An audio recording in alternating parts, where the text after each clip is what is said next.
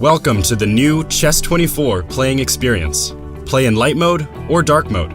Choose from a range of time controls or create a custom game and get paired with players from around the world fast. Enjoy a polished playing experience while making moves on a fresh, responsive board to claim your victories. Train and improve with over 80,000 puzzles. And that's not all. Download now and discover what more you can enjoy in our brand new app. It's time to take control of your journey towards chess mastery. Magnus Carlsen introduces Chessable, the definitive solution for studying chess. Move Trainer uses the science of spaced repetition to identify your strengths and eliminate your weaknesses. There's no need to set up a board, remember which page you're on, or keep track of all the moves you miss. Move Trainer empowers you to go from the opening to the end game with confidence. It's a seamless, effective, and fun way to study chess. Choose from one of the largest online chess libraries in the world, with hundreds of titles ranging from classic books through to our exclusive Chessable courses, including over 100 free courses.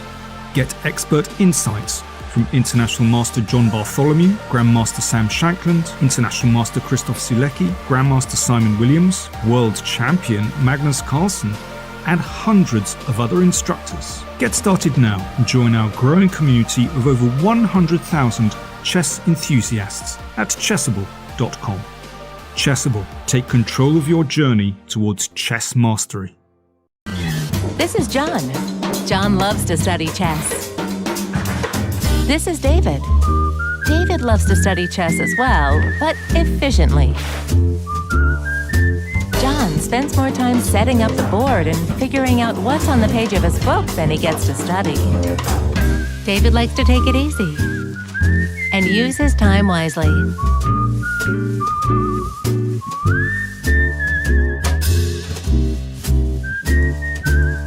David has finished his exercise for today.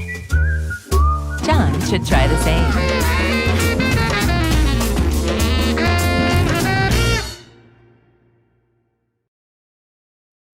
Welcome everybody! My name is Jan Pomnishi, former world chess champion. Are starting a new course here for Chessable. A very special Chessable course. Master your chess with Judith Polgar. You know what? I learned a lot.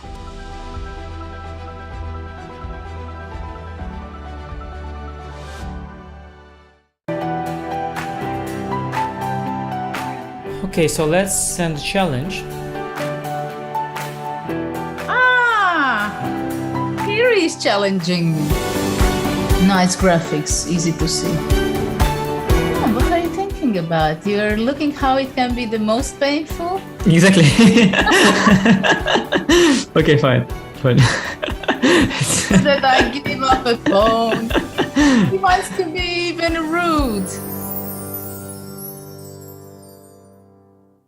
Hi, I'm Grandmaster Judith Polgar, and I'm here to welcome you in the Chessable classroom. It combines a shared chessboard with live video. Teachers get to interact on the chessboard with their students and even run quizzes and tournaments. I really love what Chessable Classroom can offer. I use it myself all the time. Just invite students to your classroom and start teaching right there. No downloads needed, and it's for free.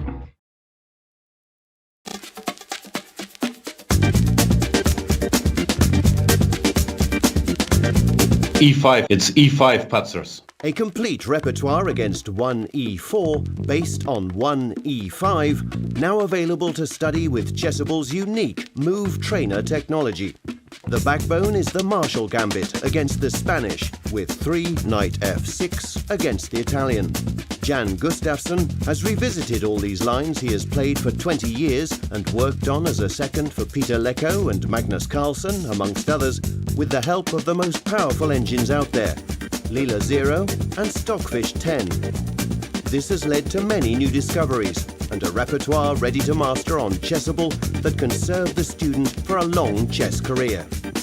Maybe E4 doesn't exist after all. E5, it's E5 Patzers. I'm ahead of the game. I'm ahead of the game. I'm ahead of the game.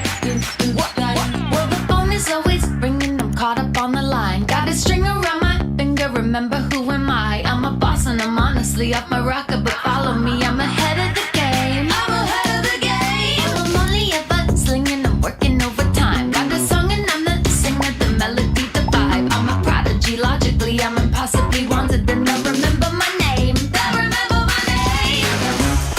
Ooh, got it. Got it, ooh, got it. Well, I'm ahead now. I'm ahead of the game. I'm ahead of the game. Ooh, well,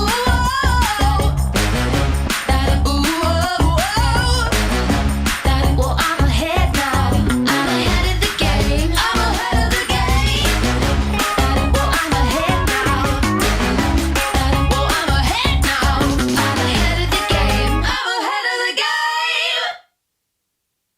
Hello everyone, I'm Grandmaster Yasser Seirawan. I do hope that you're enjoying the 2022 Tata Steel tournament broadcasts. Do you want to get my exclusive Chessable video course, Winning Chess Strategies, for free? Today, Chessable is running a promotion. Go to chessable.com/Yasser and see all the details of how you can get my course for free.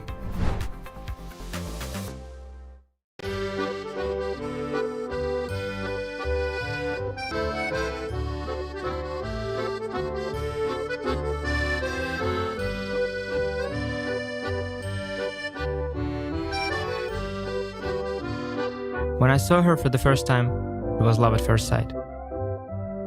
I love how rich and complex she is, how sharp and principled her first steps, how graceful her movement.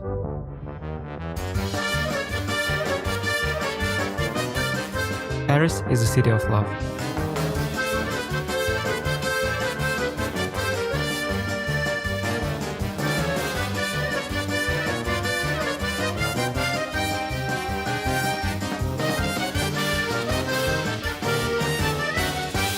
I've come to find my love for the French defense.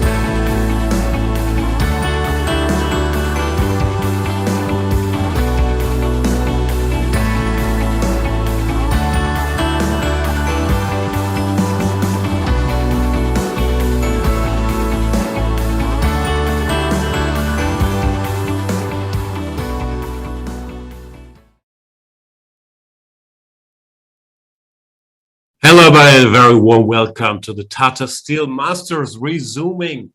Round number 9 is about to begin. We have the battle of the leaders, Magnus Carlsen versus Shahryar Mamedyarov.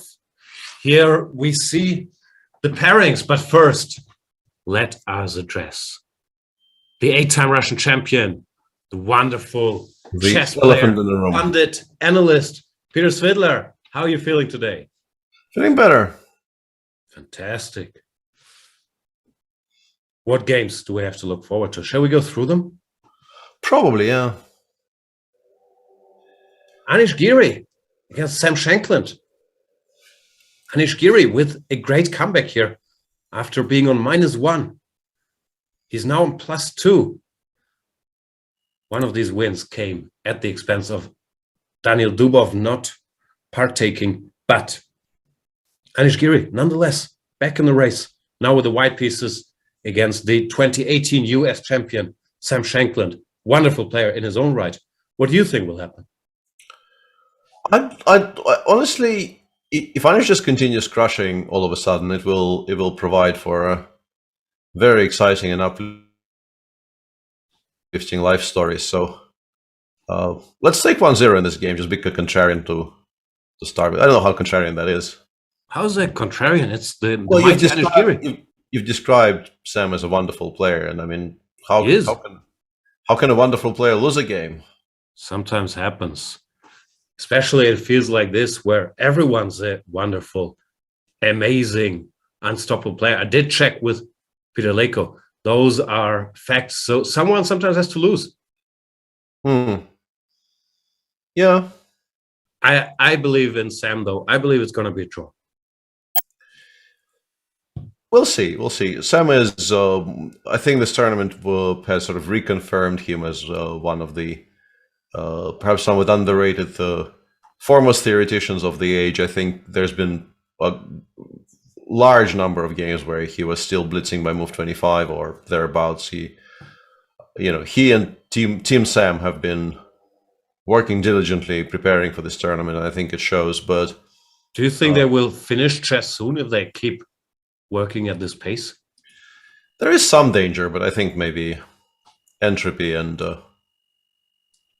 natural reasons for not being able to do that might stop them. I don't think they have to pay any entropy. Fair enough. Duda versus Yesipenko. Yeah, an interesting game and also a somewhat interesting opening because Bishop F4. Yeah. I think I'm supposed to have an opinion on this, but I can't remember what it is. I'm a specialist on this line. Obviously, it was played by Magnus Carlsen against Wesley So in the Champions Chess Tour, one of my favorite chess tours. And there, pawn to d5 was played, c takes d, and Wesley recaptured with a knight. Then the bishop went here. I believe he played pawn to c5, pawn to e4, knight to f6, and knight to d2, sacrificing a pawn. Wesley did not accept it, played knight c6, got a reasonable position, but then went on to lose the game, if memory serves. Yeah, that was a very exciting game, yeah, and a very unusual concept as well, because these days you get all kinds of pawn sacrifices, but this one, just giving up a central pawn by move 7 in what starts life as a seemingly reasonably quiet opening is quite remarkable as a concept. Yeah. We'll see. D5 hasn't been played. Has other options, like after c takes d, he could recapture with the pawn, for example, leading to the infamous Carlsbad structure. We will see what they have in mind.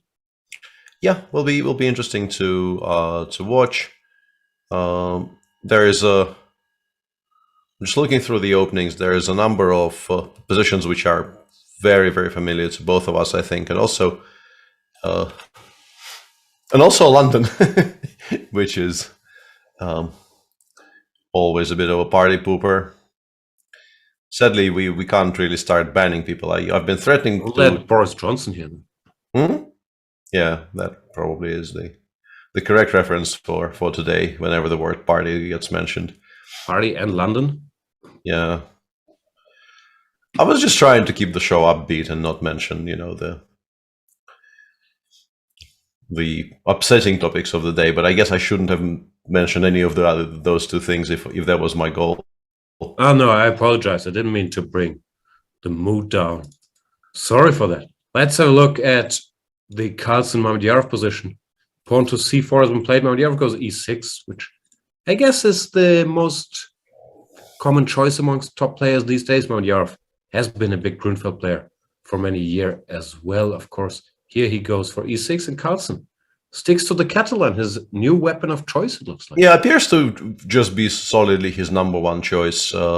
He's been playing a lot of that recently, and I've always liked the Catalan. I never really understood it all that well, but I've always liked it as an opening much more than some of the other things you can do again in the, let's say, d4, knight f6 / d4, d5 complex of openings. Feels like it lends itself to some more interesting positions, or at least, you know, if black complies. Of course, there are, as is everywhere else these days, there are attempts to make a forest draw. In particular, you know, if we take, let's say, the line that Duda played against Daniel Dubov yesterday, that line, it does appear to be extremely forcing and very often leads to positions where white has a very marginal edge, and if, you know, you make one mistake, or if black just plays perfectly for a bit, it might all disappear. Yeah, I would guess that's a common theme. Chess openings if black plays. Yeah, absolutely. Yeah. But still, I whenever I see people play the Catalan, and play the Catalan well in particular, because I think you do need to have fresh ideas and to have a decent idea of what you're doing if you are to pose any questions, and in that, as with any other opening. It's Mamedyarov opted for bishop b4 check. Mm-hmm. Magnus Carlsen parries that check by bishop to d2. Now pawn to a5 is on the board. And let's see what Magnus does. I'm sure queen c2, queen c1, which I've played many a time. Short castles are all popular choices here. What exactly is the difference? Well, I understand it's a kind of a wide question, but there certainly is a difference between queen c2 and queen c1, but what is it is? The big point is after queen c2, let's say black takes, knight takes, and black goes b5 to cover his pawn. Now we play b3, black recaptures, we take. And if black plays bishop b7, which he would like to play, now we have this double attack, queen to g5, hitting both pawns, which is not possible from c2. So that's the reason why you start with queen c1. Of course, black is not forced to go bishop b7. He can castle here, but then you get sort of typical, quote-unquote, compensation position, I would say. Yeah, and there's been, I think, a couple of games which I thought, I really don't know the theory of this line, but they both felt to me like they might be moderately important for the theory of the opening. There was a game between Nikita Vichugov and Alexei Dreyev, and I think one more later in the tournament, which went, there is this long forcing line which goes, I will now mangle it horribly, but I think it goes queen c1, b5 maybe, or queen c2, b5, a4. I know the position we get to, but I don't know exactly how we get there. Like c6, a b5, bishop d2, queen takes d2, c takes b5, queen g5, this position. And Dreyev made a very comfortable draw against Vichugov here with black by castling and playing bishop a6, queen a5, bishop b7. And I thought this might be important, but maybe it's all been very, very well known for ages and ages and has no relevance whatsoever. This is the old Kramnik, Topalov, and I think Leko Kramnik line as well, no? Yeah, as I said, like for me, I've watched this with absolutely child's eyes, like everything is a wonder and completely never been seen before whenever I watch any of these games. But my assumption that it might be mildly interesting is based basically on the fact that Nikita Vichugov these days is a very prominent theoretician. He tends to know stuff and tends to go for critical lines with white in particular. And Dreyev, I thought at some point maybe was even somewhat better in what seemed to be like a very critical line. So I assumed maybe Dreyev was showing perhaps an improvement on some older theory or something. But so white is worse here? Not worse, no. I think it's just a draw, but I was wondering how forcing any of... Like, can I actually force this position with black, or do you have ways of avoiding this if you want with white? I'm not at liberty to say. So for argument's sake, let's say this is forced. Yeah, rook a1. Queen f8, king f8, king f8. I think Nikita castle, then black played rook a2.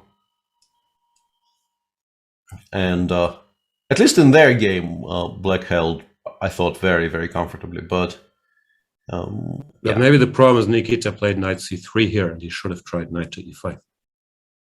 After rook a2, you mean? I think so, yeah. Yeah, very, very possibly. But it's also very possible that Dreyev did some deep homework. The position is just equal. And yeah, these long forcing lines, hard to judge. So let's see what Magnus has in mind. If he will go for that, if he will play something completely different, we'll probably find out very, very soon. Yep. And Yasipenko reacts to bishop f4 with a very non-standard setup, which I think we should welcome. Playing bishop b4 check, knight g2 and knight c6. It's in somewhere in the middle. Already creative play by Yasipenko. Already feels like a very fresh, very non-standard position. I have no idea why this is good, to be honest. After knight gf3, like what is the plan exactly? Or a3 even. Yeah, exactly. Yeah, we could just as well start with a3. Maybe he doesn't want anything in particular, but just to play this type of position. Yeah, claiming that the bishop should be on b2, right? And it's not really well positioned on f4. We'll lose the tempo. Yeah, could be. So knight gf3 was also played d7, d6 or something, and we just don't try anything forcing at all. Yeah. Usually knight c6 is combined with that, but I'm not sure. I've never seen this. c5 here, or even d5. I might have seen, but like knight c6, I've never seen. My best guess is the same is true for Jan Krzysztof Duda, who's now starting to think. Yeah, I don't think he will be particularly unhappy because this is unlikely to just completely refute his opening strategy. It might equalize, but I think in most cases White will get a playable position, maybe not a better position, but a playable position nonetheless. Unless you can actually chase down the bishop on f4, maybe White cannot actually preserve it on the board. Then it would be very comfortable. If like d6 on d5 successfully chases it to the g3 square or somewhere, and then we play knight e4, assuming there's a queen on d2 and trade it, then maybe I don't know, just the immediate queen e7 followed by e5, and maybe we actually cannot keep it on the board in any way. Those are very dry positions. I don't think black is ever worse in a position like this. We'll see. In the much advertised Giri Shanklin game, Anish is playing the. Shall we just call it the Pearts with colors reversed, or? No, I don't think that's fair to this opening. But yeah, I'm not sure it does have a name. Doesn't really seem like a reverse Pearts. No, the Pearts black white never goes. e4, d4, g3, bishop g2. Without any horsey moves. Yeah, it's not exactly like that. I think this actually got covered in the course a little bit. An early opportunity for me to plug the course slightly. I think the setup with e5 and knight 6 is what I suggest against knight f3, g3, d3. I tried figuring, like, my personal results on the black side of this are not stellar, but I could never really work out exactly why I'm not equalizing comfortably, and I think I came to the conclusion that the lines with knight c6, just as the lines with c5, knight c6, they should just be completely fine for black. There really shouldn't be any problems if you play properly. I guess I just can't play them properly, which is a bit of an issue. So if in the drinking game you had Chessable Plug and Peter Svidler being self-deprecating, then that's you're already drunk, yeah. Congratulations, it's not 5 o'clock yet, at least in some jurisdictions. Having said that, of course, go to chessable.com/Peter and check out his amazing new course that covers all the sidelines that you need to know if you are a Grunfeld player. 1 knight f3, 1 c4, 1 d4, it's all in there. What did you give here? Did you give takes, and bishop g4? If memory serves, Sam has played like this. Yeah, I think he's done this before. I think I've chosen the knight g7 setups over this. But I mean, without even thinking, I didn't really. It should equalize, but I didn't really enjoy the idea of getting the queens off by move 7. So, the world is divided between those who say Pirc and those who say Perch. It's true, but it's Pirc, right? I think it's Pirc. Yeah, I'm pretty sure. I think the actual native speakers have told me it's Pirc.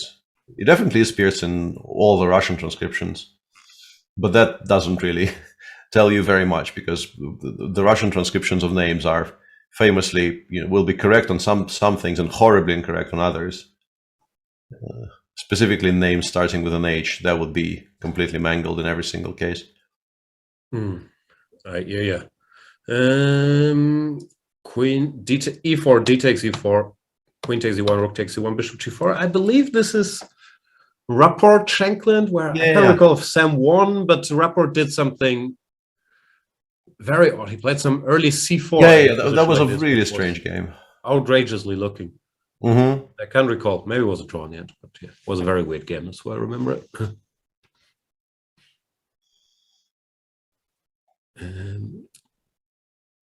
Ashworth C. Geary is saying you're correct, but in America we say perk.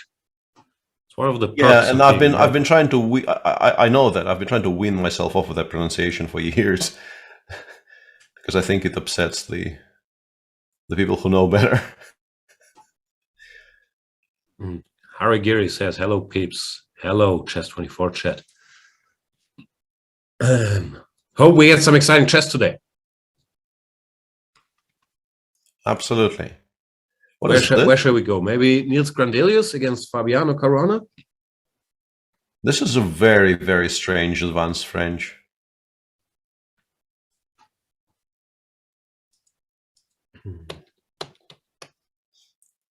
So Rapport played knight g7 directly here against Kayakin the other day. Fabi starts with bishop d7, bishop e2. Now goes knight g7. He's clearly saying, Mr. Niels, let's just play chess. I'm not interested in equalizing and having a fixed structure. I will treat you like a wounded, bleeding... Do fish bleed? No. Fish and act like I'm a great white shark. Fish don't bleed, do they?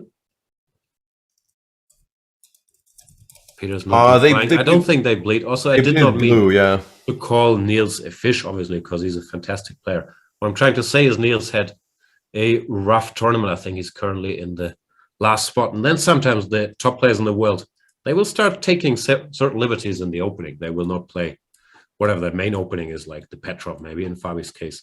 But Caruana playing the French and then a sideline there clearly means I'm willing to be slightly worse objectively if it gets me a fighting position. And this, in particular, in connection with knight g6, has to be one of the slowest possible ways of playing against the advanced French. Really not challenging the pawn on d4 at all for the time being. Just saying, I'm okay with this slightly cramped position. I will play. I guess, in particular, judging by the following play, he's planning some sort of an expansion on the queen side, potentially an f6 break at some point, but nothing that is, in any way forcing very early on, because Niels now by move 11 has everything protected, pieces properly developed, and I think I'd probably be reasonably happy with white in this position, but that's a very first glance type of assessment. But you're more of a carpe diem optimistic type of player. I think if your tournament is not going so well here, maybe you could also have some negative emotions like, ugh, this guy is disrespecting me. Now I have to play this sharp position instead of just playing a normal Berlin Petrov. You think these thoughts could occur? Or Niels, he usually thinks chess is just interesting and fun. No? Yeah, I think specifically in Niels' case, very unlikely. If it was anybody else, I think, you could maybe start thinking, whoa, this guy clearly wants to beat me today, because, it does feel like Fabi is very, very specifically going for as playable a position. I mean, playable in terms of a lot of pieces on the board, no way to equalize, no way to simplify. But against Niels, you generally don't need to follow, to fear simplification and forced draws, because I think, he is very much a glass entirely full in most cases. One of the more positive and cheerful people you can find at the top level. Yeah, we should clarify by saying glass entirely full. We don't mean that he's a heavy drinker. He likes his coffee and water, but he's just a very optimistic guy, just to be clear. Important clarification right there. Thank you. Don't drink and drive. Jordan van Foreest against Daniel Dubov. Dubov back in action, of course, after this unfortunate incident against Anish Giri. Now with the black pieces against Jordan, and they debate a position. My best guess is they both spent some time looking at recently, because this was also played in the Nepomniachtchi Carlsen match more than once, where both Jordan and Daniel were on Magnus's team.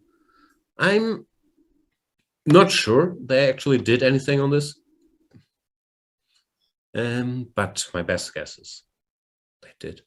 Jordan plays pawn to d3 here, which is not the main move, obviously. c3 used to be the main move leading to the marshal.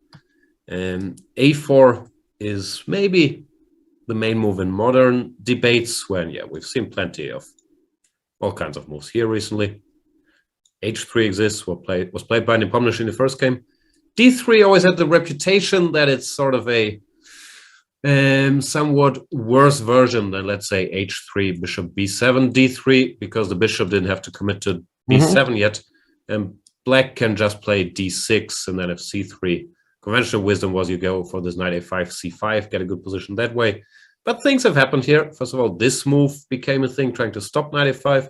Then there were also some attempts by Magnus Carlsen and others to prove these positions aren't as innocuous as we used to think, even if white can no longer play d4 in one go.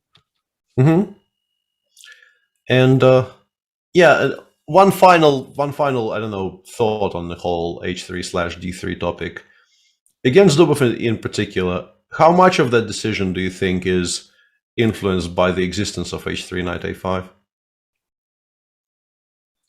And I just think it's more of a seconds code that Yeah. you don't play lines against each other, where that is fair, yeah. you've done work on. I'm not comfortable debating what particular move could bother whom here, because obviously we worked on all this Not together. bother exactly. That's not what I meant. I didn't mean the objective evaluation of it. I'm not asking you what you think about the objective value of the h3 knight a5.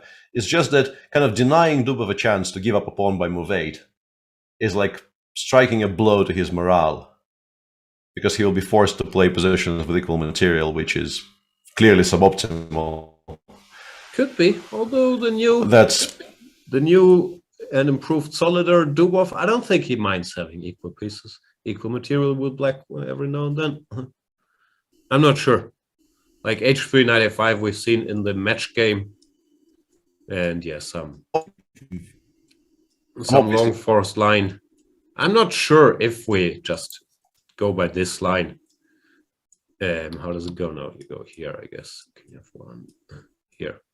That this is so Dubovian, because it leads to an endgame, a pawn down, where it's not his type of pawn down, I would say. But I could be wrong. I'm not sure who had what in mind.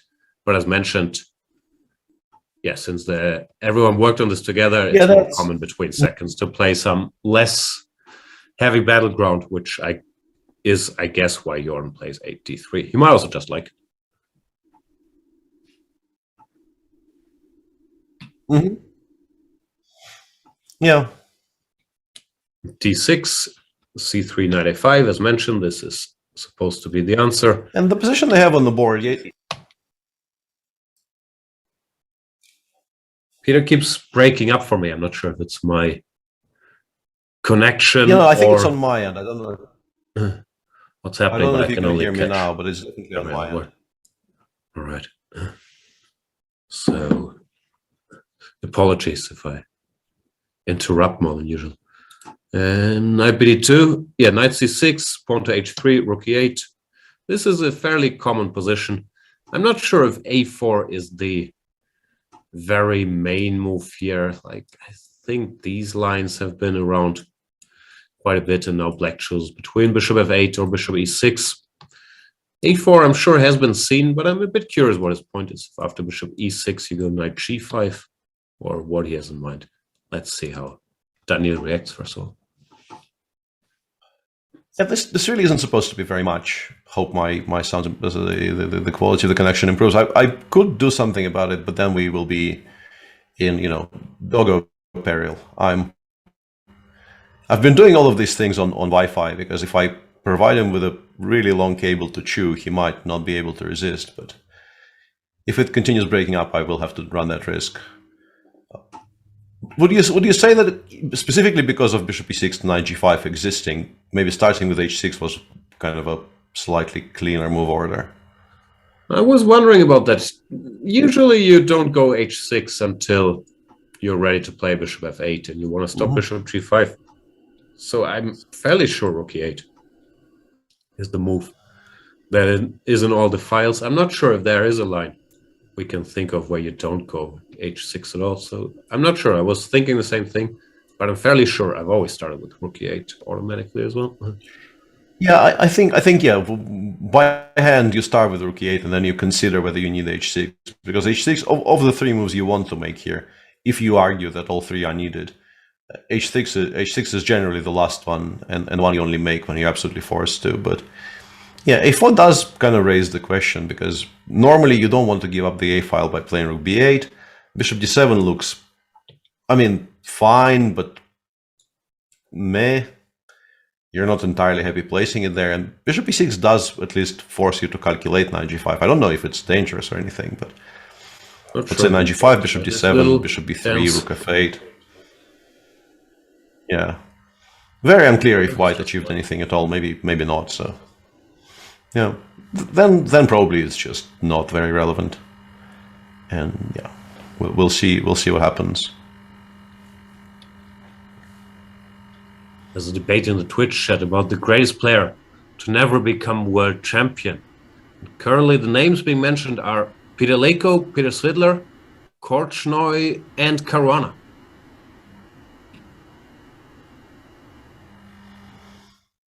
That definitely isn't how the list is supposed. Like, if it's only 5 names and my name is on it, that's a rubbish list. Let's put it like this. I mean, Keres, Rubinstein. There's like Ivanchuk. Like whenever this question comes up, I start by saying Ivanchuk, and then I start thinking, even though that probably is also slightly incorrect, but that's my kind of default setting in my brain on this topic. Yeah, I'm sure we've had this debate, but now that Ivanchuk is a Twitch streamer, I will not argue the other side of it. I don't want to stand the wrath of Ivanchuk. So, yeah, I agree. But yeah, the typically brought up names are Keres and Rubinstein in this debate as well. Yep.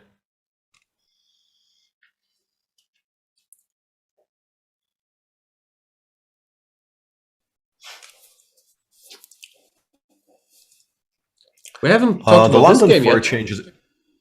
Yeah, it's extremely exciting today. Yeah, I don't mind this London at all. First of all, we should mention I was very happy to read on Twitter earlier this morning that Pragnananda's coach Ramesh has tested negative, which I guess means that, first of all, Pragnananda has someone to prepare with, but maybe even more, or just as importantly, someone to keep him company with is also something that Caruana mentioned, whose coach Chuchilov also had to isolate. That yeah, Wijk is a very lonely place if you can't see anybody. All restaurants are closed for 3 weeks. I guess if you're that must have 16 years old, it doesn't make it better. What is this? Well, some kind of theory, obviously, because both of them are playing extremely quickly, and both of them seemingly were aiming for exactly the same position. I think Karekin is only now starting to think properly. I think even up to castles he was playing very, very quickly. Let me check briefly, but yeah, until now I think his longest pause was 5 minutes on the a7, a6 move, and yeah, that does, I think, indicate that both of them are happy with this position. It's a very sharp position. If you give White a couple of tempi somehow to, I don't know, play knight bd4 and, I don't know, castle kingside perhaps and go rook ae1, it will look very, very good for White. But on the other hand, if let's say f6 and d5 happens very quickly and White has no good response to it, you could be in a very good situation with Black. I think this is what h4 Would you is about. argue I think that chess is saying, typically good if you can make 3 moves in a row? Yeah, normally tends to favor the side that has been allowed to make 3 moves in a row. Not in every single case, but in a vast majority of cases. Yeah, I think h4 is aimed specifically against f6, e5 plan. f6, he wants h5 hit. Yeah, he wants to soften up the king side as much as possible in preparation for one of the more obvious plans that Black has here. Just make it much less attractive. Also, probably pretty good against bishop h6 shenanigans. I don't know how valid that concern even is, but I think bishop h6, let's say we play g3, and then h5 once again becomes a very, very annoying threat. What move were you making here? Bishop h6 now? Bishop h6, yeah, I don't know, g3, f6. With a pawn on h2, that maybe would have been quite clever. With a pawn on h4, it's probably borderline unplayable, right?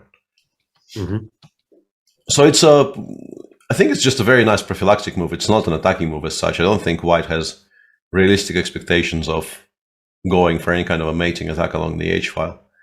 But it does, I think, a good job of preventing some of the more natural ways to generate play in the center.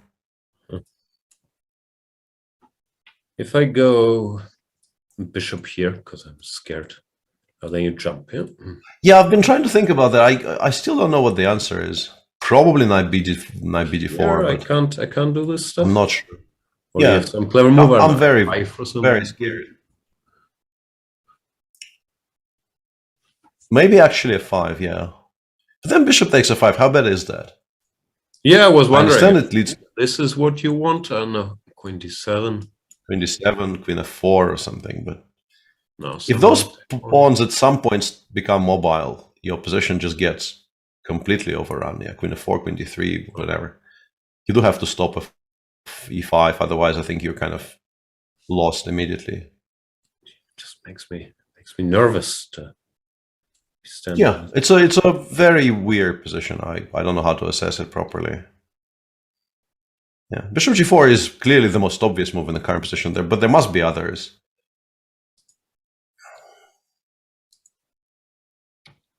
We'll see. Gayakin taking his time. And interesting things are happening in the Magnus Carlsen game, or at least they look interesting. So castles, and Magnus plays e3. Quite a move, trying to avoid maybe some of these sharp lines you mentioned earlier with queen c1 or queen c2. e3 saying, I'm not in any hurry. If you go b5, I guess a4, c6, something like this. Could still be unpleasant. But this is actually similar to what they got, right? In this particular case, it doesn't necessarily win the pawn we back. can just take it. And if cb, we take the bishop, and if bishop takes, we have knight fd2, and you can't recover. Yeah. So maybe that explains why the rook. Yeah, exactly. Leaves the diagonal. Still looks funny. Rook a6, not something we used to see. Absolutely looks very uncomfortable. But if it helps Black preserve the material advantage, I think if you play like this, you are sort of all in on not giving the c4 pawn back, because it will be very difficult to justify developing your pieces in such a manner if after that White just wins the pawn back very comfortably. But if you get to keep the pawn, you can justify all kinds of things these days. Yeah, queen c2 played, pawn to b5, pawn to a4. These are typical ways trying to undermine the structure. And as Peter just explained, we have to keep it by all means. At least that's how it feels to me. And in before, Shah just goes b takes a4 here and equalizes effortlessly somehow. But I don't know. Feels like c6 has to be more or less forced. And I guess I would play knight c3 here and try to force black to part with the bishop on b4 and then take with the pawn and start aiming for some central play. That's my immediate reaction. Yeah. We'll see. Sometimes in these positions, yeah, I'm not sure if this is one of them. But yeah, black can return the pawn and say, okay, how bad is it? But yeah, these are always very depending on details. I've seen something similar. I don't think it was this where something like this was done. Because yeah, this bishop, I don't know. It's painful to give, no? B takes. Yeah, b takes, and then I go knight e5, rook b1, e4, f4, g4. Moves coming here. Yeah, there's a lot of play here. A lot of play. Ashwaj Giri says Shah should activate his 3 free moves option. Would be a good spot, yeah, I think. As with most spots, whoever does it first probably wins, but we'll see. What do you do? Just c3 takes. Yeah, that sounds pretty strong.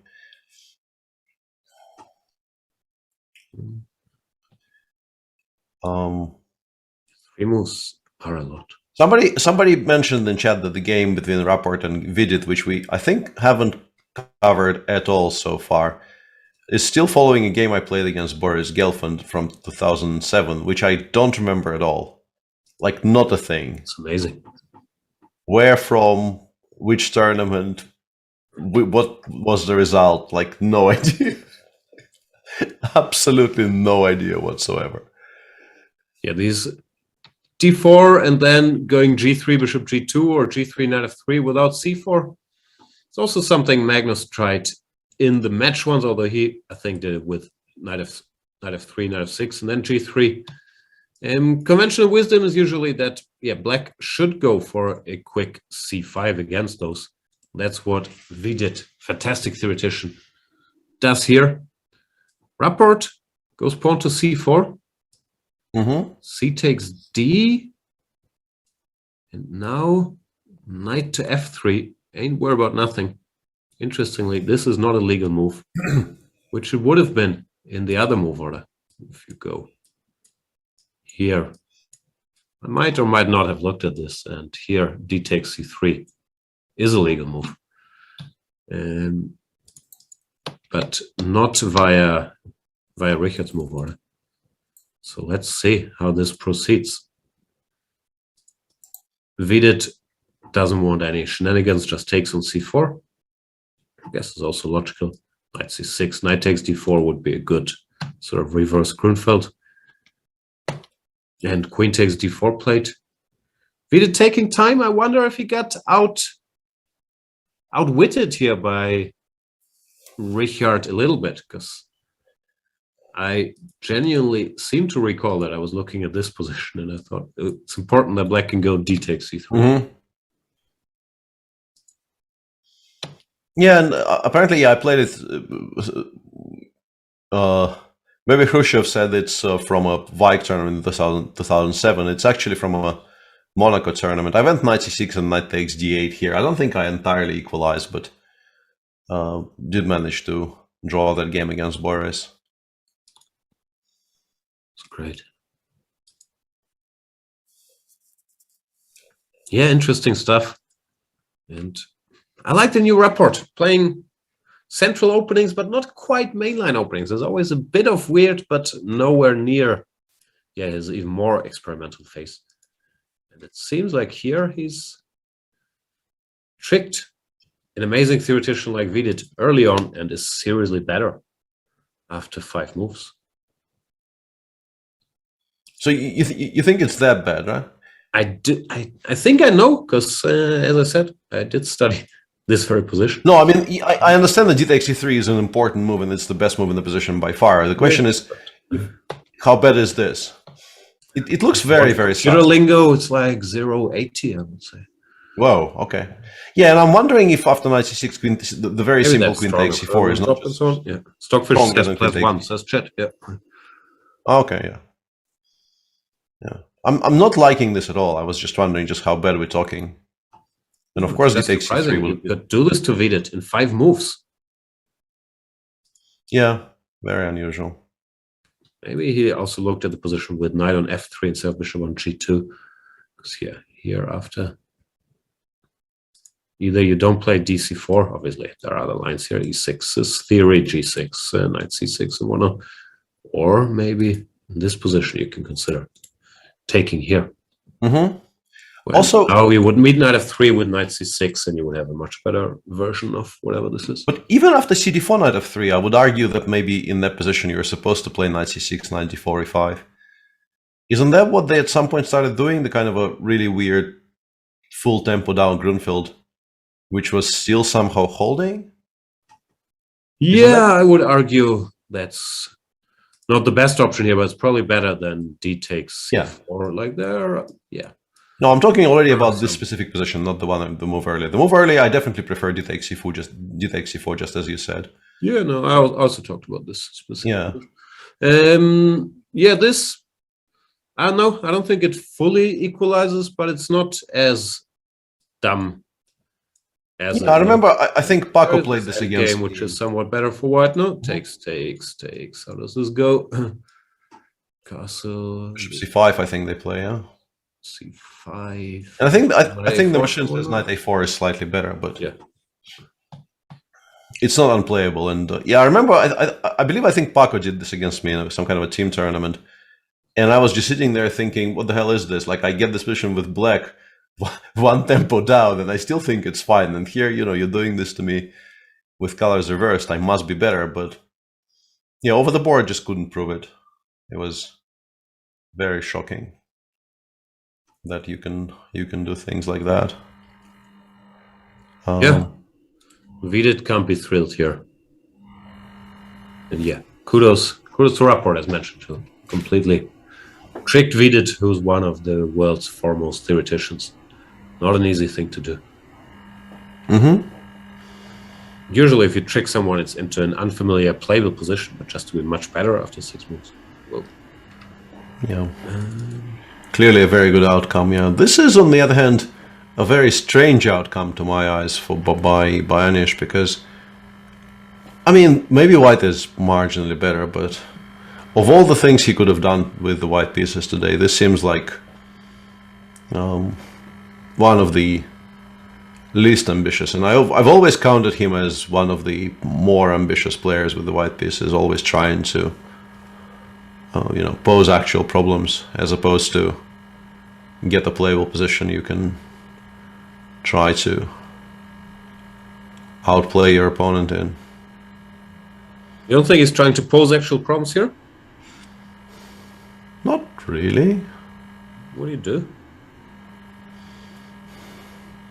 I think even bishop takes f3 is very, very close to complete equality, but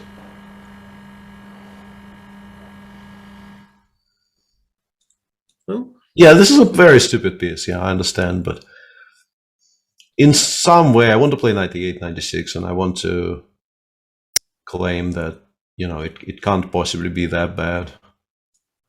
Yeah, not that bad to that is a big difference already. No, and here. No, I didn't claim there were no problems. I'm just saying that, like, as a concept compared to what I have, like, in my mind's eye, what I have as a typical white Geary game. I think this one is very, very low key and aimed mainly at outplaying rather than out preparing. I think he might be better, and Sam has played this line before, so clearly Geary expected it. He's incredibly diligent. Yeah, absolutely. It's not so easy. And that, I think, is maybe there's still some stuff going on. Yeah, the fact that he probably prepared this exact line is maybe the strongest argument against what I'm saying, because yeah, he had every reason to expect something like this on the board, and he still went for it. So he must believe he has at least a little something here to play with. Chet keeps asking why he didn't take on e5. He didn't have time yet. He just attacked it, and now he had to recapture the bishop first. Yeah. Bishops are more important. Black to move, basically, Black is to the move. answer. So we're debating ways to save this pawn by either taking Black it to move. or by defending it. Black to move. Yeah. Do the castle queenside in that position that we've discussed. He's such an exciting player, always doing. Yeah, I'm still not stuff. entirely sure why we're supposed to be better after e5 and knight e4, but even bishop g5 doesn't stop knight e4, which I think is somewhat relevant. I can still do it even here. Although, yeah, bishop d6 here, knight b3 works, yeah, and knight d4, and maybe black is better, who knows.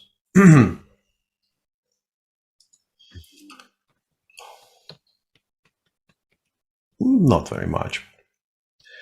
And if bishop, let's say, I thought maybe he just wants to go like bishop g3, knight e4. I'm not sure how I feel about including d, but yeah, just queen c2 and hg and claim that this is a bit better. But black can also start with bishop f5, getting even more pieces off the board, and that I just very much struggle to believe can be anything at all for white, yeah, this kind of a position with so many pieces traded and black ready to castle queenside as well if they need to.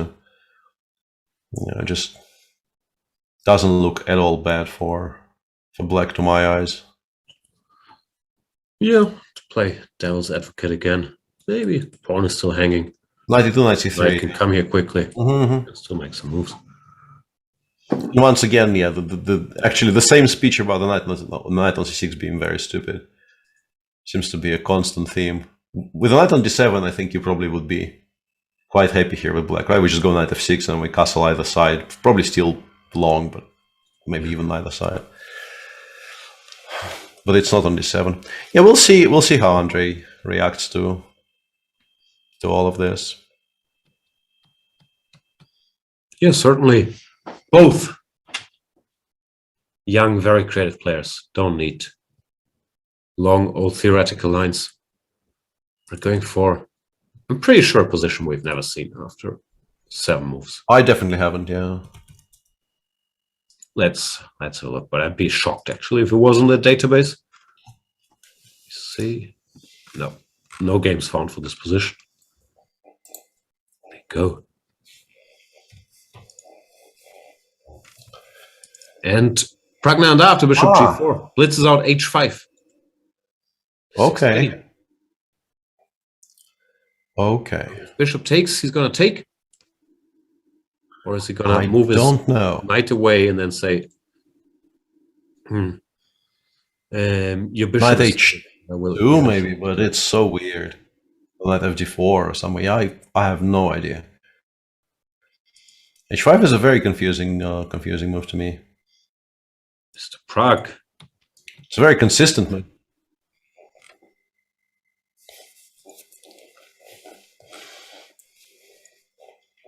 Yeah. Lots of very promising positions in terms of potential full-blooded fights. Did you miss the chess action on the rest day? How did you spend the rest day? Not doing very much. I've just enjoyed resting on the rest day, which is a nice change since we got knocked out of the team battles early enough that you could watch the Team Ellen and Hans and the rest of the lucky winners continuing to battle for the very, very prestigious team battles title, but for us, joys of family life where that it was all Mr. Dodgy's fault. I would have loved to watch all the action yesterday. I couldn't quite find the time. Do we know who won, chat? I think Tim Allen is in the finals against team, the name of which I cannot pronounce, not because it's a swear word in any language, but just it slips away every time I try to memorize it. But as per usual, we've lost to the strongest team in the competition. I'm going to hard argue that we were hard done by pairings and had we played any other team in round one, we would have been easily qualifying for the future stages and perhaps destroying the opposition. But by the cruel twist of fate, we had to play the strongest, the most prominent team. And as such, we are now sadly out of that. Yeah. There's a debate in the prestigious competition. Which I find interesting. They are arguing that the commentators, in this case us, but I think it's more of a general point, take up too much space on the screen, while usually when they watch other sports broadcasts, sometimes the commentators aren't on the screen at all or are being shown very rarely. I guess this is sort of a special situation, the fact that we take up so much space because we don't have rights for the camera for this event, so maybe they're just using us to fill that space. But I think it is true that in chess broadcasts, the commentators are usually displayed maybe in a bigger way than in other sports, or even in your typical Twitch stream where someone is playing a game and you maybe have a small cam somewhere in the corner. I'm not sure if there's something to be done about it. How would you use the space here? We could maybe put up two chessboards of different positions. It's an interesting. Yeah, I think that would also curious. That would create a bit of an overload if there were like a large board and then a live board in the corner and then two more boards instead of our faces. I'm very much not against the idea of not being on screen, but yeah, it's unclear what to put there. Yeah. So please let us know. Dodgy says we could show more ads. We could just run an incessant battery of ads in that nice space. Picture of Ivanchuk. That's not a bad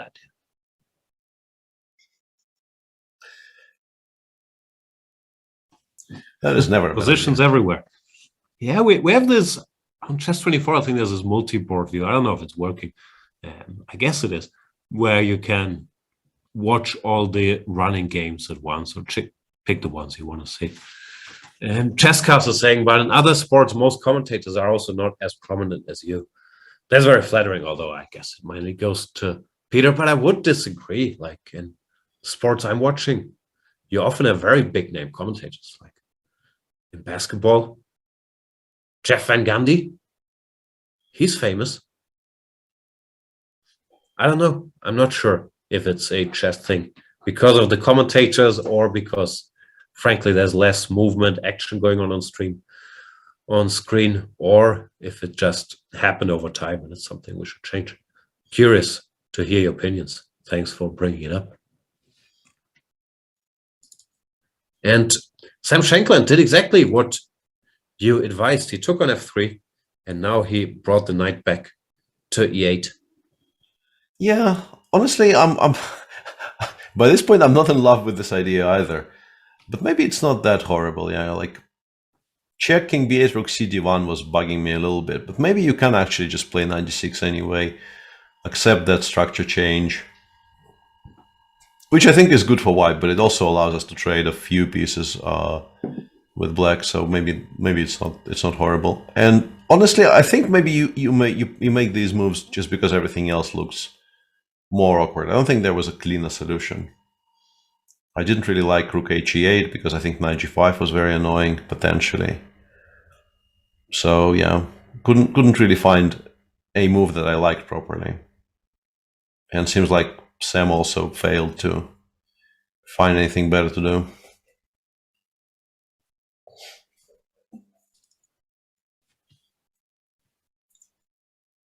Bishop d7 played by Vidit. Kind of been a happy choice. No. 95, he wants knight c6, and then that's probably not that bad. Everything, and he has queen d5 in the end. Yeah. Yeah, I think you have to take on d8 and go like knight a3 or knight d2 there, but even c4, c3 exists in those positions, so it's not going to be that bad for black. I think the bigger issue is that if you play knight c6 instead of bishop d7, I think white takes on c4 anyway. I think like queen takes d8, knight takes d8 doesn't look all that horrible to me, to be honest. I think the problem is probably more to do with the fact that queen takes c4 is strong. And then my question is, are we absolutely sure we need bishop d7? Because after bishop d7, it's quite likely that white will just take on c4, either immediately or after you play knight c6 next move. So what you've done is you've given white a tempo to do something proactive, and you've locked yourself into playing bishop d7. I do think your premise is wrong, though. I think after knight c6, queen takes d8. Oh, this is very strong, yeah? Okay. Yeah, then I just... Yeah, this is actually how my game went, and I somehow didn't lose it, which is probably kind of clouding my judgment a little bit. I have since looked up my game and am very proudly claiming it as an important source of information here instead of your puny computer analysis. Obviously, a blindfold game me and Boris played in 2007 is a much more relevant source of objective info about this position. There's a suggestion that we should have stockfish lines on screen. Yeah, no. You can sort of see the evaluation of all the games. If you look at these little bars there, the more white you see, the better white is. The more black you see, the better black is. The problem with stockfish lines on stream on the screen from a commentator's standpoint is that then we would mainly just read out those, like most of the time on this particular show. It's also because we have Peter, who's as close to an engine as you can get with humans. We try to do it without a lot of engines. I personally quite like having this engine bar, maybe not next to the big board, but if there's a small live board in one of the corners, which we usually have, so you can see at a glance as a viewer who's better in the current position. But yeah, the stockfish lines, I feel, have pros and cons. I haven't seen it done very much. Could be interesting. But yeah, for the commentary, of course, it's tough then to do it, quote unquote, unplugged. Yeah. The Magnus Carlsen is going to be very, very interesting. Amadyarov chose door 3. Yeah? You mentioned bishop c3. I mentioned bishop b7. He went rook b6, saying, I want to keep the pawn. And the yeah, he found a move he liked, which protected the pawn on b5. I really hated bishop d7. Didn't even want to think about queen d7, queen e8, or queen b6. And that's why I took on c3. But yeah, rook b6 looks like a sensible other choice. Not committing to bishop c3 yet and defending the pawn.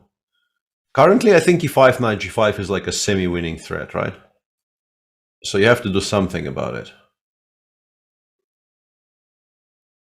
I'm probably overstating this a little bit for quote-unquote entertainment value, but it is a very serious threat. Bad Guy Hood is saying, how much can I pay to stop having commentators I greatly admire refer to chess as a sport? If so, so are checkers and tic-tac-toe.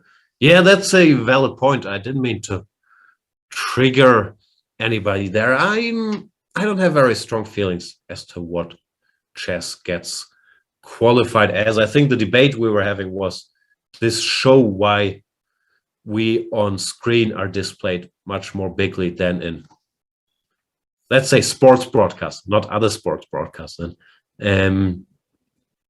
Where, yeah, maybe one of the reasons was that there's less movement in chess. I haven't seen a lot of tic-tac-toe broadcasts, but it would be interesting how they address the commentators' problem if they don't have them on the screen at all. As for, yeah, Peter, where do you stand on the debate? Chess, sport, game, science, art? What's your take? I mean, first and foremost, I think as most people who have ever had to address this question, I'm not a fan of it because I've heard it a little bit too often over the years. But yeah, I'm definitely not team haha. You guys sit for 4 hours straight and then move very, very light wooden pieces. Haha. Also look at your body shape. Haha. Don't really think, Peter. Huh? We are ripped. We are absolutely ripped, yeah, which is why it's completely inappropriate to make fun of our body shapes. But yeah, I don't think this is ridiculous, a ridiculous idea to suggest chess as a sport. But honestly, it's kind of irrelevant apart from I mean, the reason it comes up every now and again is the funding. Because if it gets accepted, when this debate pops up, because it's different from country to country. No, I think in the UK, maybe even in Norway, it's not qualified as a sport. In Germany, for sure it is, and then you have access to these. I'm not sure what's described as, but there are certain pots that are reserved for sports, even if it's not. Yeah, exactly. Sports, that if you aren't qualified as a sport, you don't have access to. So, I mean, it is an actual, like, relevant real life question, but for sort of non-political / financial discussions, I just don't find it very interesting. It's a game I love. You can qualify it whichever way you like. I'm not gonna fight you for it. I honestly don't think it's such an obvious thing that it isn't a sport, but I honestly not very invested in this debate. And the move Shah made here, I'm very invested in trying to investigate. That would have been a very awkward sentence. Because I have a feeling I know why he did this. And it's very, very daring and interesting to me. Because, like, it looks like it loses by force because of e5. And if the knight has to go back, I think you're just completely lost on it. Like, it feels to me like it's unplayable if it goes back, for a variety of reasons. So it has to go to d5. Otherwise, I think it makes no sense whatsoever. And now White can just go knight takes d5, c takes d5, bishop takes a5, winning the exchange. And I have a feeling his idea is actually to play b5 before in this position and claim that black is fine. And if this actually happens over the board, I am very excited for the rest of this game, because this is such an unusual structure. White is a absolutely pure exchange up, currently no weaknesses. But black has these pawns on b4 and c4 and pressure against the d4 pawn, and now probably a reasonably safe kingside as well. And the bishop on g2 is just dead. It's not going to participate in the game at all for the rest of the game, pretty much. So this is a very striking concept. If I'm guessing what Shah wants to do correctly, and I have a feeling I am, this is going to be a very, very interesting game to watch.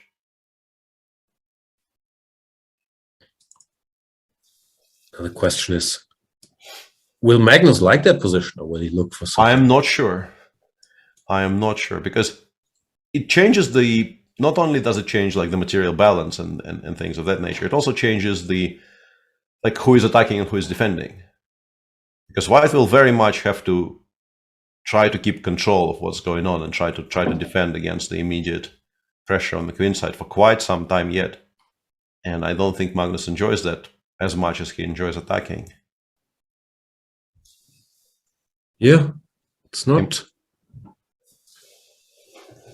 The rooks don't have any files. It's not so obvious what to do. I honestly think you have to play b3 and try to provoke c3, but I think black will just refuse.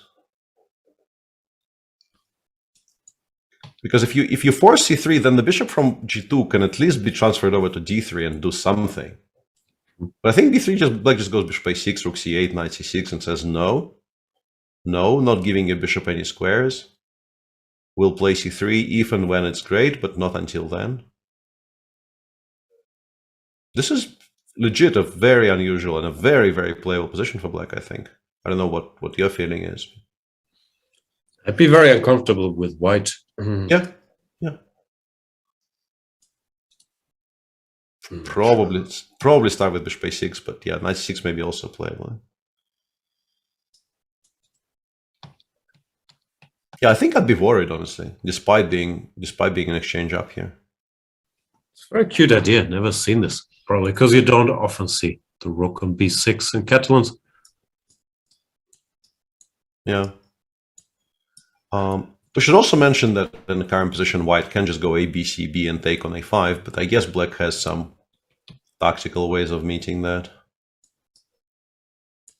I'm not entirely sure what they are. Maybe b5, b4 is good. There's also some knight c6 connected options, but I can't make them all work for now. Because rook b5, I think, just wins a pawn. And we can't take because there's bishop e3. That's what I thought, at least. Maybe takes bishop a6 is actually playable. rook a5, knight c6, here rook b5, takes. And we go bishop a6 here, and we claim that this is not that bad somehow. I'm not entirely convinced. It's kind of strange. Does look nice for white. Yeah. Even if we just go back. Even if we just go back, yeah, the bishop on a6 will be very stupid.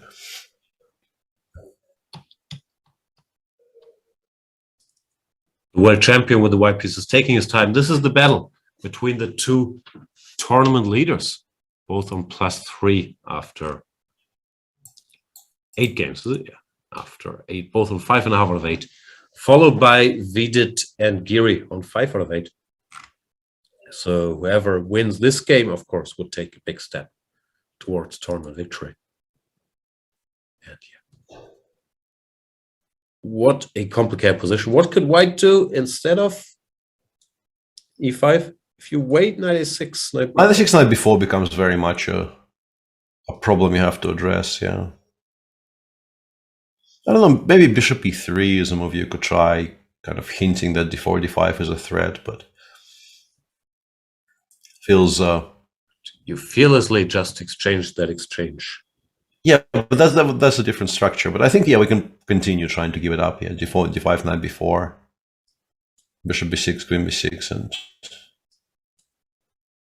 let's play the weakest link. A very interesting concept by Shah, who clearly came to play today. I don't think he knows what's going on. I'm pretty sure he is doing this sort of ad lib over the board. Yeah. A lot of debate if chess is a sport or not in the chats. It's organized like sport, no? Like you have tournaments, rankings, events. I guess you probably know much more about this than me too, that they have a very similar debate with the esports, where I think some people are, very much fighting for. They want to be, quote unquote, recognized as an official sports, while some people are saying it's its own thing and it's big anyway, so who cares? But yeah, if anybody knows more. Yeah, and there's obviously also people who, just as our viewer here, are very much incensed that is being shown on sports channels these days. I think there was definitely an outcry when at some point, due to the pandemic, like there wasn't enough stuff to show on ESPN, and at least some ESPN channels started showing like very big esports competitions, and it wasn't. There was definitely. I think there was a story like that in 2020 where it made its way into some large sports channels, and a proportion of the viewers was up in arms, saying we don't want any of that, just spoiling the purity of our screens. I'm aware the International Olympic Committee has recognized chess as a sport, but yeah, there's also these local debates, and it's sort of fun to discuss anyway, no matter what's recognized as well. Kenneth Lavering is saying, look at how much weight did GM lose during a big tourney. How can it not be a sport? I'm not sure if you're referring to that ESPN article that references Caruana's and Magnus's calorie losses during games. If that was, a reliable source, it has been met with some amusement in some chess circles. Although, of course, I think if you play a long game, you might lose some calories. Peter, does chess work for losing a lot of weight during tournaments?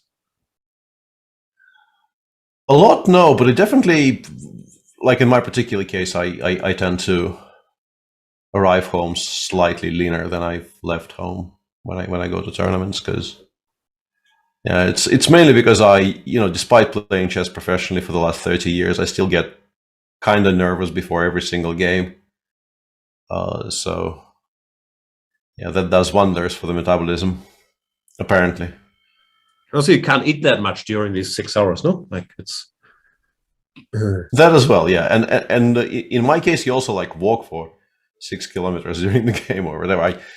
I once, it's kind of unthinkable that this will happen anymore. This only happened once in my life, but when Olga gave me a sports watch thingy for my birthday a few years back, the first tournament I went to after that was Biel, and I was still very much in love with my new toy, and it was a round robin where I basically knew every player and I knew the arbiters, and I showed them the watch and I said, yeah, this has Bluetooth capability, but nothing else. It really is. It was pretty straightforward, very simple watch, nothing like an Apple Watch or anything. So I said, can I keep this on during games? Because I would like to know how many steps do I make during the game. And they kind of laughed and said yes. So I actually had data for one tournament for how many steps I make during the game. It does add up to like 5 or 6 kilometers per game. Wow. Should be said that you probably walk more than most other players know during a game. Yeah. Well, more than, not everybody, but more than most. Yeah, I think there is some competition in that regard. But yeah, I'll be close to the top of the list. Oof. Kenneth, before I have you all up in arms, I'm not saying chess is not a sport. I'm just saying that ESPN article and its claims, I'm not so sure about. And I have talked to the two protagonists in that article.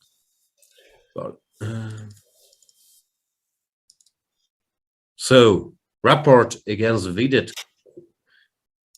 He just castled, yeah. He's not interested in any of these knight e5, knight c6 line, but he just castles, saying, no, if you go knight c6, I shall take e6 plate. Yeah, and Vidit goes e6, again, which I think go knight e5 now.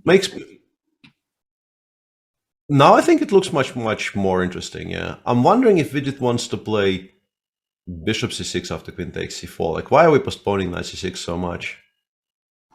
The only way for me to explain that would be that he would prefer, if it works, to put the bishop on c6 and the knight on d7 here, which I think is not a bad idea at all. It will at least attempt to neutralize the bishop on g2.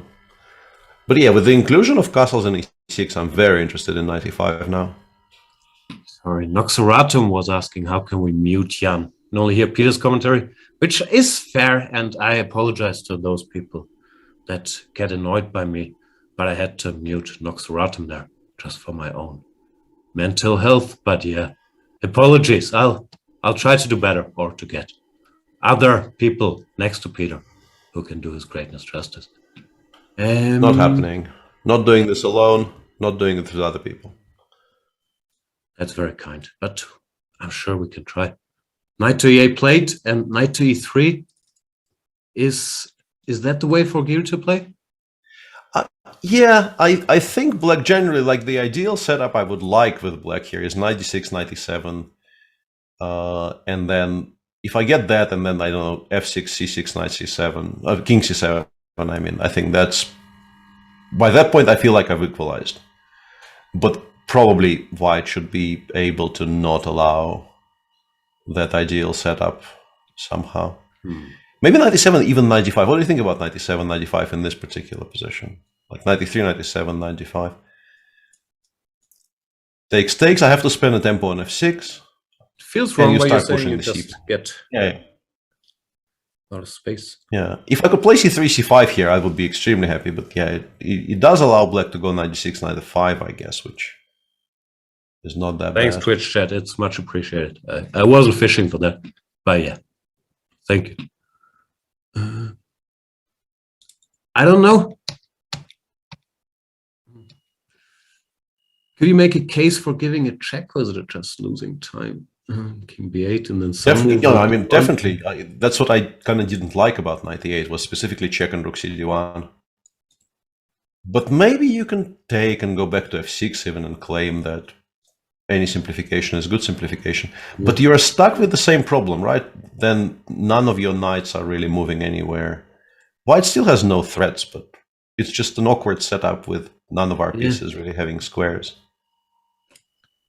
Yeah. If 5 also feels weakening, then White will happily go 93. If not, White can gain the space on both flanks potentially. No, that does look unpleasant to me. Yeah, it's much more annoying than I originally thought. very grateful for the fact that Duda is playing Yesipenko tonight and not, let's say, me. Because Yesipenko, after... First of all, I think we didn't even show the viewers that Duda castled long, which is quite something. I mean, really very much enjoying his approach to chess. But also 2 moves ago, after 10 bishop h4, Andrei definitely had the option that we discussed earlier of playing knight e4 and getting the queens off the board, which I think works fine. Takes. Yeah, that's curious. We have to kind of like a thing you would want. Like, I'm guessing it's actually rook bishop takes d6 because rook d2, any capture on e7. I refuse to believe white can be better. Like, this is just completely fine, right? Yeah. So I'm guessing it's actually bishop d6, knight b3, king c2, but once again, it looks like a perfectly fine position for black after knight takes d4.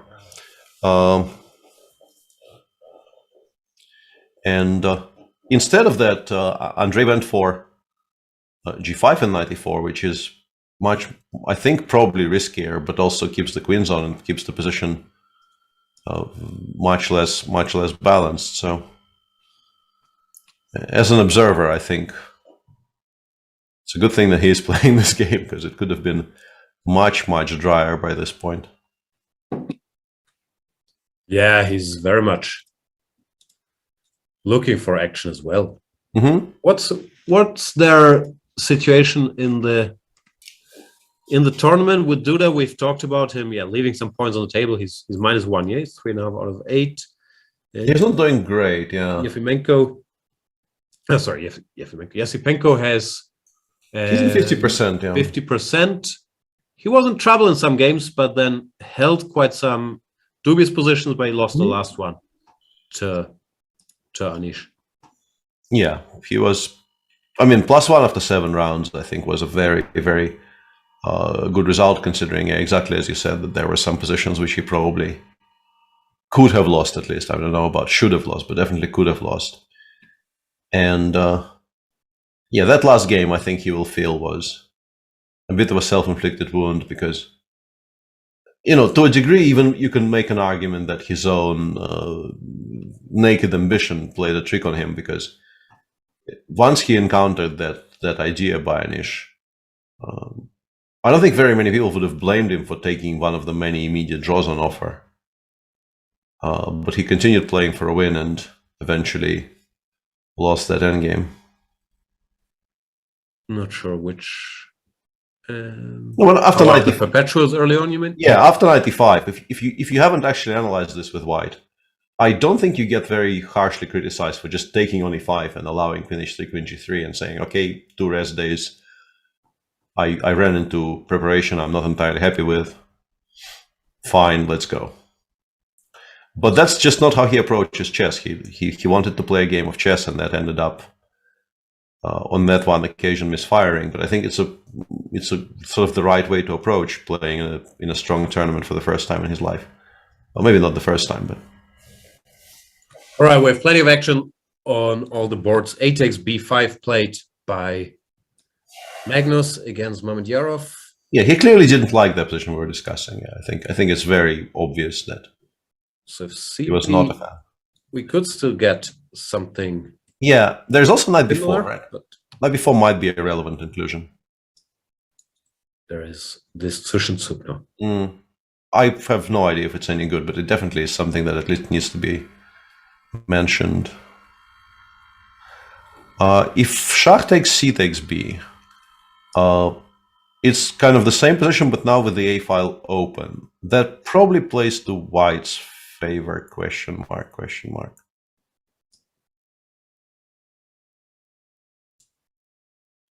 Also here, it's not the same structure. If we go ED, no, white has. Yeah, I want to do the same. Yeah, bishop a5, knight c6, or before I don't know. Let's go knight e6 just to create threats immediately. But now the bishop is less dead. I'm not sure. It might still be good, but both bishops can now. Yeah. Look at some stuff compared to the position with pawns on. But even this, I suspect, is actually playable for black. Yeah. Might not be as good as the previous one, but I'm still not at all sure white is doing so hot. Considering it's a rook for a bishop. No, I agree. Looks like black has a lot of active play. Very interesting. Okay, I was going to ask if knight takes e3 is also a move we have to discuss, but no, that one really doesn't look right.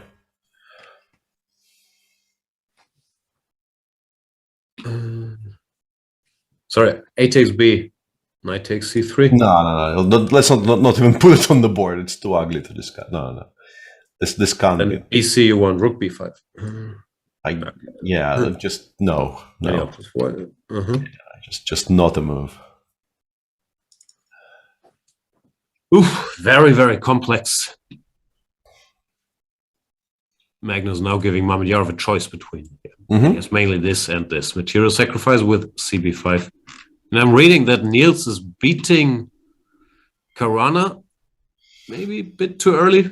Yeah, beating is strong, but yeah, I'm not a fan of how Fabi is approaching this. In particular, I'm very, very surprised by the move h7, h6, if I'm honest.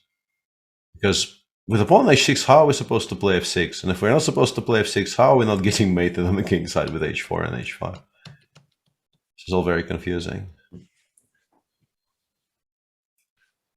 Like, h4 is happening next move, and how are we reacting to it? Like rook e8, knight f8, or what are we doing there?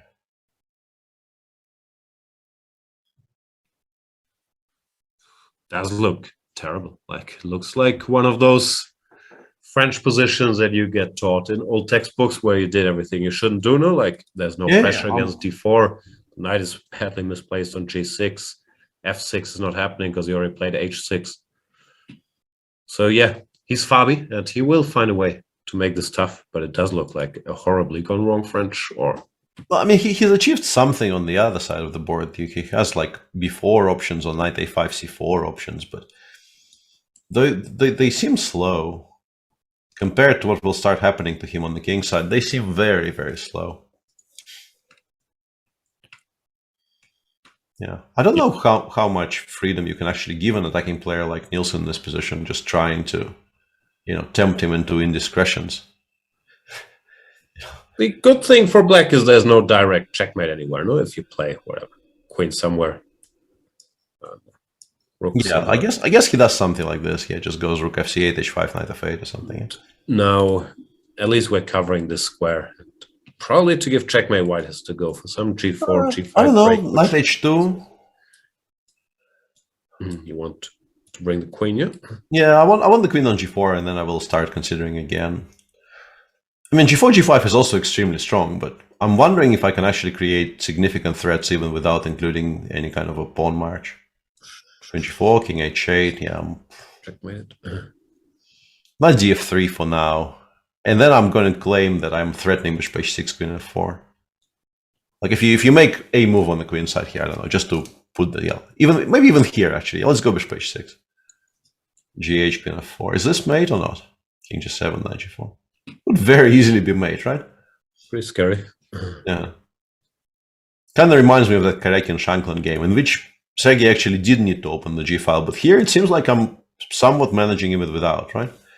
And then we don't care how many rooks we give up on the queen side, because mate is. Don't need any rooks. Yeah. Looks very scary to me. But I'm also severely biased against these types of structures. Like whenever I see a structure like this, it feels to me like white must be much better. I'm often wrong, but I'm not sure if I'm wrong here. Yeah, Fabi definitely taking a lot of liberties. But he's also spending a lot of time. It's not like he decided, okay, this position is dangerous, I'll just play quickly, confidently. He's way behind on the clock, while Niels has made his moves quickly. This could backfire, Mr. Corona. Yeah. We barely talked about the Jordan Dubov game. It's a bit of a quiet Rui Lopez, considering what else is going on everywhere now. After a4, Daniel went b4, which is always an option. I'm not sure how you feel about it. I try to avoid it whenever possible, but mainly sort of on aesthetic grounds, because I'm worried that these light square weaknesses will come back to haunt me. I think the computer quite often gives it as first option. Yeah. And I think one thing I at some point realized, which was sort of important for some of the positions I was looking at, is that if white has already played bishop g5 takes f6, giving up like the entirety of the light squares like this, but making sure that no files sort of ever get opened on the queen side without our say-so is quite okay. Like if you imagine white taking on f6 here, going 93, 95 even, and we in that time play g6, bishop g7.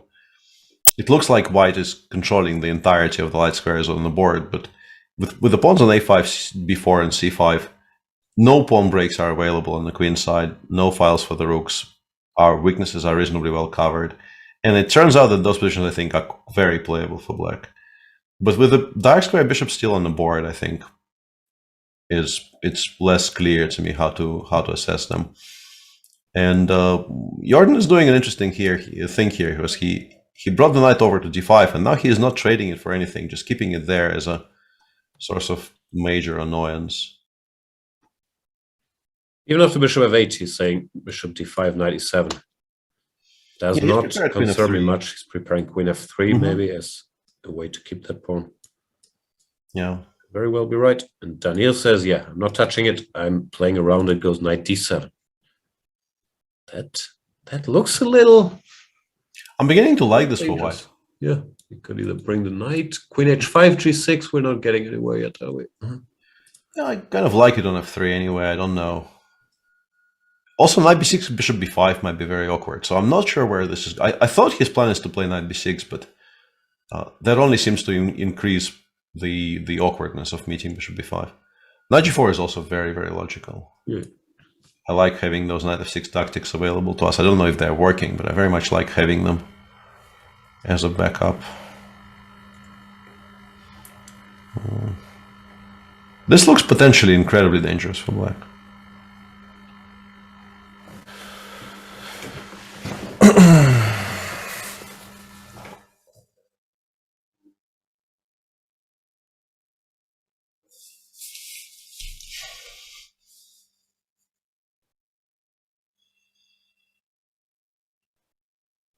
Yeah, going to be a very interesting game, because even if white does have an advantage in positions like this, it's often an advantage you have to prove by playing very energetically. So we'll see. Evelyn is saying, I wonder if not having Rustam has really hindered him, though. I'm not sure if you mean like midterm, because he hasn't been working with Rustam for a while. The coach that he was referring to that got tested for COVID and therefore couldn't keep him company in Wijk is Vladimir Chuchilov, who he has worked with in the past. Then I think they had a time off, mainly the years where Fabi worked primarily with Rustam, but since that's over, I don't know, a bit more than a year ago, he's worked with Chuchilov on quite a regular basis, and that is the coach who accompanied him. I don't even know if he accompanied him to Wijk and had to quarantine there, or if he's at home, but yeah, who could not be there with Fabi because of the positive corona test. Yeah, queen b6 played as we expected, but yeah, those positions are very, very dangerous. Haven't visited this in a while. Sergei after bishop g4, h5 chose like door 3. Not taking on f3, not taking on h5 with anything, just a6, a5, which is a generally useful move, but a very... Still very weird, no? This knight is going here anyway, and you go a5.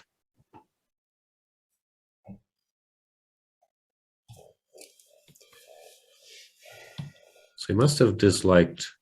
something about bishop takes h5. We don't know exactly what, yeah, either this or... Yeah. Maybe. Could his reasoning be that now with the knight here he can take? Oh, that seems strange. Yeah, kind of knight h2 maybe becomes even more playable. Although the e5 breaks maybe become faster than they were before. Very weird position. Just like I can't really grasp it at all. Very, very unusual landscape.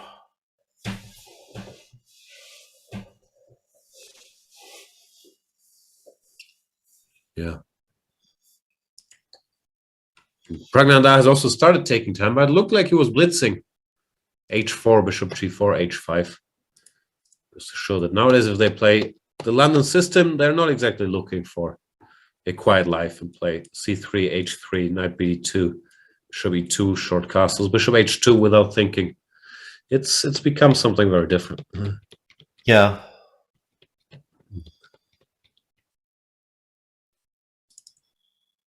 I'm sure I've seen this idea of knight b2, knight h5 recently, but I think once again, probably was played in some game in Riga, because this is where my most recent memories of seeing things on the board are, but I can't remember any details. Maybe Caruana, someone very high rated, also did this not that long ago. Certainly been a topic. Yeah, a game between Firouzja and Dubov up to bishop b5. We still have some very high profile games. Oh yeah, and Carlsen Caruana, yeah. That's what I thought.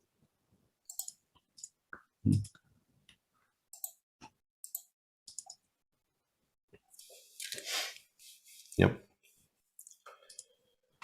Yes, for the position now. I think with the inclusion of a5 and knight bd4, I'm starting to like this for white, mainly because I just, like, it feels to me that white made a very useful move and black made a move which is, at best, like sort of long-term a small plus. And if we thought the previous one was unclear, this one has now to be a bit better for white. But that's not a very solid argument. I understand that it's not the most scientific way of assessing positions. So the knight should go somewhere. The squares Are we sure we're not sacrificing this? H2. Those look like the logical ones. Yeah. And bishop h5 played actually. So, yeah, we will find out. We will find out soon enough, I assume, because Prague must have a pretty set idea of what to do against this. I'm also constantly looking at the idea of going knight e5, which I understand is probably incorrect, but I'm trying to figure out if we can just get rid of the bishop on g7 this way, even at the price of a pawn, and then somehow play against the bishop on h5. But it just doesn't feel like I'm getting there. Like king f1 here, and then some kind of f3 g4 or queen h6 g4. Also using the white, no?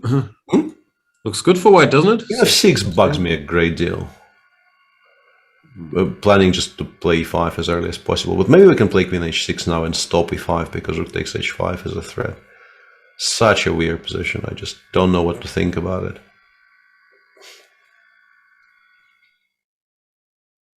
Let's see. Well, honestly, I'd much rather just wait until Prague makes a move, because I think he actually has a pretty clear idea of what he has in mind. And then we can talk about it. Because, yeah, my brain is melting here a little bit from all the options that are available to white. Take, checkmate. I'm not sure how stupid that is. You know, take long castles, rook h1. Yeah, I'm not sure this is like queen d7 g4 probably stabilizes, but wouldn't shock me if this was also playable somehow. Yeah, f5 exactly. Just go f5 and then rook h1 and give mate. Probably not though. Very high stakes. I wouldn't know. It's too scary for me. I like this knight e5. If it works. Yeah, knight e5 is an option. Yeah, but it's a very committal option, because if it backfires and we that's take. Whoa, more about nothing. Okay. Wow. Very exciting development. I was actually kind of sure it wasn't that, because I think my main argument against that was that the counterplay along the b file might be very, very quick. But I'm not even sure it's long castles. Maybe he does something else altogether. What could it be? I'm reading that Mamedyarov blundered, which always to be taken with. Yeah, no, but apparently the computer doesn't like what he did.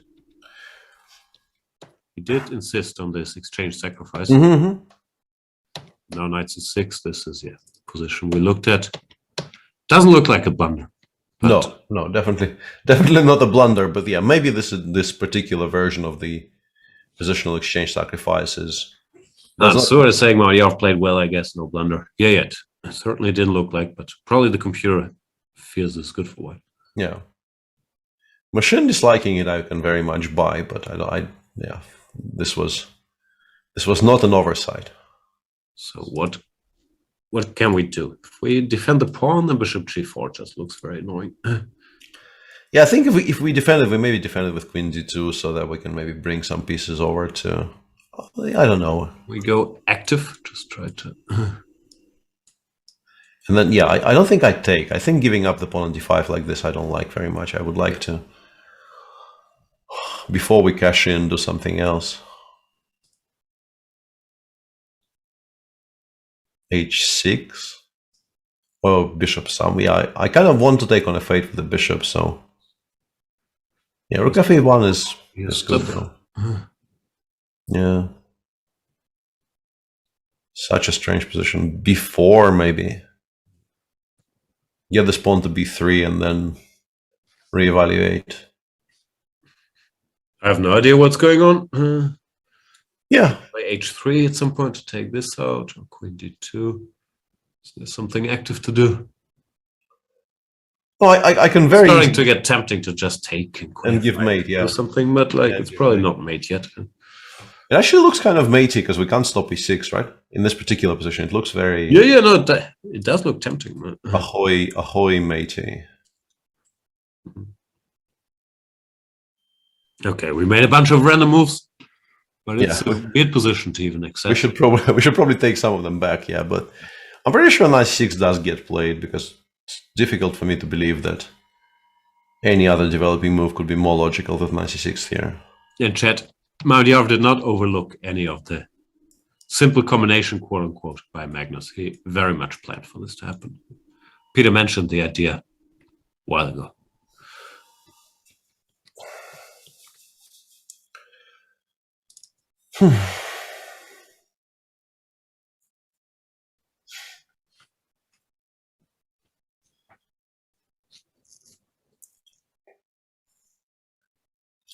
So Anish is playing a very...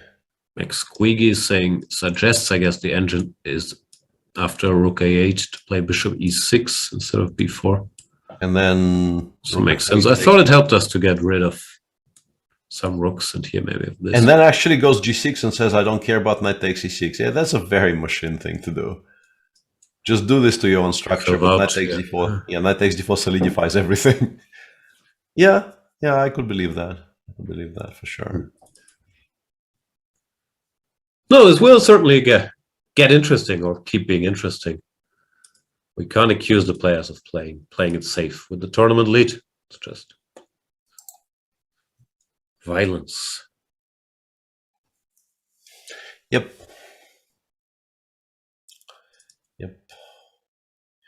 This is just a tremendously good Catalan. Yeah, everything's gone wrong for black. It might not look like so much, but you're behind in development. Your bishop will stay passive. You're not getting the bishop to this long diagonal. This is really, really bad. Obviously, you make moves and you might not collapse, but it's not what black ever wants in a Catalan. Anish, did he get something? Yeah, this is what I was going to ask you. If you play kind of naively here, I think the answer is just yes. I very much like rook e3. I think it's a very smart idea. If you make some kind of an autopilot move here, like king c7, rook f3, rook f8, I think after rook f6 you might be in a lot of trouble. Because I think actually smoking it out is going to be very, very difficult. If you play knight b8, bishop b6 wins a pawn for nothing. And if you play knight d8, like you have no moves anymore. You have prevented the threat. But then you're sort of more or less completely stalemated. Nothing goes anywhere. h4, and then the king just starts coming in. Just a horrible position. Yeah. You have to fight against it early on, yeah. Somehow, yeah. I would definitely start with h5, and after bishop h3 we stop and think. I don't know if h4 king g2 actually does anything for black, yeah. Yeah, it's going to be annoying. It's but now maybe you can go king c7, rook f3, rook h7. Maybe this is not that bad. The point being that after rook f6, now with rook on h7, I can actually play knight b8 or knight e7, knight g8. I don't know which one I like better. You still suffer. I go f4, take. And black isn't time here. There's no entries. it's very important that I have the pawns on a7 and b7. Yeah, exactly. They have no squares. This one I think I will survive reasonably comfortably, but maybe there is something along the way somewhere. I don't know. Not sure. But obviously, with only 2 pieces left on the board, we are talking about extremely fine margins here. It wouldn't surprise me if black could hold this with precise play. But you definitely do need to be careful.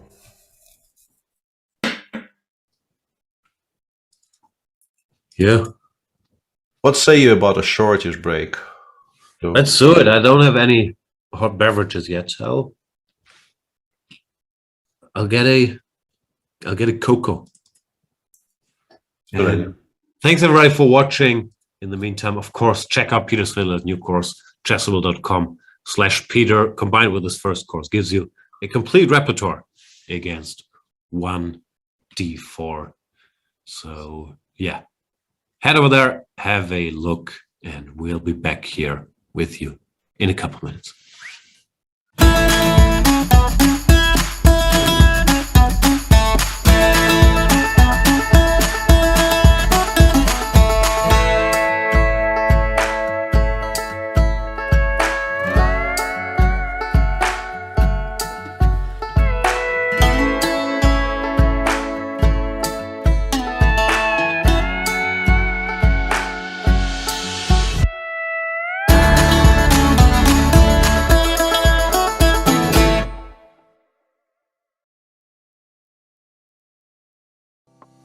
Welcome to the new Chess24 playing experience.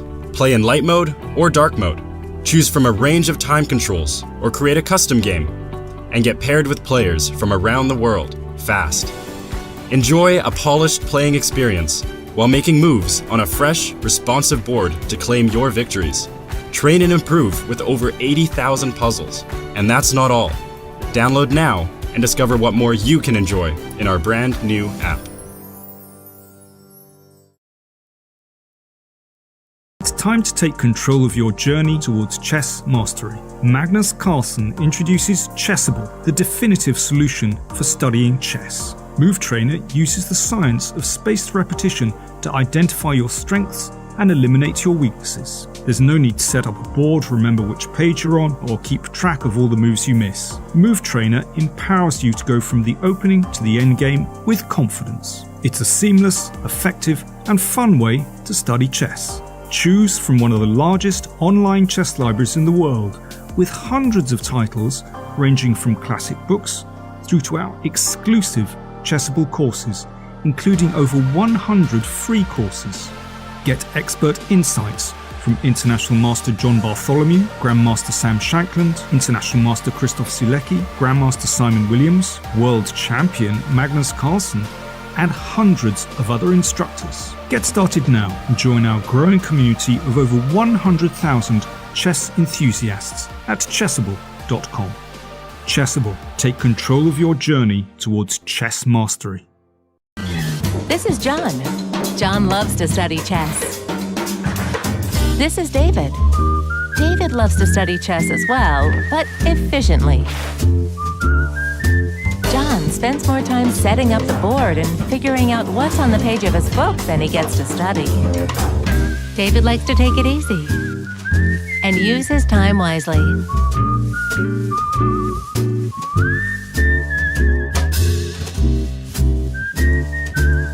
David has finished his exercise for today. John should try the same.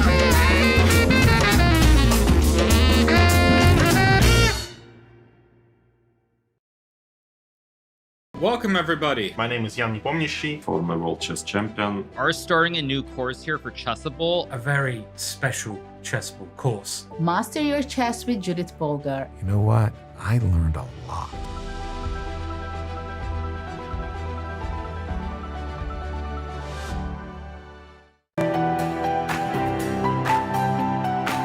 Okay, so let's send a challenge. is challenging me. Nice graphics, easy to see. What are you thinking about? You're looking how it can be the most painful? Exactly. Okay, fine. That I give up a phone. He wants to be even rude. Hi, I'm Grandmaster Judith Polgar, and I'm here to welcome you in the Chessable classroom. It combines a shared chessboard with live video. Teachers get to interact on the chessboard with their students and even run quizzes and tournaments. I really love what Chessable Classroom can offer. I use it myself all the time. Just invite students to your classroom and start teaching right there. No downloads needed, and it's for free.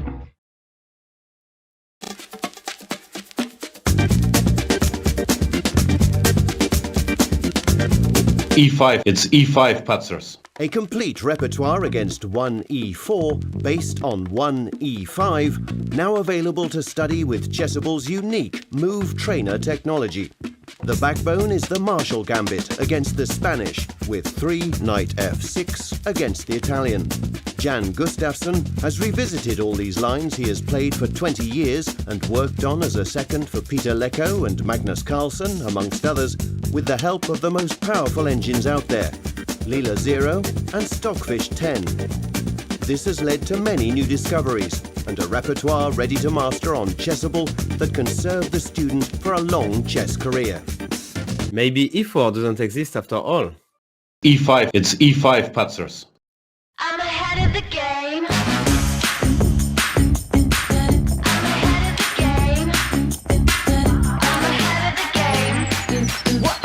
Well, the phone is always ringing. I'm caught up on the line. Got a string around my finger. Remember who am I? I'm a boss and I'm honestly off my rocker. But follow me. I'm ahead of the game. I'm ahead of the game. I'm only ever slinging. I'm working overtime. Got a song and I'm the singer. The melody, the vibe. I'm a prodigy. Logically, I'm impossibly wanted. Then they'll remember my name. They'll remember my name.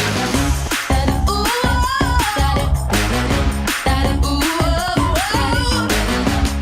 well, I'm ahead now. I'm ahead of the game. I'm ahead of the game. Ooh,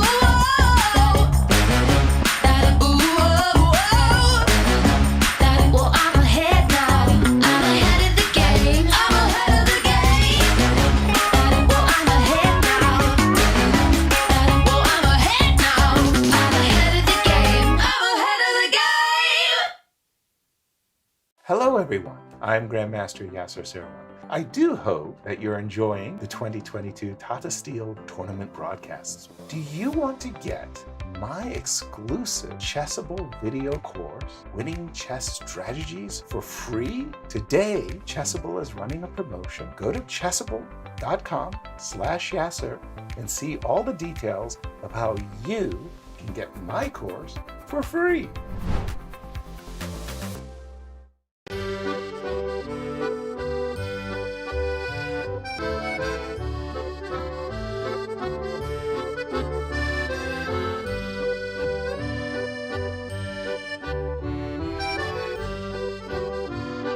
When I saw her for the first time, it was love at first sight.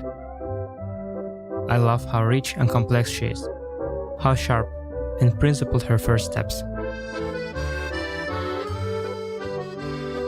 how graceful her movement.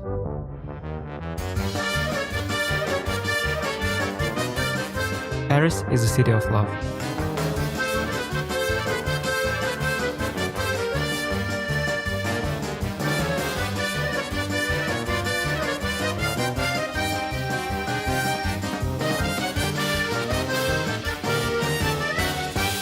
I've come to find my love for the French defense.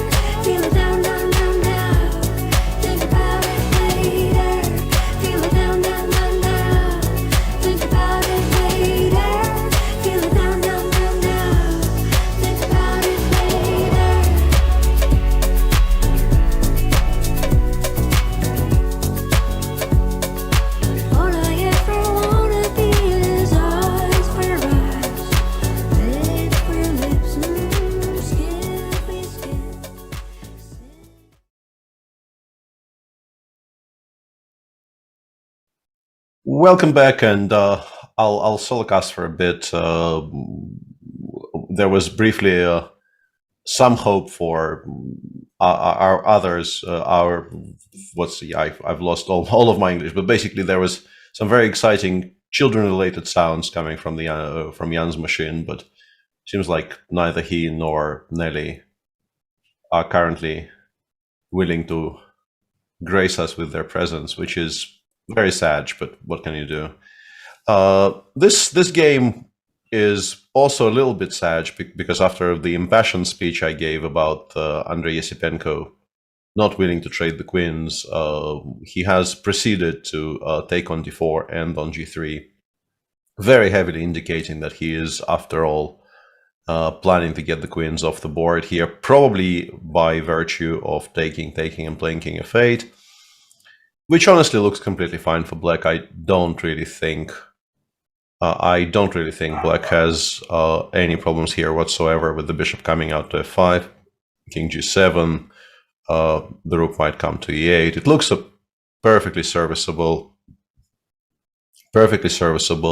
position for black, just not as exciting as it could have been. And just as I said all that, Andrei, instead of the moves I was proposing, just goes bishop f5 straight away, saying, you want queens on? You can very much keep the queens on by allowing me to castle queenside here, like queen c3. I assume he just wants to castle queenside and play this position instead, which is also clearly a very unclear, very playable position for black. Continues to kind of push the boundaries here a little bit.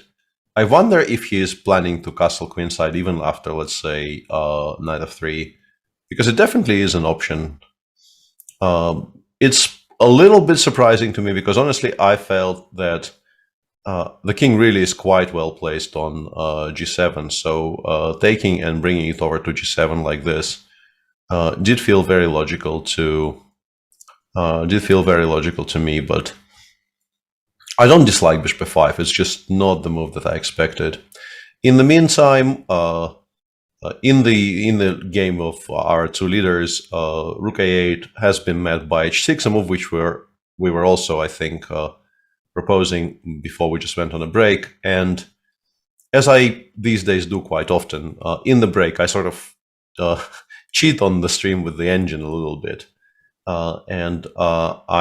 I looked at, I didn't have time to check what like the proper big machines are saying, but the little machine on site was very, very much in favor of the exchange sacrifice which Jan proposed before we went off air for a bit.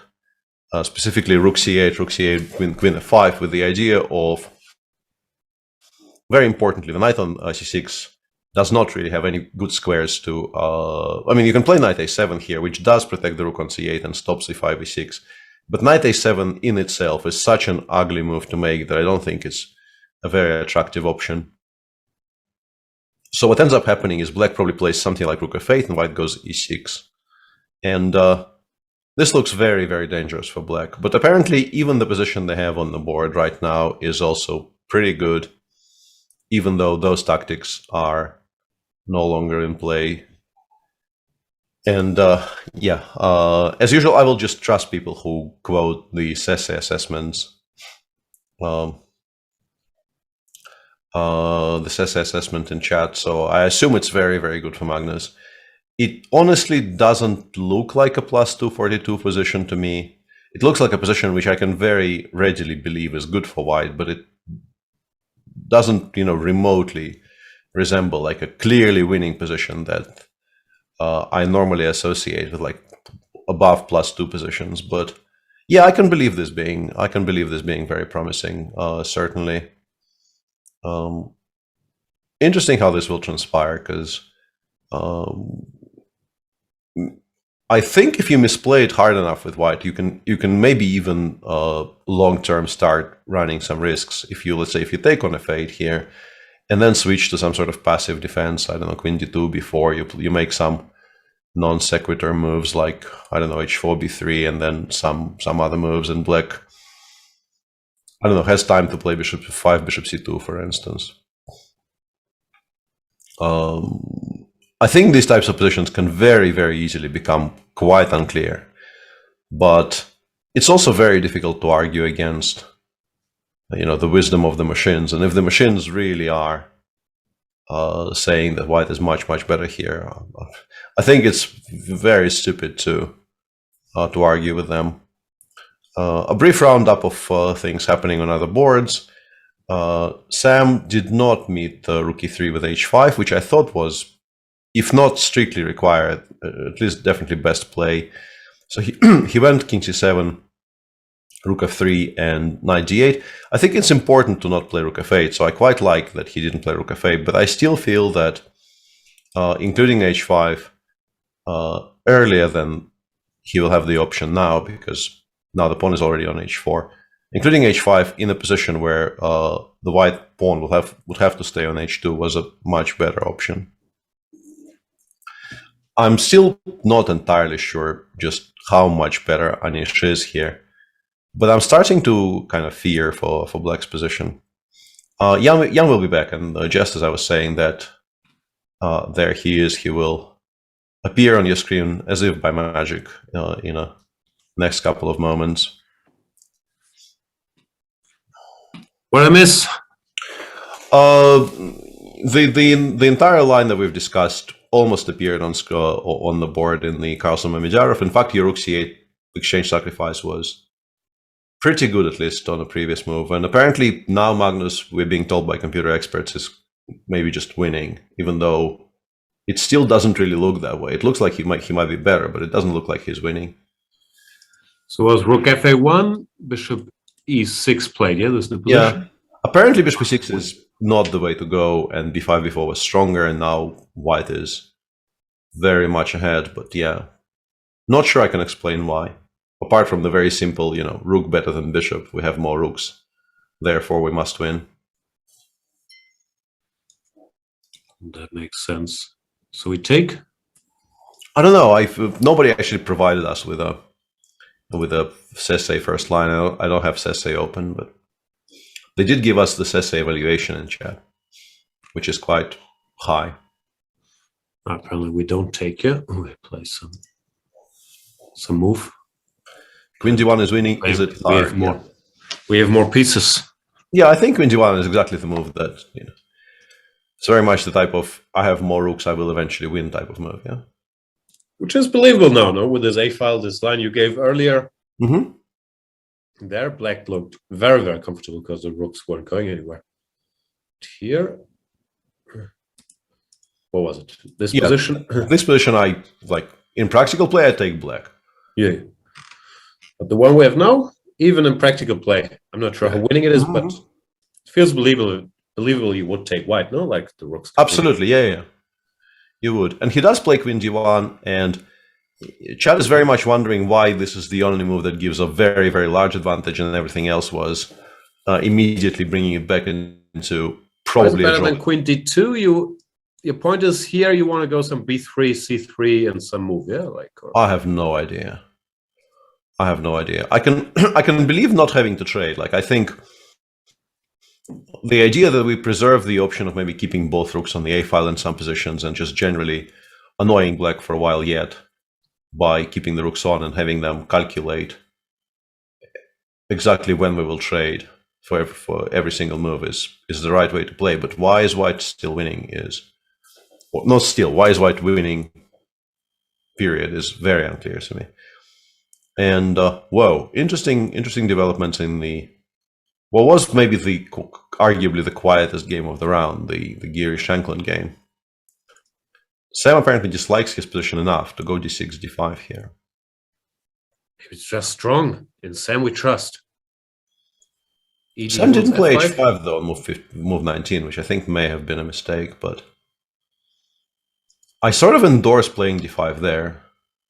Because I think his position has become very dangerous in the meantime. Because how do you disentangle? So why didn't Anish go deeper? Yeah, also a very valid question. I have no answer for. So maybe he thought maybe he thought he can do it in even more comfortable situations.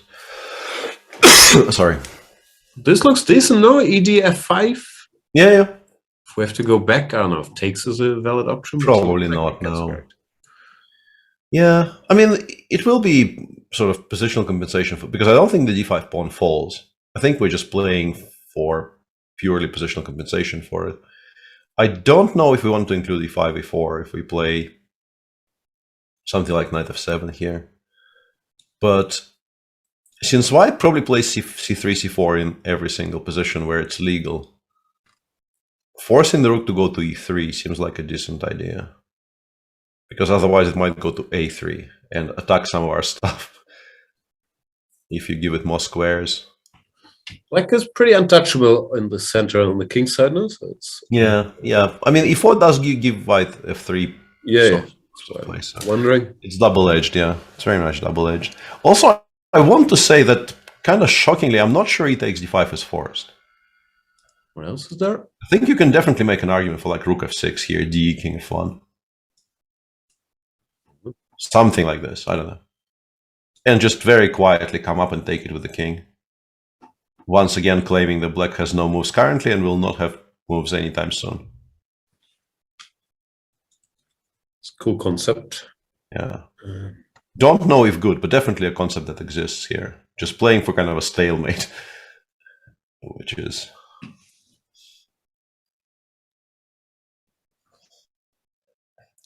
Yeah, Nocticidus says rook g7, lul. Yeah, I mean h5 rook h7 is stronger. But even after that, you can only really play knight c6, and that doesn't stop any of my stuff. Maybe h5, rook h, bishop h3, rook h7, and then b6, knight b7, knight d6 is in time. So we go h5 here. What's going on? Mr. Dodgy banned Wilk? Why? Because of the clonking?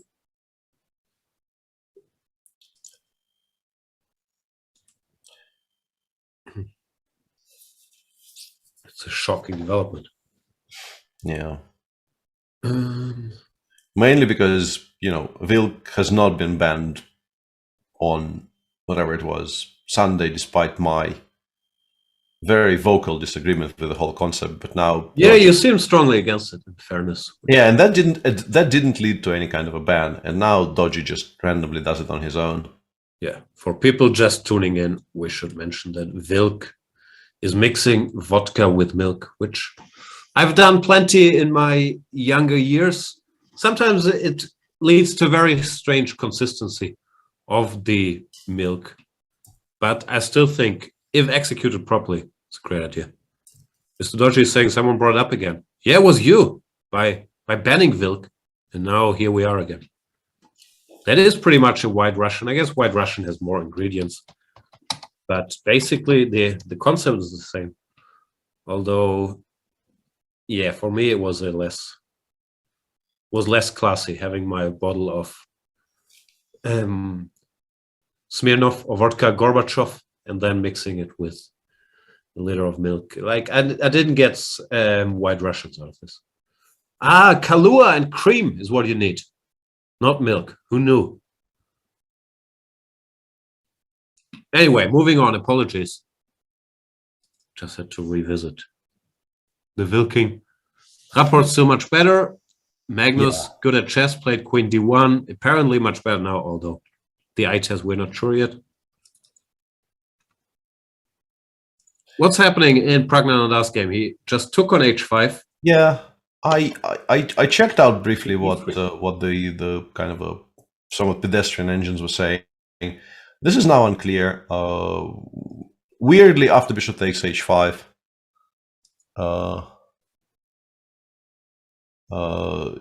the best two moves were rook takes h5 and knight e5. Wow. I'm not very surprised by the exchange sack being in there, but the fact that knight e5 actually is the second best move, apparently, at least according to a weaker engine, kind of shocked me. And yeah, the exchange stack is very unclear. It's he went queen e3, not going for. Yeah, I probably would have castled, but measures. Yeah, he went for the more containing. Yeah, also in no particular hurry. A4, long castles, e6. I'd be scared. I like a4 because it fixes this to some extent. Yeah, I guess this is what a6, a5 was played for. Just Sergei feels like he will need the counterplay along the b file, which he probably will, because otherwise I think he gets overrun on the king side. And having the pawn on a4 is very useful for that. So yeah, I'm kind of curious just what happens here, because like we spent 2 tempi to take on h5. Black in the meantime goes rook fb8, I assume, and then something like queen b7. We have to spend a tempo protecting b2. We play like queen e2 or queen d2. I don't know which one is stronger, whichever one. And nobody has real threats yet, right? Because like queen c2, yeah, queen c2 we can easily play h6 for the time being. It's not mate. Yeah, I was wondering if knight g5 does any. Yeah, knight g5, you'll have to sacrifice something after h6, and I might even be able to just ignore it if I have enough. Like in some positions, bishop takes d4 and queen b4 will be a reply to knight g5. In some positions, it will lose. I don't know. Such a confusing position. But generally, just a very exciting and interesting round so far.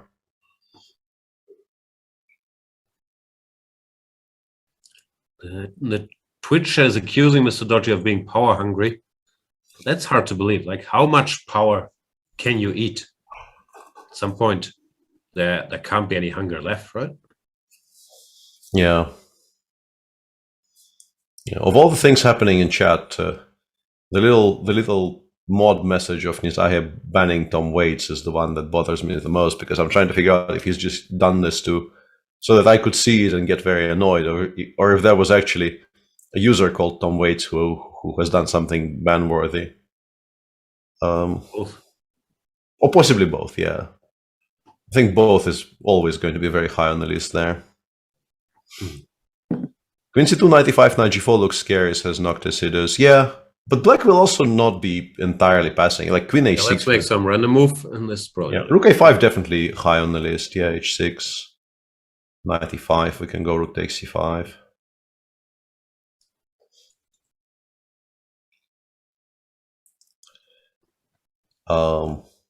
Yeah, this isn't mate yet. Knight g4, I can maybe even go knight bishop takes d4 and say I'm not afraid of your bump check on the king side.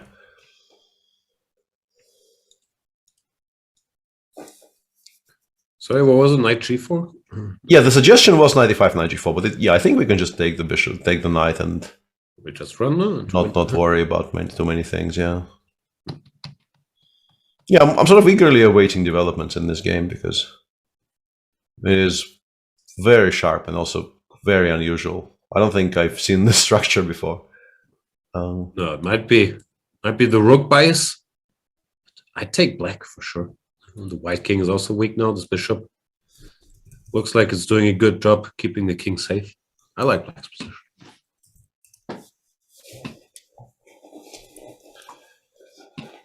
What else do we have?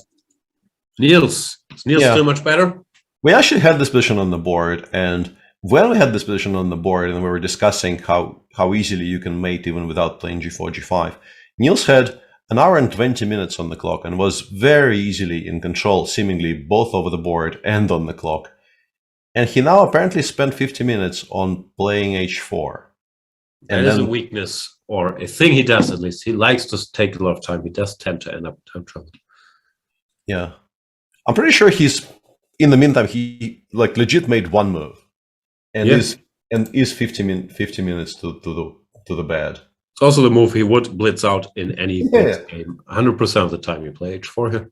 Yeah, so he spent 8 minutes on h4, and after rook fc8, he apparently has been in the tank for 36 minutes and counting so far. Go h5, Niels. Just go h5, knight h2 for crying out loud. Like, how bad can it be?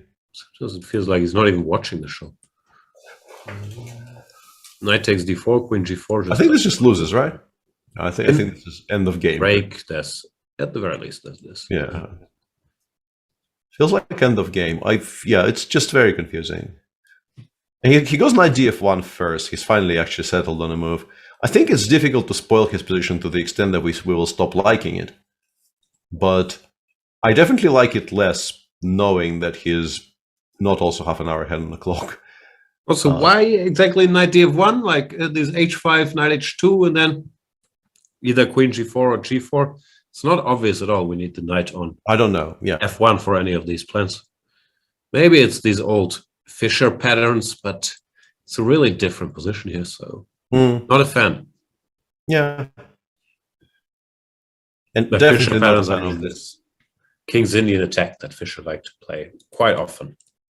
Yeah. This was part of the... Might actually, as Jake is suggesting, might actually be an indication he wants to play Queen D2, but considering the fact that Black's maybe most obvious source of counterplay here is Knight A5, the Queen probably doesn't get to stick on D2 for very long because it gets hit by either Knight B3 or Knight C4.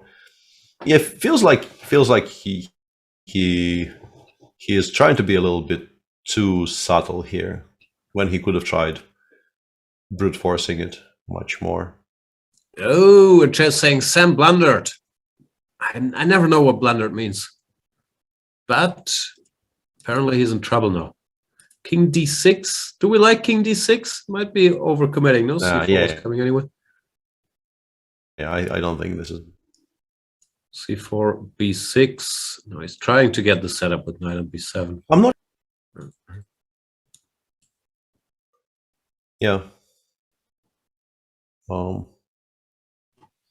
Chad is suggesting the reason machines dislike this is, well, G3, G4 is quite strong, followed, I guess, by Rook A3. And then we just occupy the E4 square with the bishop or something. Yeah. No, that's why it's so exciting to read blunder, because you never know if it's a proper blunder or just not the first computer line. Because Chad is telling me that Chad by blunder usually means not first computer move. But it could also be a genuine blunder, so it's always exciting to go there whenever we read it. Here, it doesn't look like blunder, but he could be worse, no? So how was the line? Sorry, I got distracted again. Here would be 3 might... I can't hear mistake. Sorry. Because yeah, I'm not sure how you're meeting Rook B3 in this position. If you have... Guys, can you hear Peter? I think he liked Rook B3 from what I could catch. But then it disappeared. I'm not sure on what end it is. Apologies for that. Yeah, let me actually try and fix this for today, because it feels like he is frozen, like Elsa. Peter will be back. We will have a brief look around while he's trying to sneak the cable past his door. So here the problem seems to be that Black is not in time to cover everything. Rook A3, A5, Rook B3. If the king goes somewhere, then this construction collapses, and White should have very good chances. So maybe Chad was right about the blunder on this one. Sam Shanklin does seem to be in serious trouble. In the battle of the two leaders, Magnus Carlsen against Shahryar Mamedyarov, Carlsen has played Queen D1, which was praised by Chad and Sese. Mamedyarov plays pawn to B4. And now the question is what White should do next. I was assuming, but I haven't looked at the computer here yet, that one reason for Queen to D1 could be to go B3 here and not being hit by C3 with tempo. But I'm not sure if there are any direct inroads in this position. Could be that's just good for White. Queen D3, some rook to A6, some bishop F1 coming. Potentially, knight could come here. But if you have information, it was very possible. Yeah, let us know. Peter's back. Hopefully, yeah. I can hear you. I can see you. Excellent. Yeah, I got the cable connection back in because it looked like today I really have Wi-Fi issues. This should be stabler until it gets chewed through, but we'll cross that bridge. Blah blah. A lot to chew on. So yes. Magnus better. Anish Giri much better. Already in +2.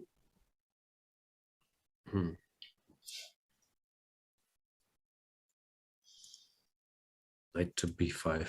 Yeah, I'm not sure about that. I think Richard is trying to kind of win by force, not win by force necessarily, but like get more than you absolutely have to get in these types of positions. I would have been very satisfied just playing like Rook D1, Bishop B3, and increasing the advantage without, making moves with already developed pieces. So he wants to grab the two bishops. And who can stop him? Yeah, maybe it actually cannot be stopped in any way, and then it's hard to dislike this, honestly. These are, the very healthy good two bishops. Queen b6, knight d6 check. I guess we take, we play. Could we, after queen b6, make a case for... Okay, you can go 95. Eventually I will play 95. Yeah. Okay, let's do the direct stuff first. Takes. Yeah, I wanted to play...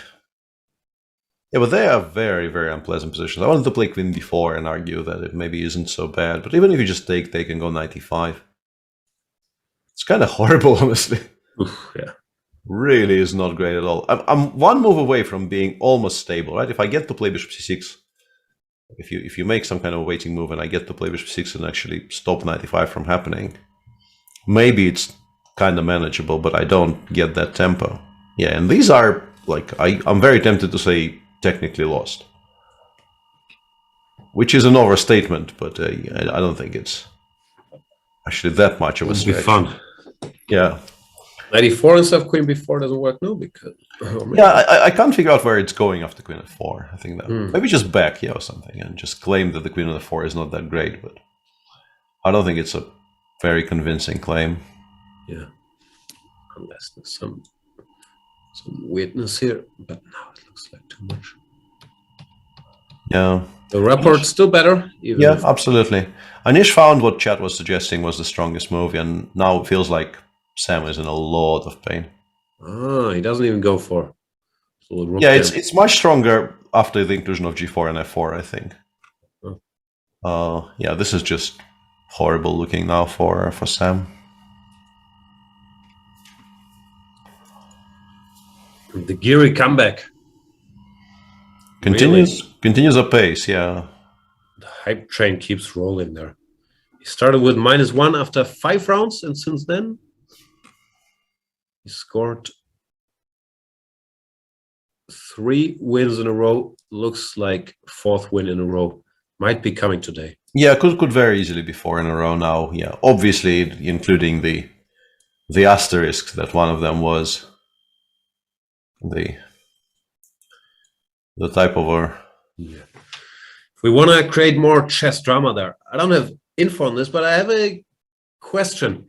If you were like in Anish's shoes there, and you're being asked if it's okay to play the game on the rest day, would you just go along, or could you make a case saying it's not really my problem and I would prefer to stick to the schedule? This is a discussion that I've had in the meantime a little bit, and also a discussion which I think kind of carries really well across sports. And I think an important argument, first of all, to make there is that players should not be in the position to be making those decisions. He should not be asked that question.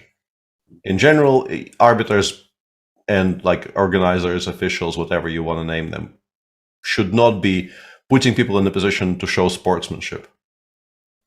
Because yeah, it's just not how it should work at all. But having said all that, I would probably say, with all the information I have, I would probably play in a mask in Dubov's shoes and easily agree to postpone the game in Anish's shoes. And I'm not sure either is correct, to be honest. It's just like how I would feel.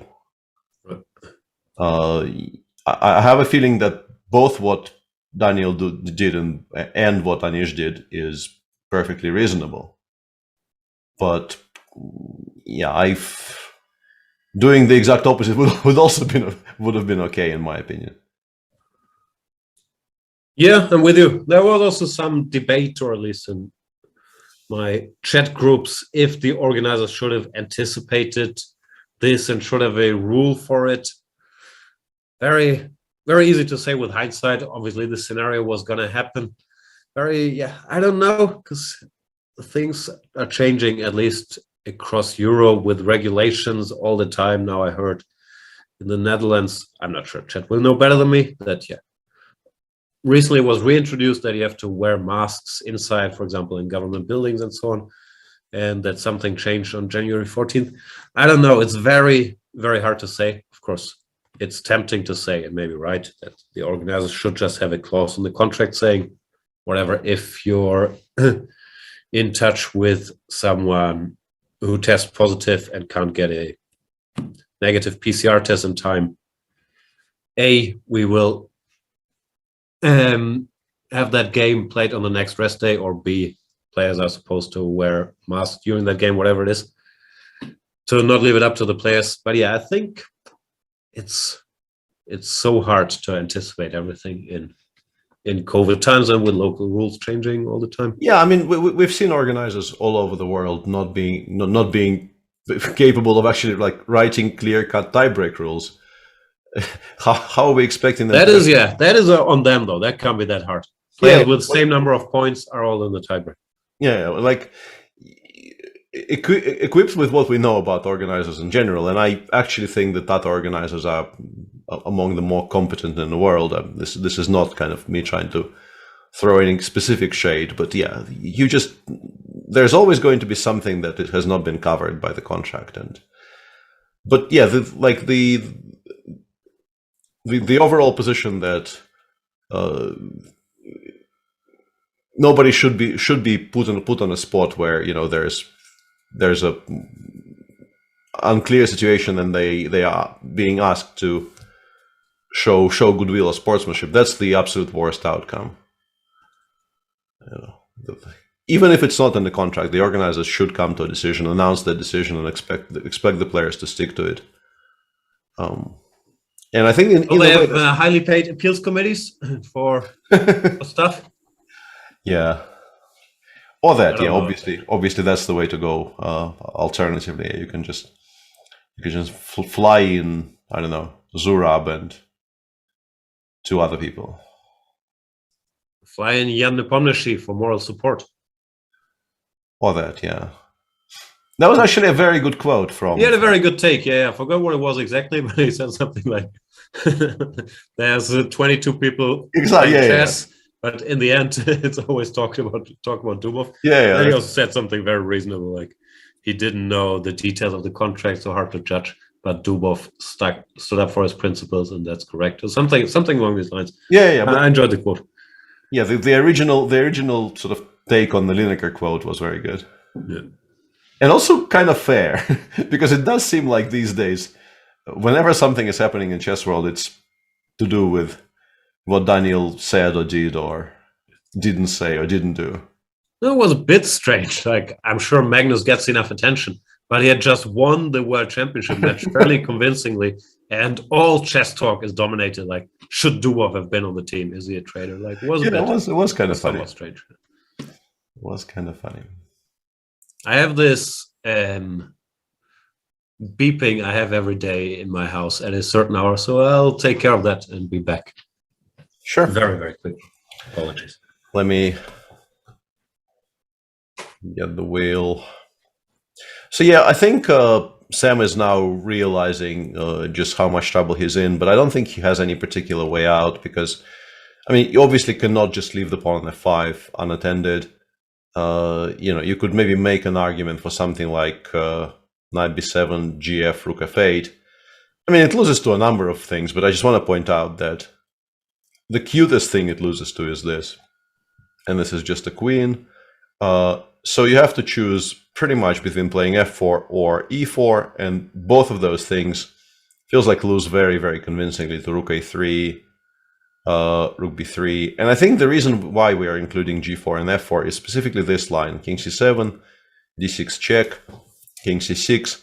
And with the pawn still on f5, bishop g2 check would have been strong, but not as crushingly strong as here, because e5, e4 is impossible. We have specifically lured the pawn to f4, meaning that some kind of an endgame like this is just completely and utterly winning for white, I think. So yeah, it feels like there's just no good solution for Sam anymore. It might just be straight up lost already. I have a feeling it's not overstating the case too much to suspect that this might be just straight up lost for Black. Okay, so people are continuing. I haven't actually seen Rook f6. The point about Rook f6 is that honestly, you're just not going to save this position. So I didn't really need to calculate it, but well played, chat. Bishop f5 is very cute. Winning this position, just stopping Rook g6 check altogether. So yeah, suspicion has to be that Anish is just straight up winning now.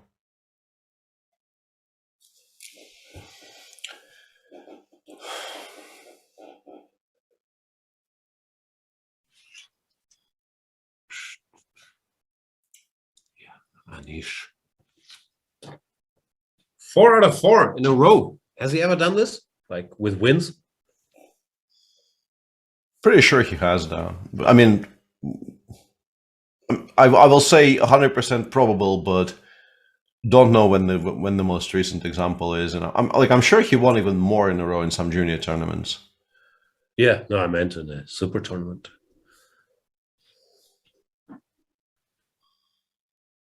Yeah, yet another thing that would be a very nice, stato addition to any kind of a chess stream, but doesn't exist as yet. Like instant information on like winning streaks and losing streaks. We have streaks. Sotiris, he knows stuff like this normally. And Chad is saying, yeah, we can't count the Dubov game. Hard to say. In the score sheet it counts. Like, it's a popular debate with Anish, especially if he wins the tournament. Was it a super tournament? Because there's this narrative going around the chess world that he's never won a super tournament. Peter, you, of course, strongly disagree because you rate Reggio Emilia 2007 and Shenzhen, when was it, 2018, right? Absolutely, yeah. Those are very, very super tournaments. What is the definition of a super tournament? I have no idea. 2 top 10 players? I made up the years. I'm not sure, Chet. I'm sure you can look it up. It's in the ballpark. Sorry, I interrupted you again. Yeah, and Zixo showing very good awareness of Anish memes by saying, if Anish won it, it wasn't the super tournament. It's very easily defined. But yeah, I mean, apart from the memory, and it is solid memory, I don't know if the definition actually exists. Like people mean, everybody thinks they know what it is, but I don't think a common, easily understood definition exists. Average rating is above 2,700. Yeah, but that's not a universal definition. If you argue there's extra topic. If you argue there's inflation, but at the very least there's more 2,700 players than there used to be. We can't use that criterion. It must be based on, I don't know, top 10 players or world champions or some other measurement than average rating, no? I don't know. Yeah, I think it was much easier to just base it on average rating in the olden times when the cutoff was much clearer, and there were so much fewer players rated as high as all that. Up until a certain moment, there were only maybe 5 players who ever reached 2,700, and then you could do those calculations much more comfortably. So when there were only 5 players, 2,700 plus, and average was 2,700, that was a super tournament. That was, yeah. That we can all agree on. Sam, in the meantime. But Wijk, for example, everyone will think of a super tournament, even if average, I know what average is, but even if it was 2,690, which it isn't, obviously, people will still think of it as a super tournament. No, if it's a big mixed field with world-class player, with Magnus. Yeah, and actually your somewhat throwaway remark about 2 top 10 players kind of rings... Yeah, I thought it makes some sense. Yeah, it rings truer than just using pure averages. We can disagree on the exact number of top 10 players or whether top 10 is the right cutoff, but 33% of participants are top 10 players. Yeah, minimum. Well, whatever you choose, but like some kind of a cutoff like this makes pretty good sense to me. Knight f7, g takes f5, pawn to g5 played by Sam. He's desperately trying to keep the position somewhat close. That's 2 pawns. How many pawns can you give to have a blockade? Yeah.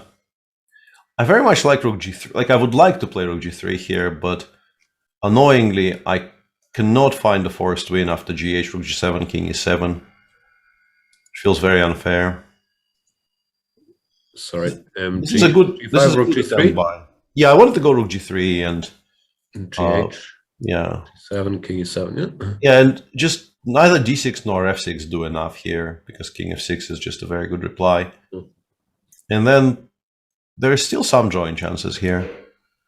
So if we just try to keep our pawns, we're in decent shape, no? I think we win, yeah. I think if we just don't freak out and maintain our material advantage, we will win eventually. But I wanted to find a way to win sort of by force without really having to face any of those prolonged technical issues. Zugzwängt is saying Geary would be number 5 in the world if he wins this. There you go. Anzelon is asking, are we likely to see on 2900 in the future due to ELO inflation rather than the ELO push by, let's say, somebody like Magnus? I don't know if inflation really reaches to, although it obviously feeds into the system, so it, I guess by definition, reaches everywhere, but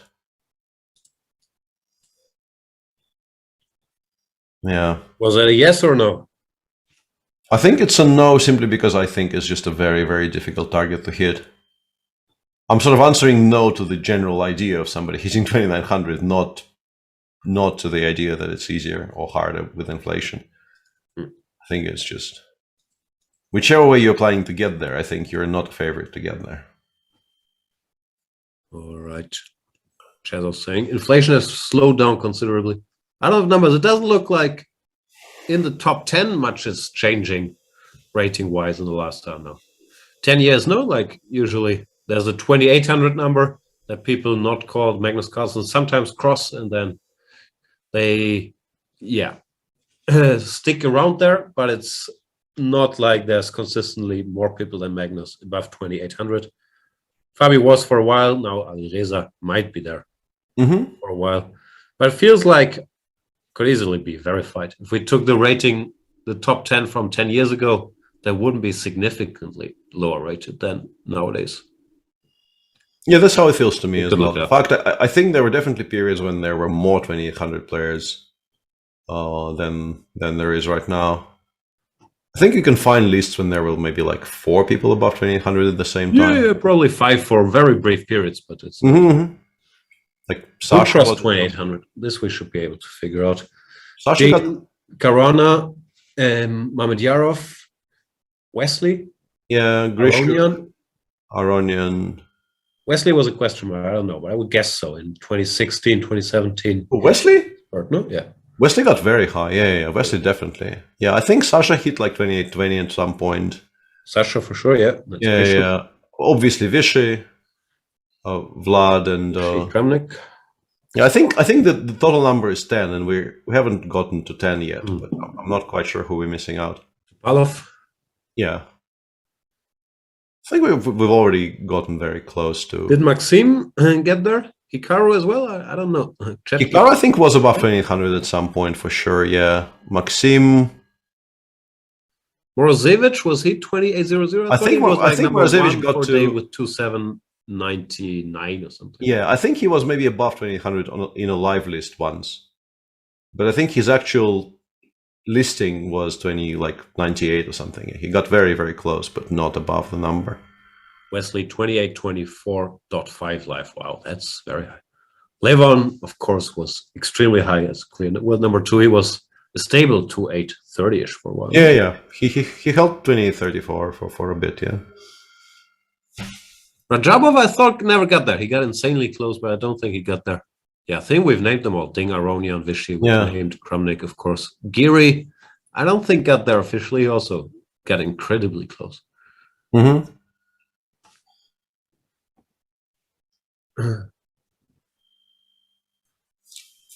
Also depends if we're talking live list or FIDE list. But I think for our purposes, live list is fine. No? They have this on 2700 chess. Don't they have this highest ratings of all times thingy or something? Yeah, I'm sure it exists somewhere, yeah. And Jake, which was very amusingly timed out by Nightbot because it contained numbers, and Nightbot apparently doesn't like very many numbers in a row. But Jake, you got it live. There you go, 2802. Yeah. So top 100 by average rating this year is 2696. In 2017 was 2704. In 2012, 2700.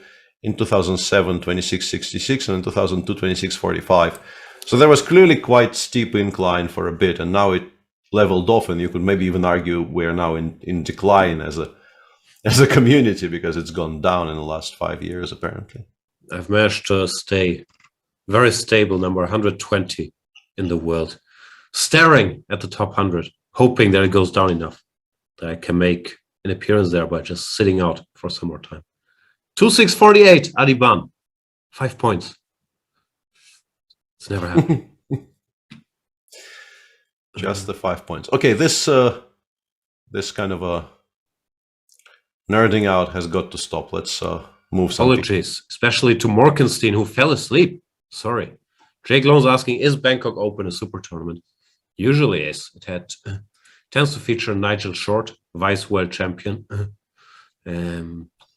Yeah, I think that counts for 2 top 10 players. So yes. Enough nerding out. Let's talk some chess. Jordan van Foreest. Has Jordan ever won a super tournament? I do not think so. Will he ever win one? Yeah. He did win the Dutch championship at age 16. So that counts for something. Is he better here against Dubov? Looks like it. It felt to me like he was sort of more better, if that's the term earlier, but Chat, can we play this game every day? That hundreds of you tell me that Jordan won Tata last year. Apparently we can. Yeah, even I got freaked out for a second there.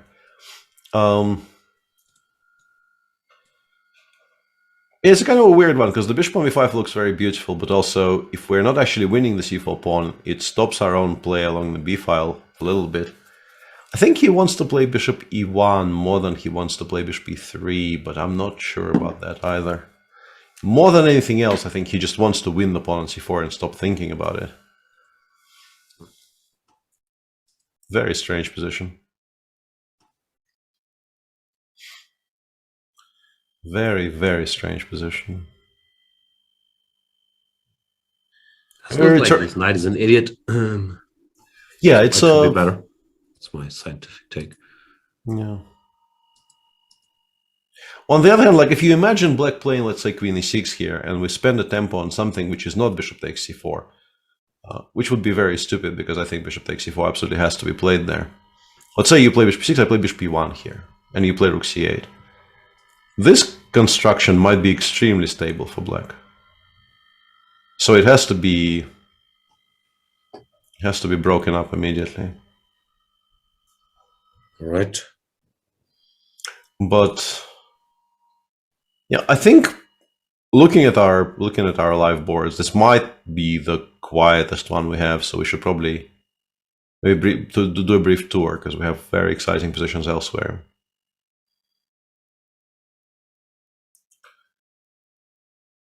The Prague position is now very, very sharp, and it seems like maybe Sergei has made significant progress with his counterplay on the queen side. I still don't know what he's threatening, though, apart from the endgame. And the endgame is really not very bad for white at all. So I would like to take on h5 and claim that nothing bad is happening on the other side of the board.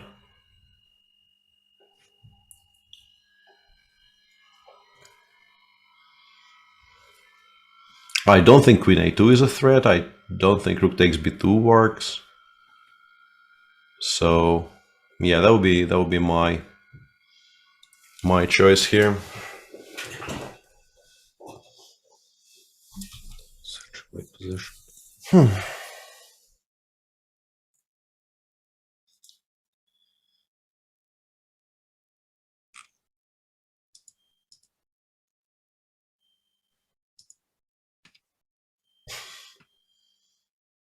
Do you see any refutation of 2 rooks takes h5? No, you think this is just fine? Maybe it is. I mean, I don't know who is better. We might still be quite okay with white because of how closed everything is, and knight has 2 very nice squares to look forward. So yeah, e5 and b4. I don't think white is worse. Oh, okay. Yeah, rook h5 play. We'll see if Sergey has anything more exciting than this endgame. I feel like this endgame might actually kind of be a draw. If we look at the final position there, I think black goes rook b3, white goes king c2. Although knight b4 exists, but let's say king c2, rook a b8, knight b4, and I think black actually takes twice, and it's just a draw after king c3, king d3, and so on. Might actually be a reasonably logical repetition even. Because I don't think anyone has very much here. Nothing to do. So, yeah, like if Sergey believes he is better, he will play. Well, I think he has to keep the queens on. I don't think the endgame is very threatening. Okay. But then, yeah, as you mentioned, if nothing direct works, how do you even keep the queens? Yeah, you might have to, somewhat regrettably, I guess, from Sergey's viewpoint. You might have to go for it. And in Niels's game, we now have a very clear illustration of exactly why we wanted to play faster, right? Because he got kind of the setup we wanted, but he got it slightly slower than we wanted, and he now has to answer some questions on the queen side.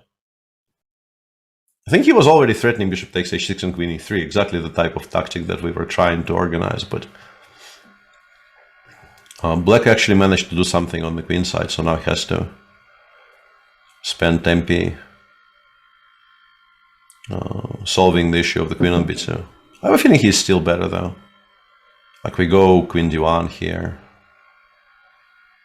Problem is also often if you don't win these positions, you lose them, right? Yeah, like you get some endgame where you lose the a pawn and goes downhill. So it's not like it's a free roll for him. Like. Yeah, it definitely becomes very double-edged because if the queens come off, I think you instantly feel like it's a very, very unclear position. Like if you give black time to go knight a5, knight b3, you probably just lose because of how weak the a3 pawn is. Yeah, maybe. Yeah, it definitely feels like, you know, even here he's sort of one tempo away from just winning the game outright. But Fabi clearly very intent on not giving him that tempo. Do you choose d1 or f1? I'm unhappy, but so you can go like queen f1 h3 and then start threatening knight takes h6. Maybe here there's some prospects. Yeah. Queen d1, rook b3 keeps me busy. Yeah, rook b3 or maybe even knight a5, honestly, and try to get knight b3 and discombobulate that way. And he's also left himself 20 minutes for 20 moves, which is, I think, going to be a relevant part of the equation at some point. No, the rook is free to do some stuff. Yeah, but Niels really has to move. Move 21. Yeah, could very easily still have a very good position though. Like that probably hasn't changed so much. But yeah, not making it easy on himself.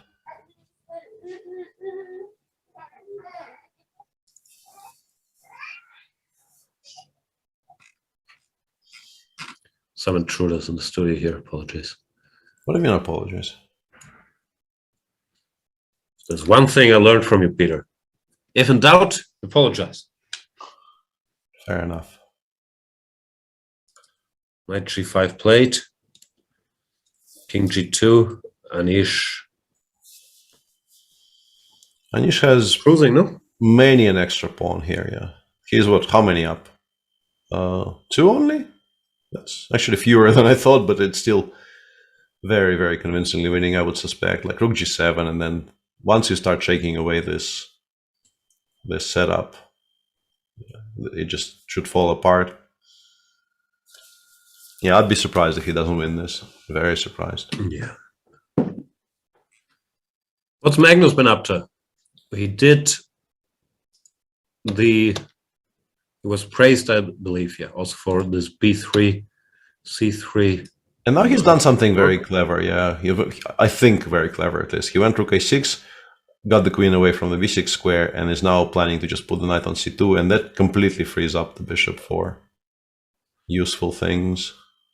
Once the bishop joins, black's defensive lines actually collapse, no? Like that. Yeah, I think once white actually, the first threat probably will be the last threat here.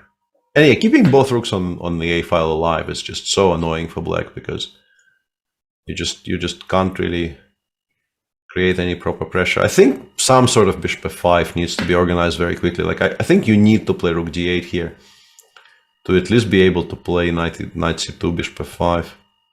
But maybe he just loses to knight e3. Maybe all it does is just force you to play knight e3, and knight e3 is the move we want to make anyway. I don't know.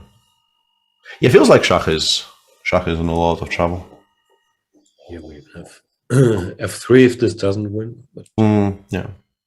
Something should something should give. Takes queen g4 or something. Just switch to giving mate. I don't know. Knight d4, rook h6 or whatever. I don't. This is probably not very clean. There's probably cleaner ways of doing things. Yeah, queen takes e5 here. We should not be allowing this. What should we do? Knight f5 maybe? Yeah, starting with knight f5 is probably not stupid. Creates a ton of threats. And knight e5, rook a7 wins on the spot as well, I suppose.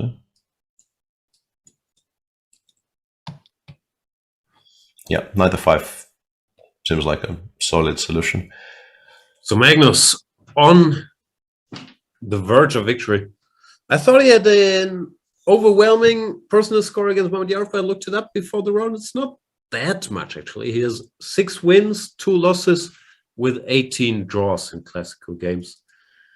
And for a while, Mamedyarov was the last player to have beaten him in a classical game. I think that was in BL 2018 or something. After that, he had some very long unbeaten streak. So yeah, he hasn't been that dominant in that relationship. But historically, I always thought Mamedyarov was a pleasant opponent for him. Maybe the power dynamic had changed a bit, but today looks like his new toy, the Catalan, is actually serving him well. And yeah, Schach went f7, f6. I was wondering about that, not because I like the move, but because it feels like staying passive will not work. And this is the one way black has of not staying passive, but it probably just ends up losing you the game faster, because your position just starts collapsing faster after knight c2. We don't even need to play f4, I think. We just go knight c2. And FED just creates more pressure against your center without really generating any of the threats. Threatening this, maybe, no? Yeah. Bishop takes d5 is like the most obvious threat. We don't even need to be fancy. Yeah, it looks like it's... If white keeps concentrating here and doesn't blunder something, it should be very... saying knight d3 is game over. Yeah. Oh yeah, that's even tastier. Yeah, knight d4, knight f4. Rook e6. Or rook e6. Yeah. Okay. Yeah. Or no. Very clean. Knight f4 looks good too. Very this clean. just wins, I think. Yeah. Nicely done. Yeah. Seems very good. Obviously, creating a threat of knight f4, which is going to be and then just de. Knight e5 maybe. Also. Oof. And then rook e6. Yeah. It's just horrible. It's horrible for black. It's never going to improve, really. f6 made the jump to plus 663, somebody says in chat, but yeah. Past a certain point. Losing slowly at a plus f3 position or trying to spice it up. Yeah, understandable. I mean, f6 is wrong, no? I think Vidit is certainly still worse, but I think he probably prefers this position to the one he had before. It's kind of easier to navigate. It's still unpleasant, but we go bishop a6 and we try to, connect rooks, put one rook on c8, another one on d8, and play. Yeah, still not great fun, but yeah. What do we do? Like just bishop d2? Yeah, bishop d2 I think is very, very nice, stopping knight b4 jumps. And as usual, we would like to play e4 and f3 in some way. Yeah, I still find it pretty scary. Yeah, it's or bishop b4, f3, b3. Yeah, it might still be extremely bad actually. Yeah, might be a fun time trouble because they're both down to 20-25 minutes approximately with 16 moves made, but the position is dry enough so that probably we shouldn't get overexcited about it. And chat was full of Niels made a blunder, but once again, yeah, like very, very loose definition of blunder, I suspect. Can you take d4? Knight h6, I guess, is the idea, and I don't know why it's bad. Gh, queen g4 check. Maybe bishop g5 works somehow, but I couldn't work out why. And king h8, bishop takes h6, I thought wasn't made. So yeah, I'm confused as to why this is so horrible. Just an inaccuracy, no blunder. Okay. Maybe bishop takes g5, f5 is the point, but like, I don't know. And knight h6, I think knight h6 is already a threat anyway, so you probably have to react in some way. And bishop g5, f5 is a fun line to calculate. ef, e5. Shockingly, it might not be completely ridiculous. Queen h4, queen d2. No desperados here. I mean, it exists, but I don't know what it does. Yeah, the king of 7, and there still seems to be no meaningful checks. Really weird.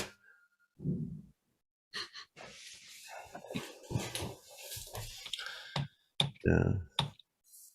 None of this is forced, obviously, but I think Fabi is like knight takes d4. If you can make knight takes d4 work in any way, shape, or form, you very much want to play it because at least you have achieved something.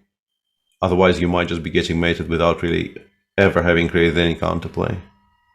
Read chat correctly. Knight takes d4 is also not the way to do it. King h8 is the move. Yeah, otherwise, yeah, I would actually suggest king h8 because, as I said, knight takes h6 was already a very, very strong threat. So king h8 is a findable move here, I'm pretty sure. Simply because you should probably quite easily recognize just how strong of a threat knight takes h6 is. And you want to sidestep it. So it should be a move you can make in a practical game. Should be good time trouble phase here. There's only move 22. Yeah. 17 minutes, Fabi 29. We'll get quite some action there. I'm also reading Yesipenko blunder. Not a blunder exactly, but he's in trouble. c5, c6, interesting.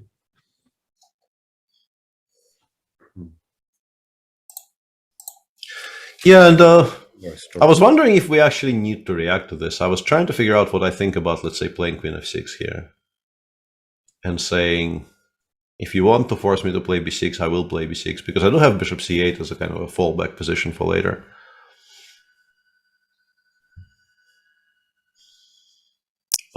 But scary, but it's tough to checkmate. Yeah, like yeah, it's just if we do all this, we're still not threatening anything. Yeah, as long as the bishop on f5 is still alive, there's going to be very, very easy and very solid ways of stopping the mating attack. But yeah, considering the fact that on move 14, I'm pretty sure taking on e1 was equalizing very, very comfortably. It's quite exciting that this is the position we have on the board right now. None of this had to happen. It could have been a very quiet endgame in which black wasn't even in any trouble, I feel.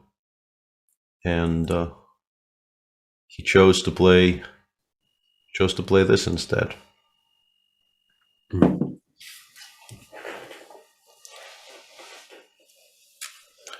Um,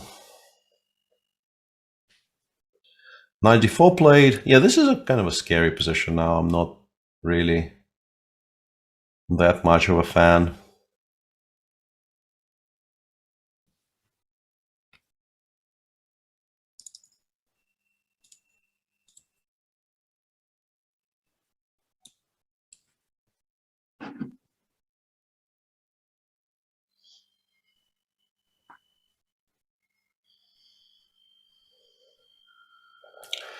Yeah, 4 is...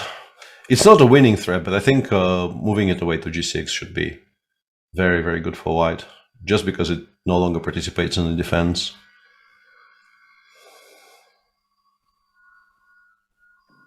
I think we probably play queen f6, but I'm very worried I might get mated after c takes b7.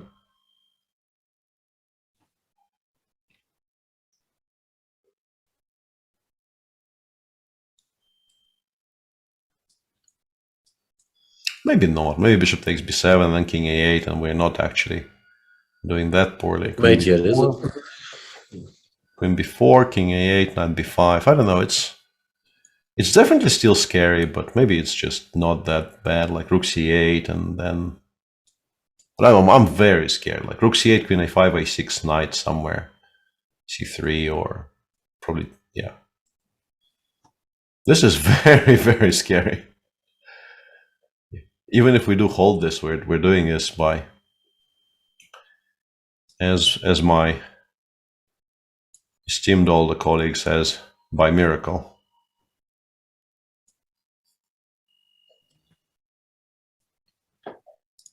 Mr. Yesipenko in trouble again.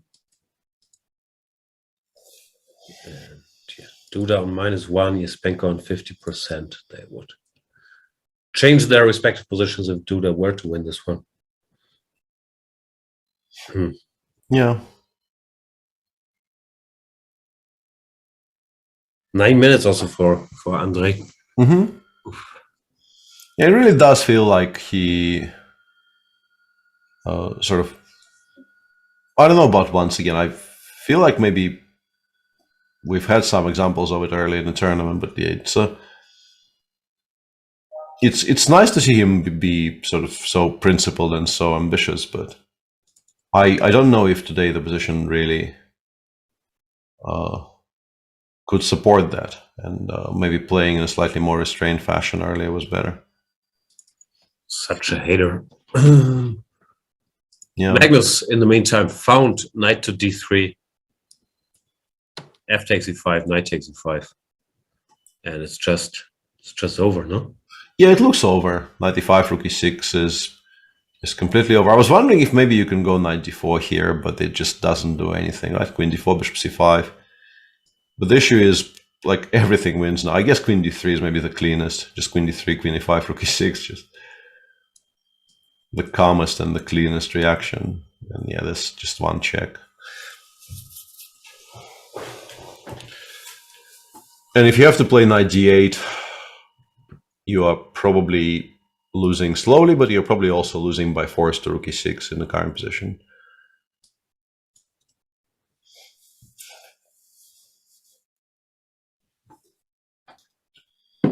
Yeah, it seems like just a crushing win for Magnus today. Seems like a very good game, no? Like, hard to say, but from what we read, at the very least, he always made the precise moves at critical junctures. Yeah.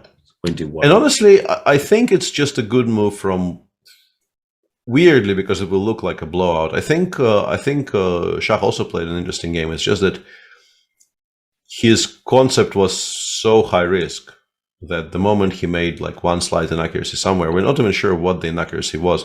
Maybe he was supposed to go knight b4 instead of c takes b5, because I think chat started saying Shah blunder somewhere around this point. Yeah. Which probably implies that knight b4 was a stronger move than cb5. So he went for the most... What does the computer say? Let's just look for... I wants to go bishop e6 directly. This we talked about, and then rook f8 This we were told actually. Rook f8, bishop f8, knight g5 is actually nothing. Yeah. So it gives white some edge here. But nothing really earth-shattering. Yeah. Scary before h6 and the game continues. And this suddenly is here. Now we can take. That's the difference. Mm-hmm. So maybe it was here, although h6 is the most natural move in the world, that he lost some time, weakened some squares that he couldn't afford. Because now, and he was basically not let back in. Yeah. But I mean, it's not a shocking argument to say that Magnus played a good game, but I will still maintain that Shah also played very, very decently. He just maybe made one serious mistake in the game and was punished.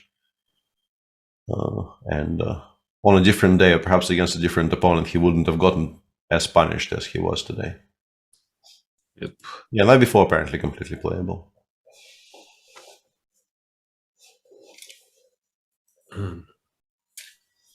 And the Chess24 chat is saying Magnus no longer has to retire. He no longer lost his edge. He's allowed to stick around for a bit. Unlike very generous status quo after round 4. Very generous. And I think Anish is now winning by force, which I think is somewhat relevant because we can go f6 check now. And after, okay, in more than one way apparently, because yeah, we still have the thing on the screen. But what I wanted to say is, yeah, I didn't see rook c6, which is very very cute. I wanted to show bc4, rook c4, rook a8 here. Oh, rook a8 first, yeah, without f7, which I think also wins on the spot because rook f4, f7, and that pawn ending has to be very comfortably winning for white, right? And just go a4, a5, and so on. But rook c6 is also a pleasant move to make after b takes c4, and also wins on the spot very, very comfortably. Another pawn ending that's quite pleasant. No, Anish will keep cruising. All this momentum from the... Nah, it's not all momentum. From the Daniel win. He also just won 3 games on the chessboard. Yeah.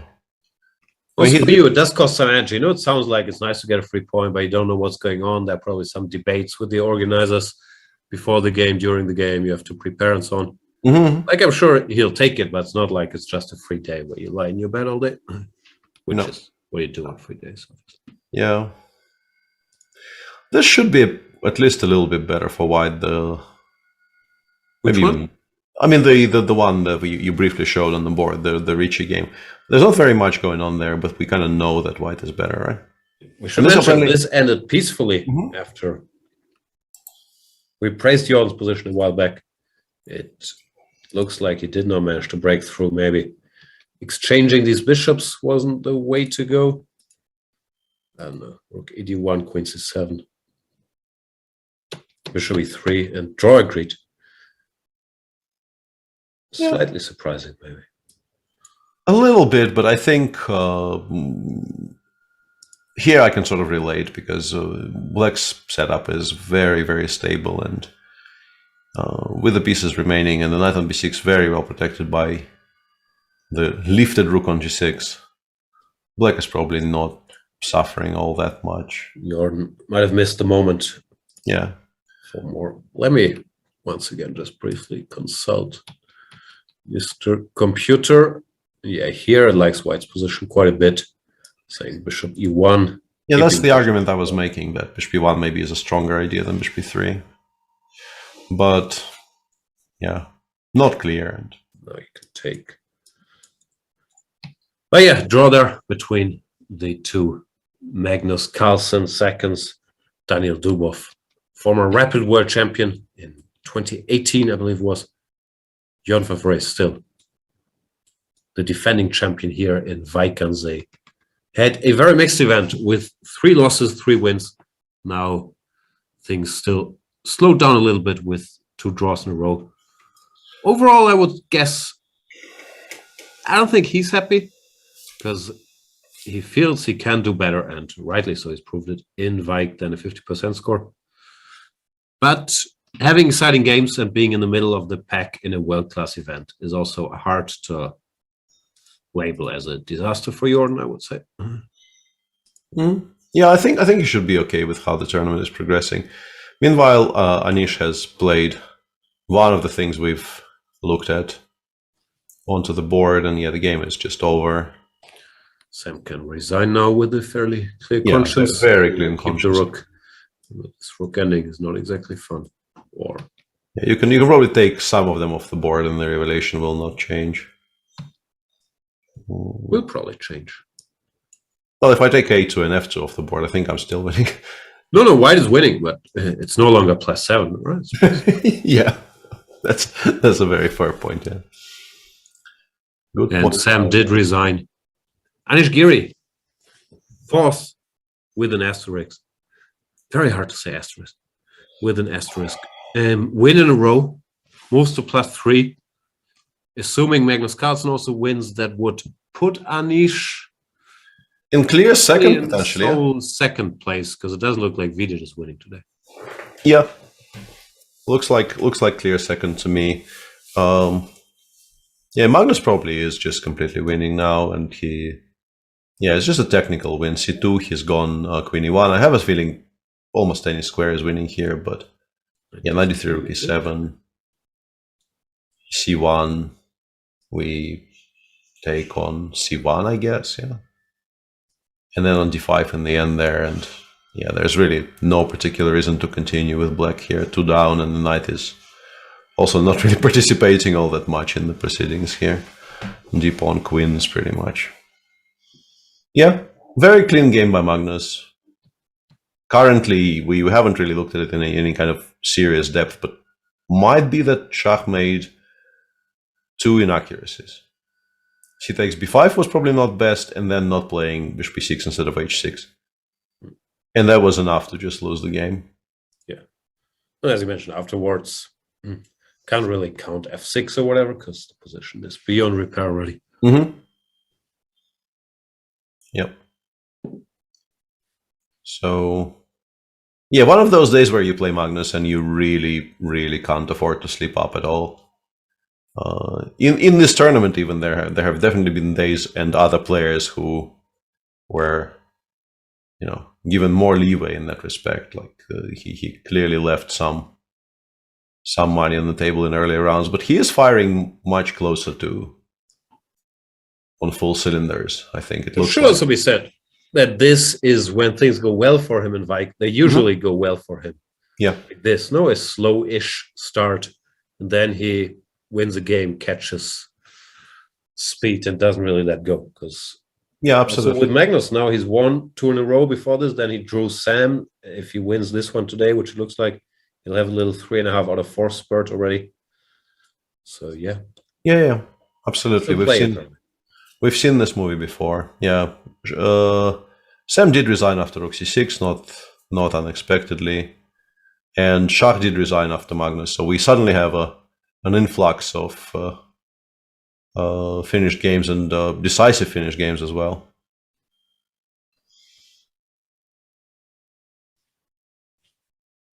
Water Monkey is saying, Jan, is Dubov the reason for Catalan renaissance these days? Carlsen is on 3 out of 3 in Catalan this tournament. Bit confirming the Nepomniachtchi theory, no? Like, people play chess games, we talk about Dubov. Like, I'm sure, like, Kramnik would like to have a word when we're talking about the Catalan renaissance, no? Or, I don't know, the Avro books come to mind. Basically, this might be a stretch, but I would argue probably every top 10 player has played the Catalan over the last 5 years. I'd be genuinely surprised if that was untrue. Maybe Rapport is in there and he hasn't, but probably even he has. So what I'm saying, Dubov obviously contributed many great ideas to the Catalan, like he does to any opening that he starts looking at, because he's just an amazing analyst and has a very, sharp and special mind, including in the Catalan, where he came up with all these H4 concepts and so on. But I don't think we can give him credit for the Catalan renaissance when definitely not sole credit. He's been using it for the better of the last 15 years. Definitely not sole credit. So what do we have still running? We have Sergey actually did go for the endgame, which I claimed should not be better for him under any circumstances, and now we will find out if my assessment was correct. I still feel like white should not be worse in these types of positions because there's just not enough pawn breaks for black.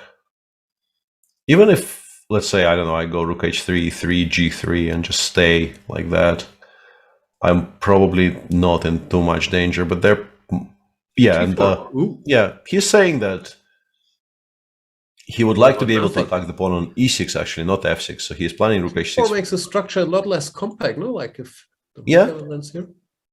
It's a very concrete move, but he basically wants to. I'm guessing he wants to go rook h6, king g7, g5, and tie up the black pieces that way. I saw the live engine bar just collapsed when it saw that. Oh, okay. So it actually does hate it. Interesting.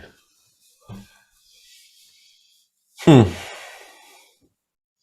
but also the question of experience in the tournament perhaps not going all that well should come into it here, because Wijk at the first time of asking is we keep on returning to that. It's not a very easy tournament to play, and Prague has not had the softest of introductions to it with and it's very good news that his coach Ramesh is now better, but obviously that whole situation must have been a huge distraction and a huge blow to his sort of inner peace and the general sense of preparedness. And he's playing as people who've been there time and time again. Yeah. No, as Fabi mentioned, the loneliness, especially with restaurants closed, I would guess with restaurants open, it's sort of different. You can go somewhere and you'll meet chess players, but yeah, if you're just sitting in the hotel ordering delivery and then you're isolated, it's rough. Yeah, and I guess maybe in his case it's even more painful than in somebody else's, because I don't know what the rules are. Maybe they just aren't allowed, but that would be a bit surprising to me considering that they spend a lot of time in the playing hall. So I assume other players might actually be mixing after games. Yeah, we've seen pictures of like Anish and Vidit having dinner together in one of their hotel rooms. Yeah. But he's so young and so new to the scene that apart from maybe Vidit, I don't think he knows other guys in the tournament very well. So he can't very easily find, people to share a room dinner with. So for him, the whole thing of being stuck in a Dutch village for 3 weeks is even more painful perhaps than for people who know the other participants quite well. Nah, so speculating, I'm sure the organizers in the hotel help him out, but he might also not be super accustomed to ordering food online in the Netherlands. Yeah. So yeah, apparently he is now worse, even though I still don't really understand why it hates it to the extent that it hates it. It seems like a very solid construction, which is not going to be so easy for Sergey to break open. But rook h3 kind of indicates to me that he is not trying to make an immediate draw. He's trying to he played g4 to discourage something than to create his own play. Because I don't think we were supposed to fear rook takes d3, rook takes b2 if we played rook h6 and g5. So why is black so much better? Why is just running out of things to do? Yeah, I guess we just run out of easy passing moves. Like we go rook e3. You do have to protect the pawn on e6, but then even let's say after rook e8, maybe we just don't have anything proactive to do, and eventually, I don't know, king g6 and h5 happens, and you have to start making uncomfortable choices. The h-pawn could keep running, or you're left with weaknesses. The king comes here. Yeah. Can we just briefly, can we put rook h6 on the board instead of rook h3 and figure out why it's bad? Guess by figure out why it's bad, you mean push the magic button. Yeah. So yeah, it just goes king g7, g5, rook f8, and says, "Hello, you have not achieved anything, and now really have no moves." Right? Yeah. So you're really stuck. Because knight before rook f3, I guess, loses by force, and also it seems to argue there's some sort of Zugzwang. No, it's just yeah, it's just annoying. It doesn't really fall apart quickly, but it seems to indicate that it will eventually fall apart. Sooner or later. Yeah, so sooner or later. Yeah. We'll see what goes on. In the meantime, it really seems like Duda has out, at least on this last, 5-move period, has definitely outplayed Andrei, because now Rook H6 is seemingly just a pawn. Yeah, maybe he wanted to play Queen E5, attacking both G3 and G5, but apparently you can go Knight E2, something that I missed, for instance, keeping both of them alive. And yeah, very hard to see. Like it looks like White is a pawn up, but has a better position. One of those cases. Yeah? More space, very cramped king on B8, coupled with an extra pawn on G3. So yeah, things say he has a pawn and the compensation. Yep, that's the saying. Can we just briefly take a look at the endgame after Queen takes E1? Okay, doesn't matter. Let's have a look at Niels. Stuff is happening. Knight F6. Engine still not on Niels' side. Yeah. So Fabi found this King H8. That seemed to be the best move.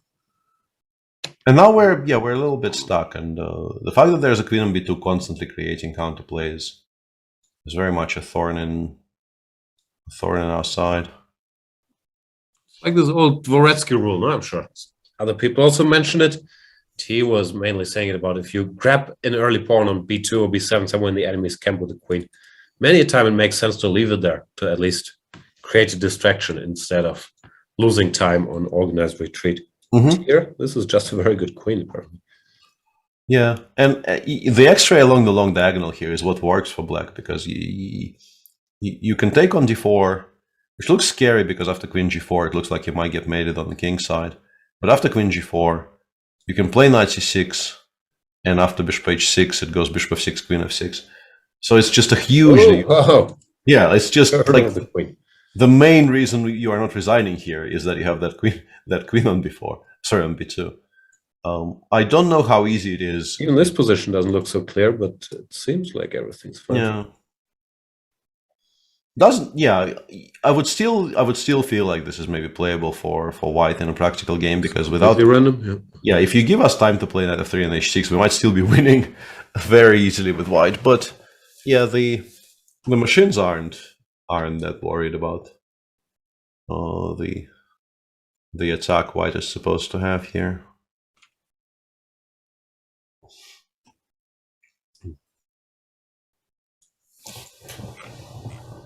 So today we've had crushing victories by our now 2 tournament leaders. Magnus Carlsen defeats the co-leader going into this round, Shahryar Mamyarov, with the white pieces very convincingly, just playing what looked like pretty much a flawless game. And Anish Giri managed to put some small nagging pressure on Sam Shankland. Where do you feel it fell apart, Peter? Was here? Yeah, I think you kind of needed to start with H5 and then consider. Yeah, really did feel to me like that was a big mistake, because Sam about this and it was suffering. Yeah, already this is hugely unpleasant. I think it's actually just the existence of the move Rook H7 that makes a huge difference there. You just don't want to put the knight on D8. So yeah, it goes H4 here and says it's by far the best move, but even like this and Rook H7 here is, I think, manageable. Even though Bishop F1, Bishop C4 might still be very annoying. Yeah, I would prefer this to what Sam got in the game, but apparently this is still very, very, very, very unpleasant. Yeah. But H5, H4 somehow is supposedly just a full equality, which I don't think is immediately obvious at all. Hard to blame Sam for not realizing that. I think that would be quite something to understand in game. Yeah, nice technical victory by Anish.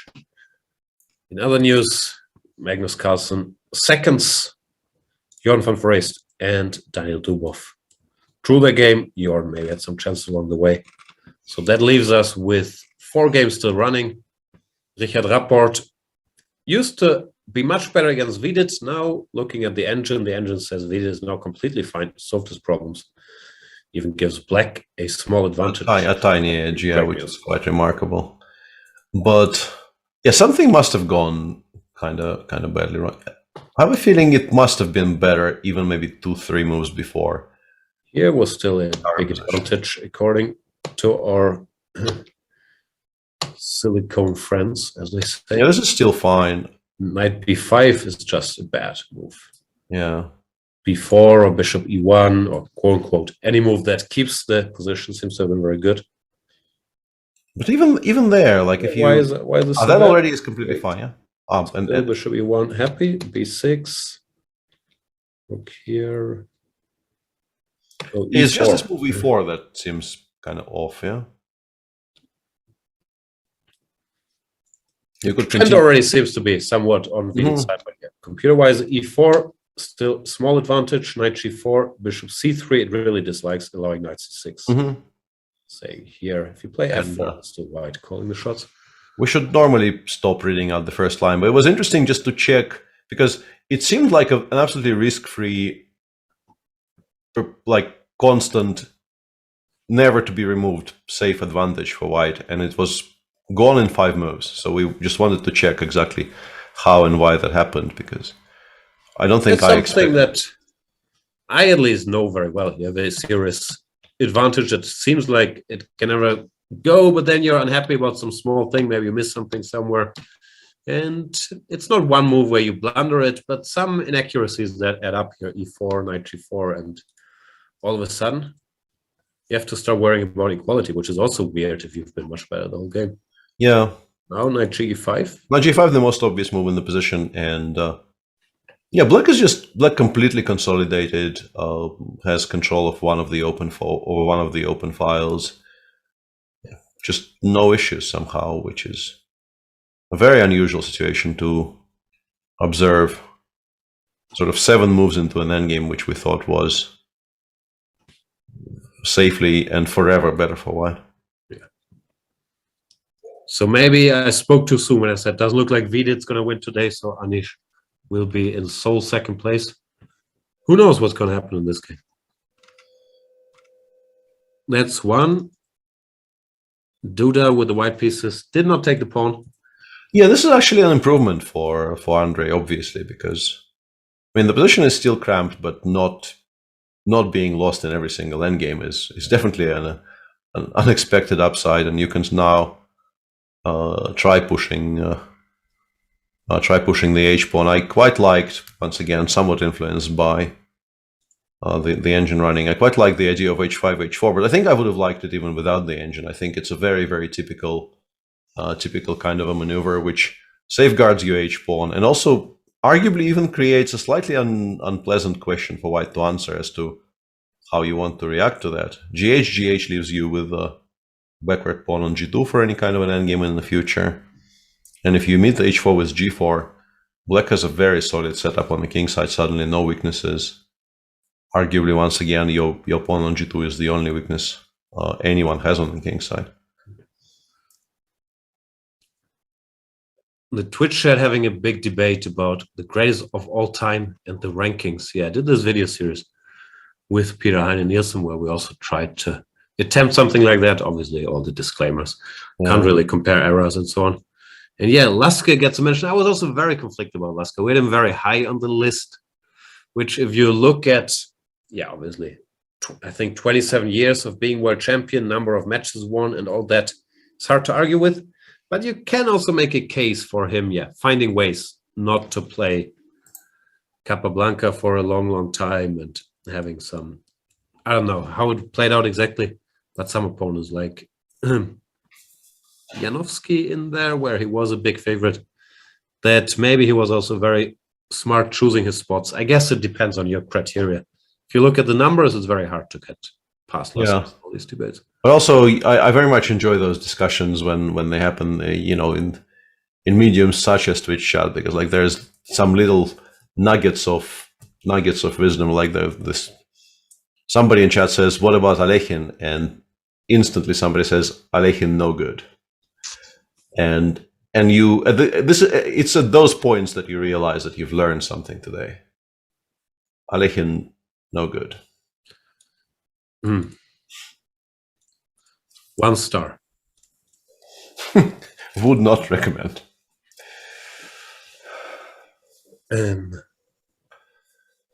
Beware, not original.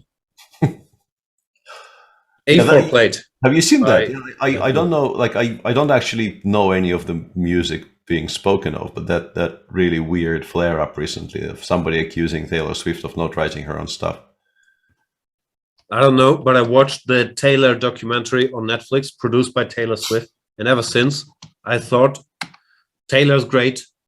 Leave that poor woman alone. She has no one to talk to except her mom. Hasn't she suffered enough? Yeah. And Jake Gyllenhaal never returned that sweater, allegedly. Team Taylor. Taylor. Somebody 3 question marks. It was Damon Albarn, yeah, and Albarn, or whatever. Yeah. The Blur guy, he's writing Taylor songs? No, he claimed she is not. Calls out Damon Albarn over songwriting comments. Ah, okay. I missed this whole rabbit hole. Thank you, Peter. Yeah, I'm here to serve and protect. Fabi, is Fabi missing anything? He didn't play 96, and apparently now he is, or at least he wouldn't have been if Niels took on a4. He wouldn't have been so much better. But queen takes a5 apparently still a mistake. I think it's by far the more natural of the 2 moves, but Machine severely dislikes it, specifically I think because of d5, d4, and then the white pieces get somewhat caught up. But yeah, Machine likes 96 more than knight f5, I'm pretty sure. You take here, Niels, don't you? That's normal. Also, go on. Yeah, he did play queen takes f5. Yeah, and it's very, very specifically d5, d4 straight away with the intention of meeting bishop f4 with 96, which doesn't allow white to immediately stabilize. I don't know how obvious that is. But I think it's probably, like, you can get to that decision just by realizing that if you play king g8 here, which is, I think, the kind of a autopilot move you will make in a blitz game here. f7 is hanging, why not protect f7, maintaining the pluses of your position. Then after, d4 played. Yeah, not shocking. Fabi good at chess. Stop the press. Absolutely. Yeah. King g8 allowed white to chase the b2 queen around, probably securing equality. So Fabi, his whole concept today, very, very obviously, is to play for a win. So anything that looked like it might be allowing a draw for Niels without really too much work must be discounted. Niels, I'm very happy for you. I'm going to let you finish. But Fabiano had one of the greatest tournaments of all time. Should have 4 played. 96. 96 needs to be played. Yeah, it's here we just win with black. Yeah, bishop g5 very strong.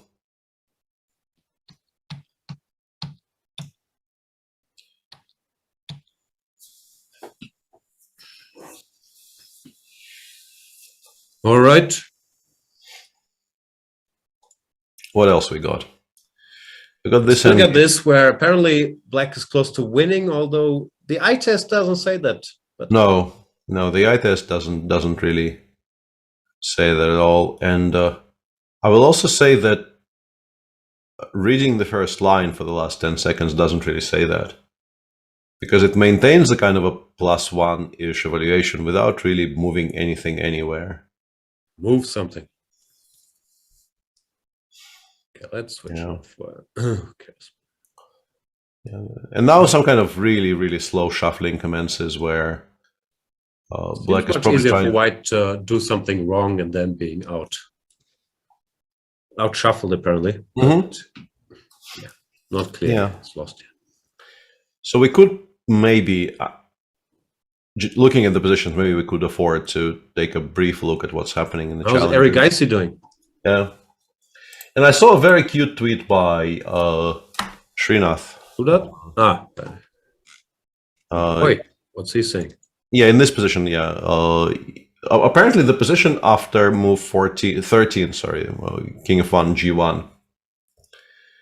A very quirky opening played here, and yeah, Eric Geisy once again much better seemingly, but they played a very weird Spanish. But specifically the position after Queen e6 and Queen c4 check, King g1.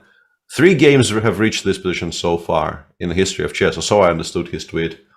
Alekhine Boголюбов 1914, Tal Fischer 1962, and then this one. So they're in very, very good company here, but... So that's 2 top 10 players of all time, and Alekhine also at this position. Yes.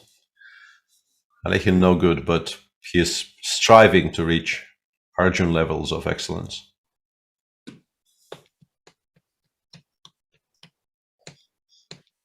Yeah, this doesn't look. There must have been something. There must have been something better at some point, because White very, very quickly switched to just trying to equalize, and yeah, this looks like an unpleasant endgame, which you probably don't hold, I would assume.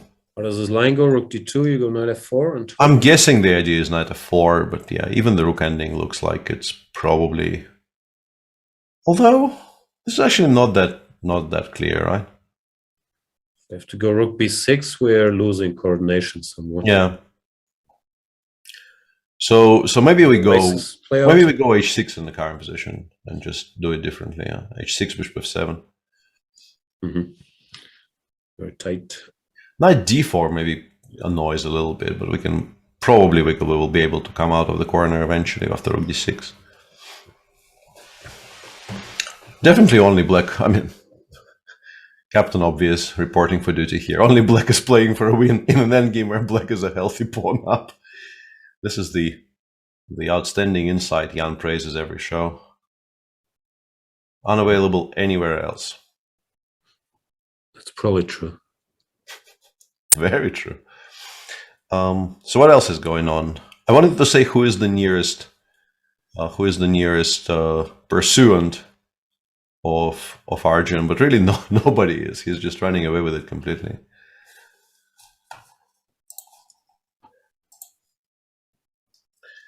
Second and third is being shared by Rinat Jumabayev and Van Win. Rinat has a very, very weird position on the board right now. Who's that? Sorry. The one you have on the street on the screen. Rinat playing against Volodar Murzin.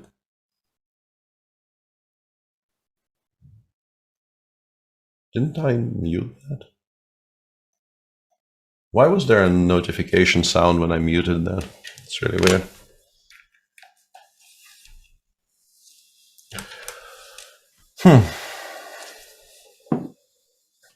Yeah, no idea what I think about this position. White probably has enough, but also would not be surprised to find that black is completely fine. I don't know, rook c1, c7 probably? Just to try to pin everything. But then it comes out via a6 and c6 and actually maybe even trades something.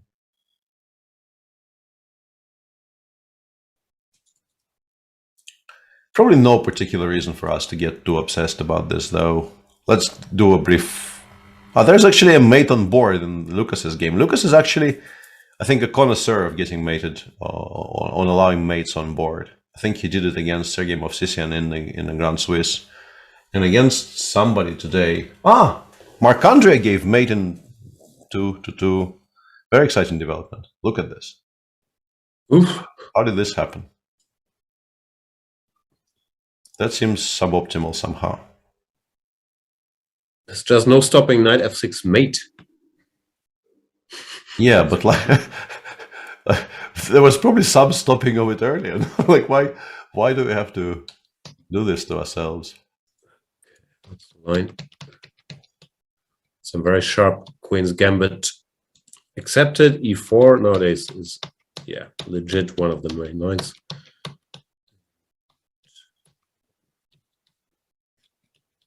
This looked completely fine up to a certain moment, and then I guess it suddenly wasn't, as is often the case. Still looks kind of fine. Still looks kind of fine. And now suddenly it's just mate.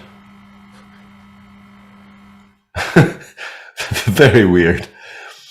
Very weird. Allowing this mate to happen on the board, which, yeah. It's a nice touch because it's such an odd construction with white having 3 pieces and they just cover all the squares for the far away king. Yeah, so it's a very unusual final position for a game. But yeah, it kind of escalated quickly. The end game, when it just appeared on the board, did not seem at all disastrous for black. But yeah, this position is a little bit of a problem. Let's put it like that. So what else is going on? Erwin Lamy, friend of the show, playing some kind of a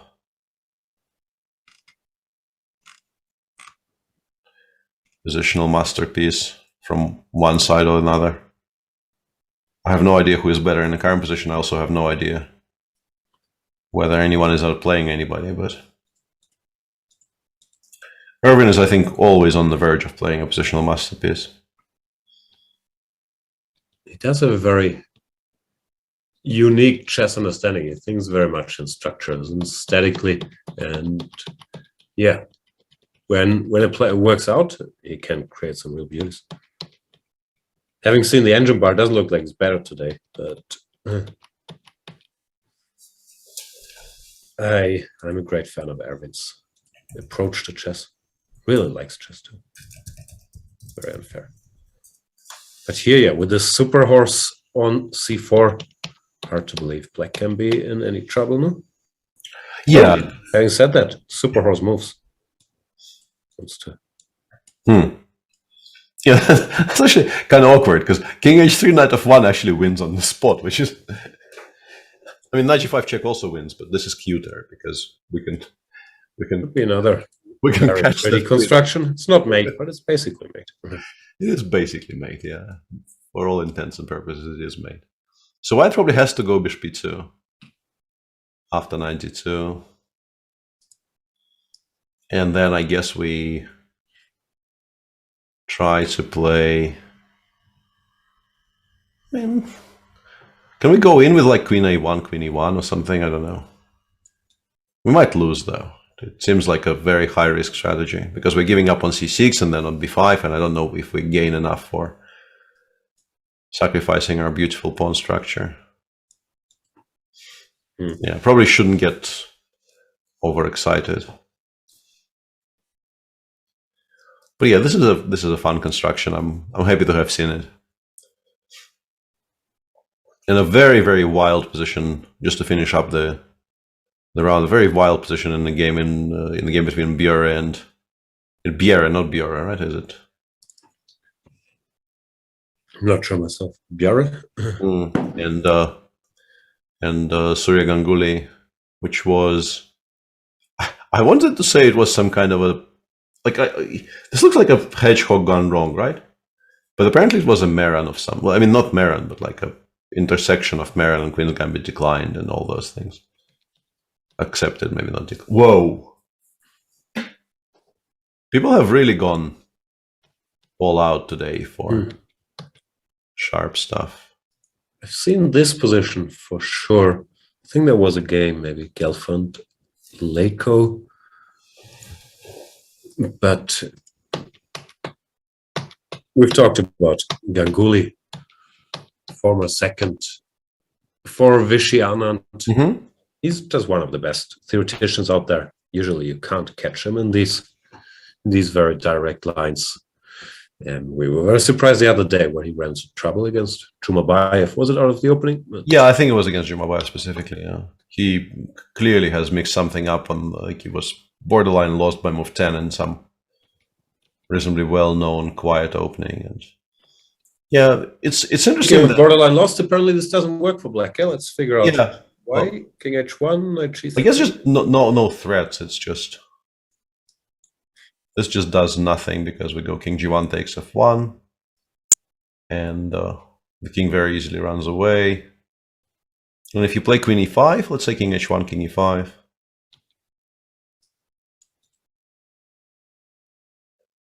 Yeah, it doesn't really look that bad. I was also a little bit surprised by the evaluation I briefly saw on my screen, but if there is no mate, maybe there's just some quiet way to convert from here. I don't know, Rook C5, Queen F4, and then some clever move.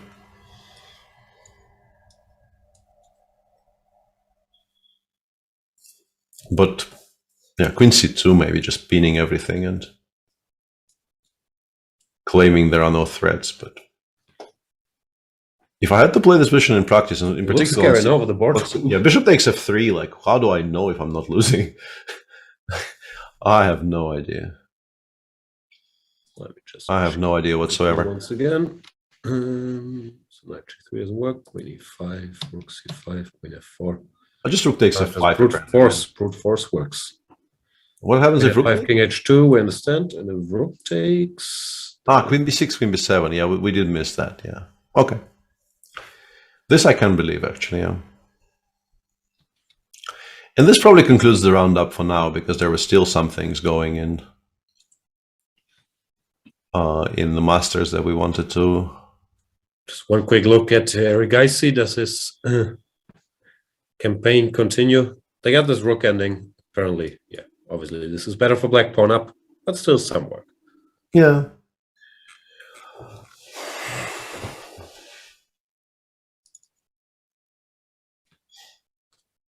Yeah, this is still unpleasant for black in the Duda Yesipenko game, but he managed not to get mated, which was, I think, a very important first task, because at some point Duda definitely was close to finally launching something on the queen side, which could have been decisive. Maybe not even that horrible for black anymore, as long as you create some counterplay on the king side. Yeah, still work for Duda. I'm reading poor Niels. What happened? No, but nothing in particular happened. No. And now it has. Now it has, according to engine bars. But what's and now it has. Yeah. I think it's specifically the move Queen B5 there after takes, and yeah. Yeah, nothing wins here apart from specifically the move Queen B5, which does win on the spot. Also, probably a findable D2, Rook D1. The pawn just doesn't go anywhere. And after A3, this evens out, apparently. Yeah, this is just a draw, yeah. So, Queen to B5 stops D7 for now. Yeah, it's specifically controlling the E8 square after D7, Rook D8, I think, that does it. But this also, I think, makes the move findable. Because you realize D7 is a threat and you start to look for... Potentially, you start to look for ways to stop it, and I think you land on Queen B5. I'm saying he's not going to do it. Queen of B2 has served him so well. Now to bring it all the way back. But yeah, Queen B5 minus whatever 5.5 in computer lingo. Everything else is equal. Mm-hmm. He has to take, right? No, he could move the rook. Big moment. Fabi, 7 minutes. Niels down to increment pretty much. Mm-hmm. Which might motivate you not to go bishop d6 if you don't see it's winning, because you want to ask some questions back. Yeah. Fabi's been around a few times. If he sees something that's winning, he's not going to play on time. Yeah, Vidit game will be a draw now because all the rooks have come off, and yeah, white just very, very easily. I mean, I'm saying it will be a draw, but if anyone is better, it's probably the bishops. But I think the way to go here is just to put the knight on d5 and accept that at any point white can cash in bishop d5, bishop b6, but those endgames are just always are a draw. I don't really like playing knight c8. The engines, I think, currently might even prefer knight c8 to knight d5, but I think, yeah, he spends like 0 seconds on this decision. Playing knight c8, allowing f4, king f2, king e3, and playing that position without any real way to equalize it straight away, I think that lands you in more trouble long term. Even if machines say it's very easily holdable. I think from a purely human perspective, nobody ever plays knight c8 there. Right. This we've seen. Kayakin still trying to break this, but Pragnanda, something happened. Yeah, I think he pushed a little bit too hard, and No, maybe he didn't realize how strong. Because I saw knight before, and I was sort of trying to make the similar ideas work in different positions, but I don't think it ever worked earlier, or at least I never felt like it was working. But here, when white has an outside passer on the h file, which the black king actually cannot get to, which is very important, without allowing it to run, means that we generate enough counterplay on the queen side. So like if you take on e3 and go rook c8, a very relevant thing here is that I think this might be winning with the king on g7. But with the king on f5, the only way to attack the pawn is by forcing it to go h6, h7, and then the pawn on 6 will fall. So, yeah. And yeah, this is probably how you lose. Obviously completely unforced, Sergei will not do that, but he basically has to wave goodbye to his pawn on c6, and that of course generates a lot of counterplay for Prague.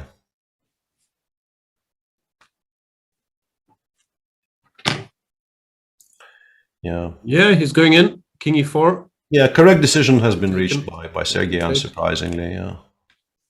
And it might be that white has to make exact precise moves here. But I think because pretty much in every single position white will have to choose the move which is the most active. I think they're findable once again. Just go for the most tempo in every single position, and you can't go badly wrong. We'll keep you posted, but let's switch to the queen b5 or not moment. Did take on d6, he takes d. Rooks were exchanged. Yeah, moment of truth here for Fabi. Only one move wins. Draw. Losing. Yeah, this even loses, but yeah. Winning. He has 4 minutes for whatever it is, 5 moves here.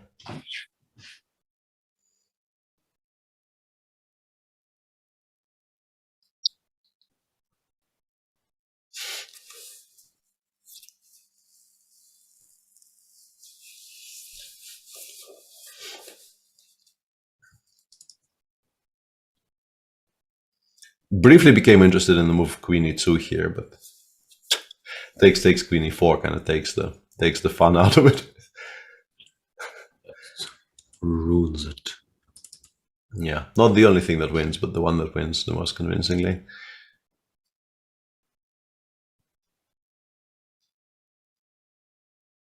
Yeah, that will actually improve Fabi's tournament a little bit if he does win today, because he's also been having a bit of a tough go of it this year. But yeah, he won that really crazy game against Duda in round 7. So he'll be on a mini streak of his own, on +1 if he wins today.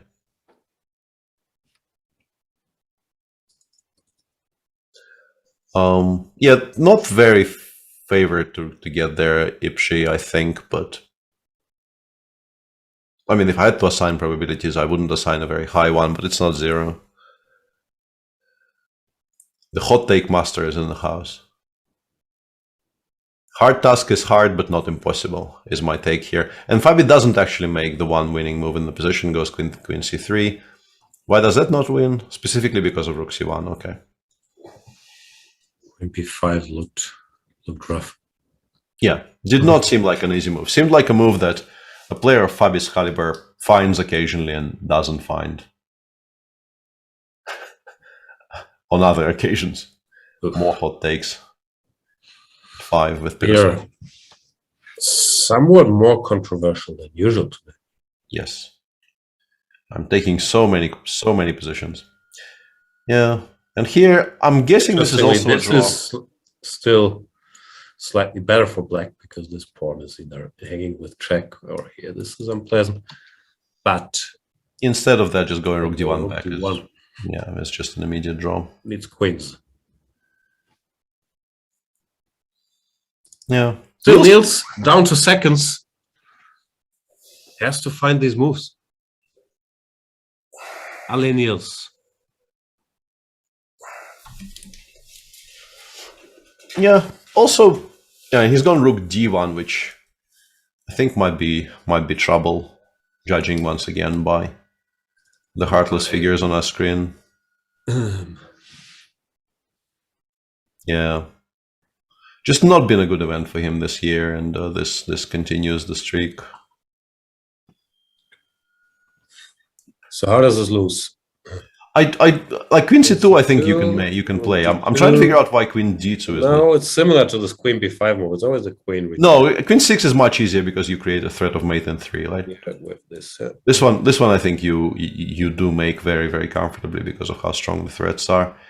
Really My bigger question was queen c2, queen d2, and then a3 d7. a3 I realized it was the problem with a3 d7 specifically, but I guess this just wins. Yeah, just can go a3 a2. Yeah, okay, fair enough. And also queen d2, apparently rook b1 wins. This one I also was trying to calculate, but I couldn't get there. Rook b1, I was worried about rook takes b1. But the issue is you don't take the queen, you take the rook. And then you win that queen ending. Yeah. This is what I did not appreciate properly, that this is just completely winning with queen b5 again.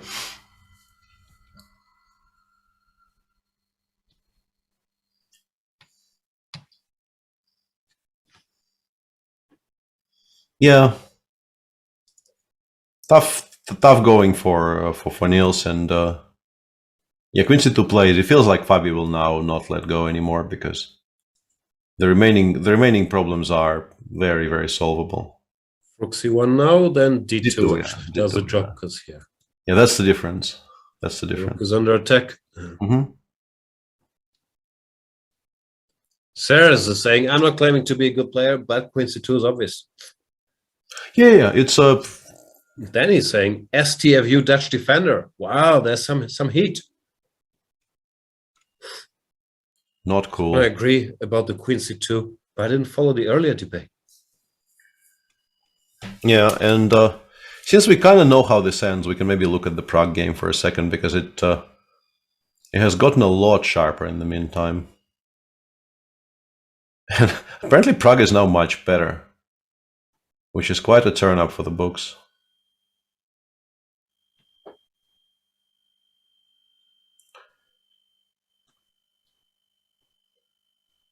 Yeah.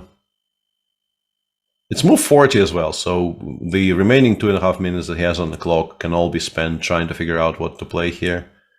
And much better has since disappeared, but he's doing well. Let's put it like this. He's in control here of his own destiny.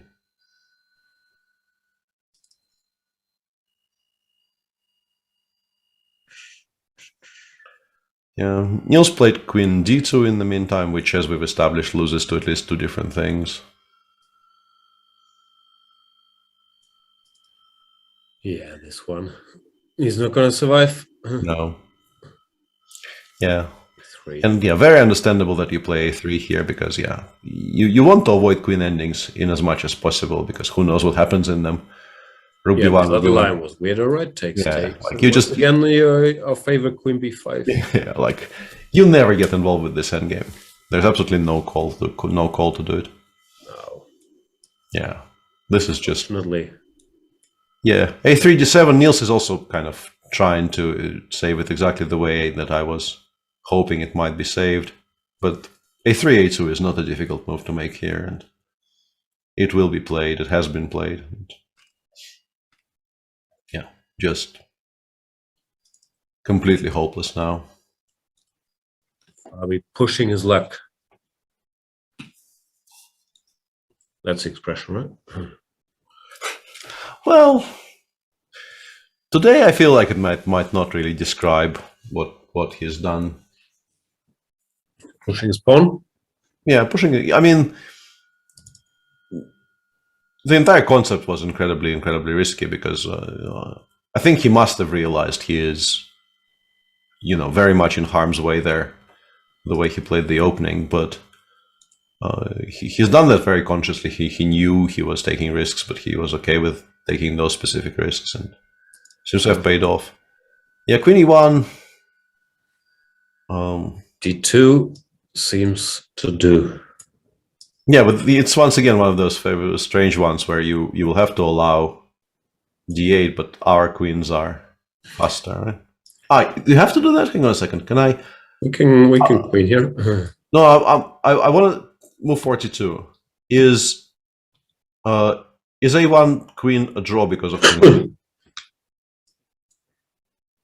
Oh no, it's not. Okay, good. I was wondering if that's actually more checks now. Yeah, I thought maybe this is a perpetual, and that would have been a kind of a funny study, but it's not really a perpetual at all.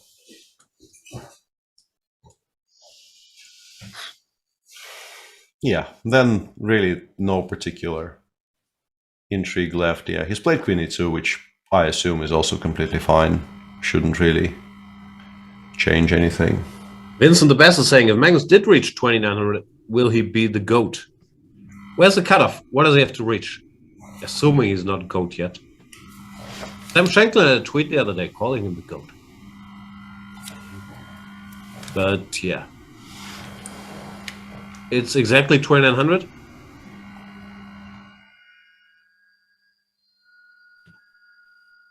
Shankland should have read Ashley's book Drawback Chess. Once you move a pawn, you can never move it back.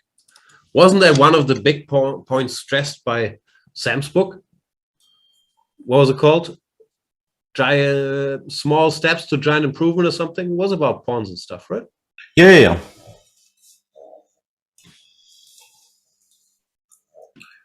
That absolutely was one of the major points being made there. Pawns never move back.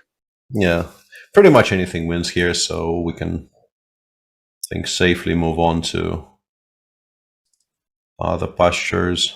It's one Well, yeah, we can wait for Fabio to make a move. Yeah, there's no harm in that. If he reaches 2900, but then loses World Championship to Ali Reza, is he the GOAT? And yeah, Prague apparently made a bad mistake and might be now in trouble, or... King H7 played by Fabi. That's one of the ways, just sidestepping any potential. Yeah. Checks here. He will have to... Yeah, he will have to play some kind of an endgame like this here, Rook D8, and then... Yeah, whichever way you want to do it, yeah, this probably wins the tempo compared. Amazing he even reached this, but unfortunately it's hopeless. Just completely hopeless. Yeah, one of the easiest endgames known to man. We say this is easier, or Bishop Knight versus King? Probably this, right? I think I'm taking this actually, yeah, because of just like how thoughtless the entire thing is. Just get King closer. Chess fan saying, would Magnus prefer to reach 2900 or to win 2 more World Championship matches? Well, from what we read, he might not play another one, no? But he said he would like to reach 2900. So my best guess is the former. And apparently there's been some shenanigans to do. I can't really figure it out, but Magnus just tweeted a winky face at the world, which I would very much like to investigate what he's winking at, but apparently there's some supercomputer shenaniganry coming from Wijk. If chat could clarify, I would really appreciate it. Whenever someone says something on Twitter I can't immediately recognize or understand, I get very, very confused. You're the resident meme, Twitter, youth culture expert. If you don't know, we'll never find out. Yeah, I think that's fair. Apparently, his interview is great, and it might be referencing that. And he hasn't tweeted for a while since announcing his move to Getter before the tournament. I'm not sure that was for real. Yeah. He is a master troll. I'm not sure he gets enough respect for his trolling. He's good at chess and all that. But if he really dedicated himself to trolling, I think he could be the GOAT there.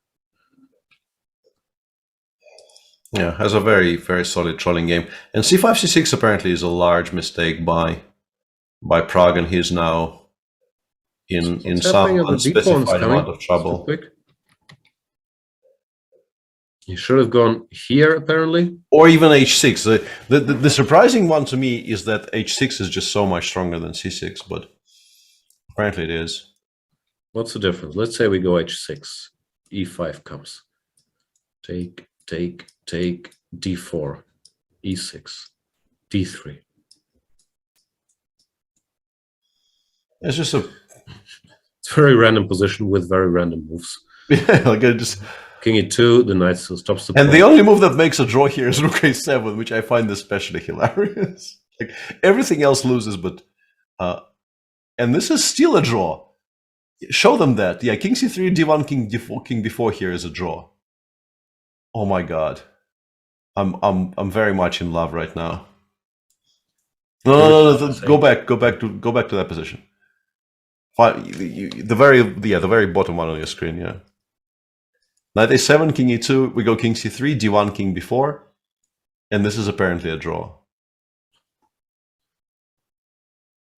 Who are we to argue? Looks good for black, but seems like you don't looks pretty decent for black, yeah, but apparently not enough, yeah. Easy draw, yeah.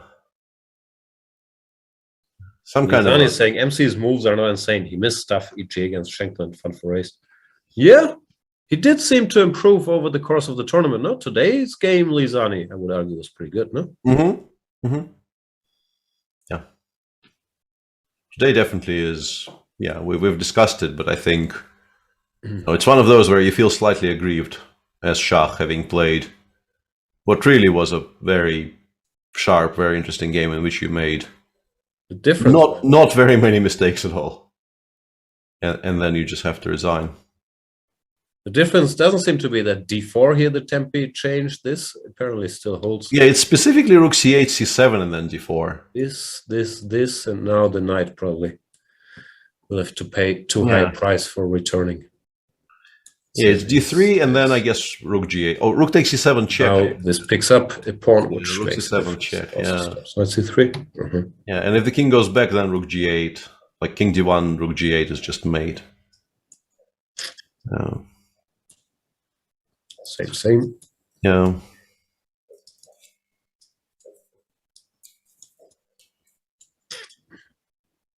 Let's make next move, literally.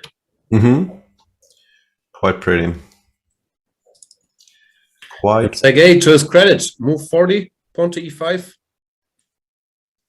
Well, to his credit, rook c8 was even stronger. Yeah, apparently to his credit is incorrect because rook c8 was harsher.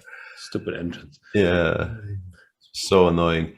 And also, for some reason, after e5, d takes e5, you are supposed to start with rook c8 or f8. Like, it doesn't actually recapture. Because of knight c7.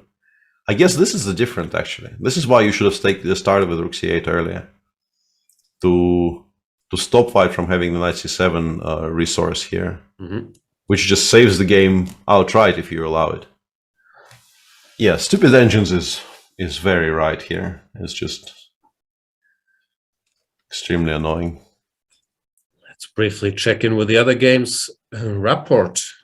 Stupid engines are saying he's much, much better. He managed to take the pawn and will support his far advanced b pawn. Is this really winning?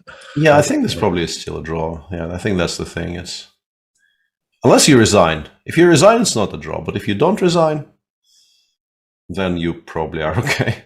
So if you're in doubt if it's a draw or not a draw, you shouldn't resign. Probably shouldn't resign, yeah. my advice to aspiring chess players is probably not to resign in these positions. That's sound advice.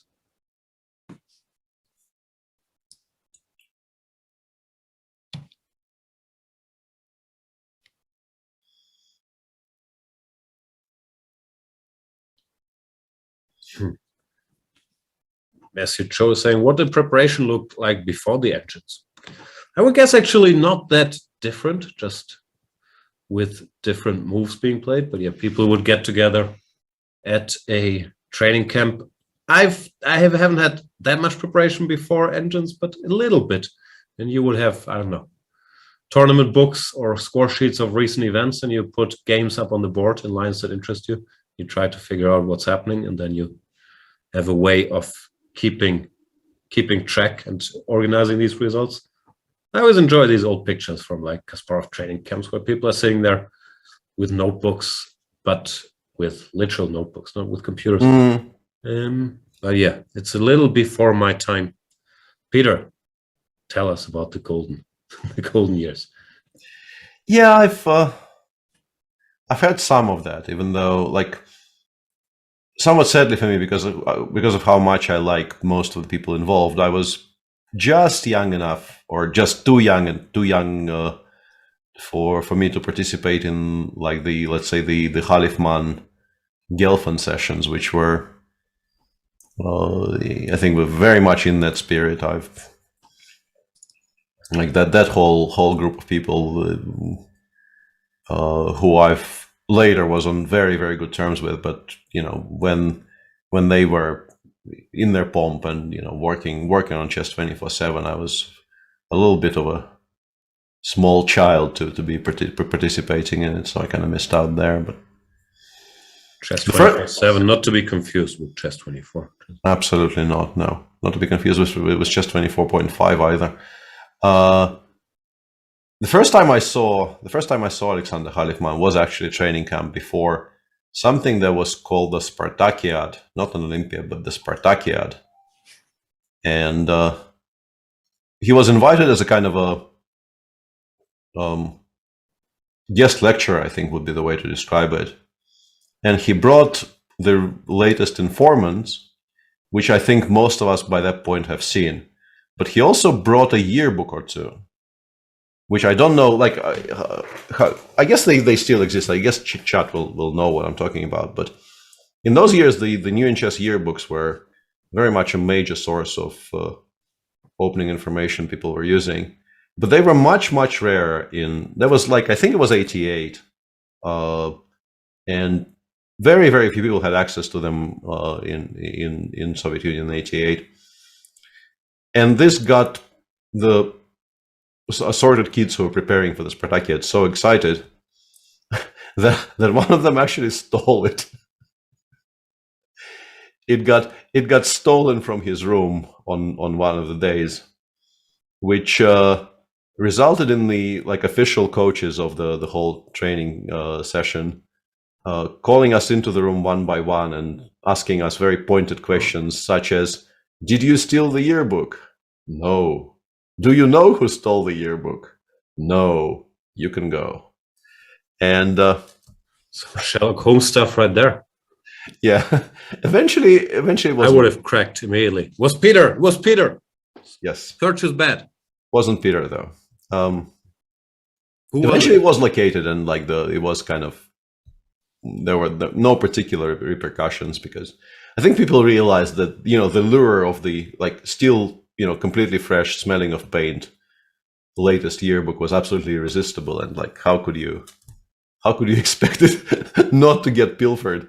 But yeah, that was one of the, I think maybe the earliest memory I have connected with Alexander Halifman, who stole the book, Peter?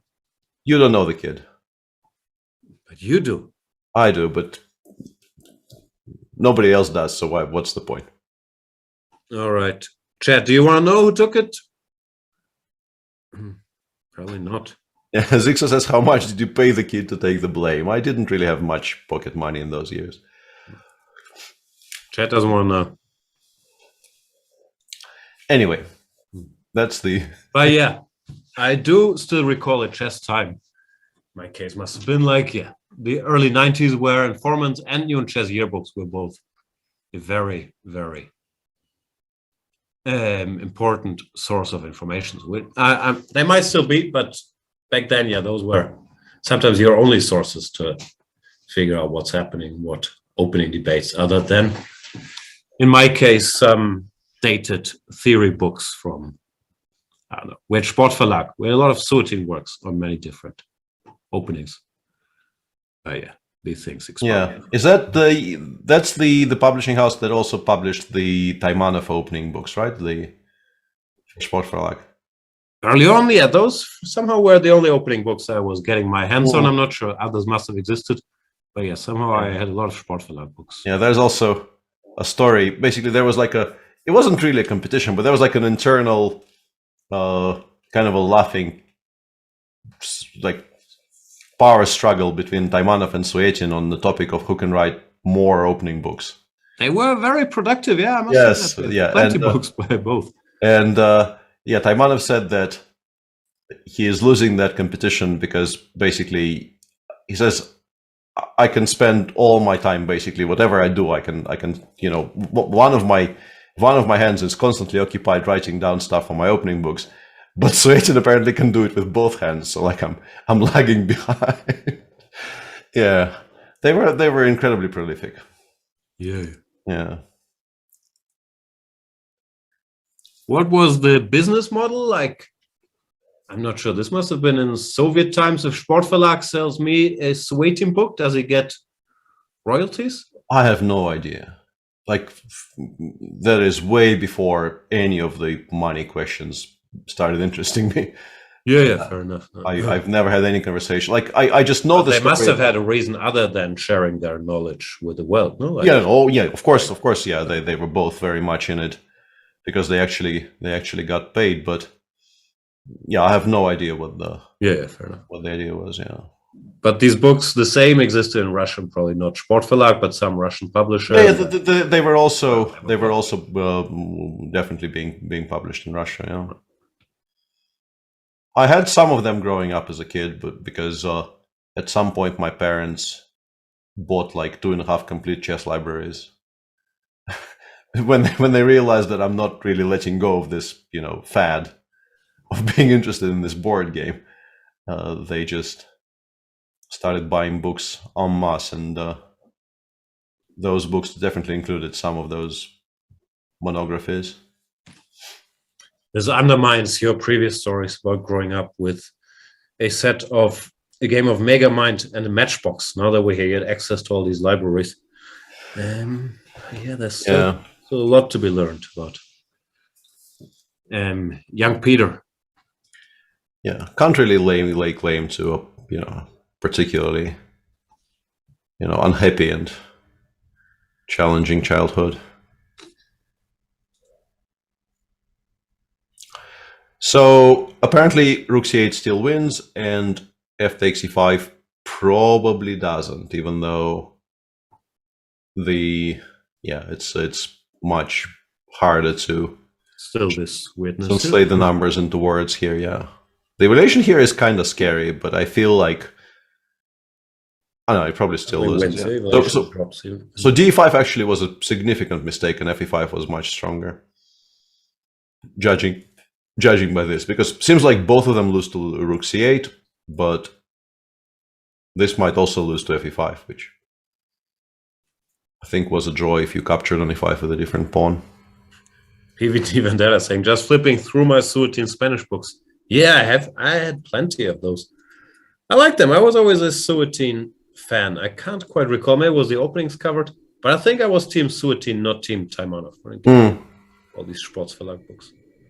They were also very, very, very, very different characters. How was Suetin as a player? Taimanov obviously very well established. No, Taimanov is clearly the stronger of the two, but there's also like the difference in background and like the very much kind of a. I want to say Suetin was a legit strong grandmaster question mark. I think so. I think he has done quite well in some Soviet championships. He wasn't, Taimanov played some candidate matches, but yeah, Suetin was a legitimate player for sure. But like Taimanov is this, sort of a proper St. Petersburg / Leningrad intellectual, part of one of the like top 5 piano duos of all time. Like my mom is a piano teacher, and at some point I asked her, because I kind of refused to believe that. I thought it must be some sort of overhyping because of how curious it is for a professional chess player to be a good pianist. And as a solo pianist, he wasn't all that. But as part of a duo with one of his wives, I think his second wife, they were legit the absolute top piano duo, and their records are still published, and they are extremely well respected. Also, like speaks languages, fantastic storyteller at the dinner table and all that.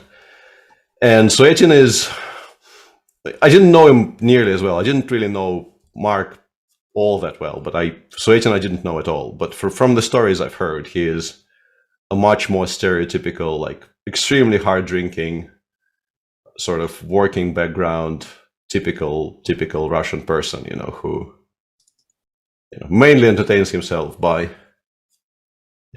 buying more vodka and then writing more opening books. Oh, okay. So that's very curious. Any milk in the mixer with Suetin? Probably no milk, no. It's a pity. I played Taimanov once when he must have been in his mid-70s, and I'm not sure, but he was, yeah. He had been around for a while, and he spent like 30 minutes on the game, but still played amazingly well.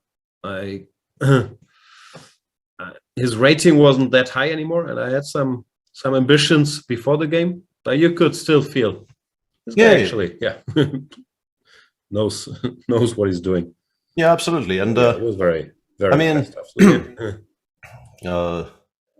he probably it's one of those cases where, I mean, he was a very, very strong player, but he probably thought he was a stronger player than he actually was. But that doesn't discount, in his particular case. It sometimes helps, no? Yeah, exactly. And I was going to say, when it's actually coupled with a certain amount of talent, and it definitely was in his case, he was a very, very gifted chess player.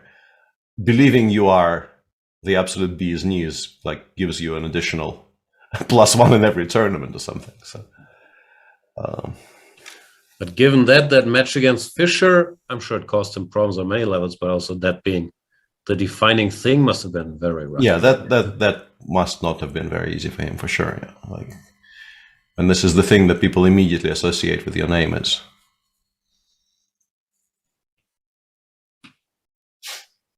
So, saying Niels is surviving, no, it's just prolonging the agony. But this rook ending with the passive rook, even if the king comes here, you always lose. Any pawn ending, like I guess. King even King G8 f87 is clear enough, but yeah, I think I always go G6. Whatever you want to do. I'm not even doing this right, but it's still doesn't matter. It's just never on time.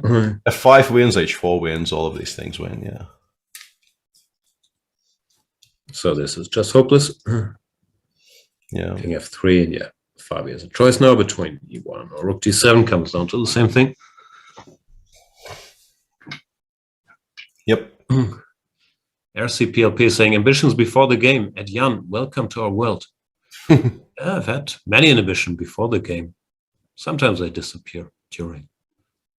Yeah. In the meantime, Duda Yesipenko has actually finished in a draw, so kind of a nice save in the end by the Russian youngster, who definitely was.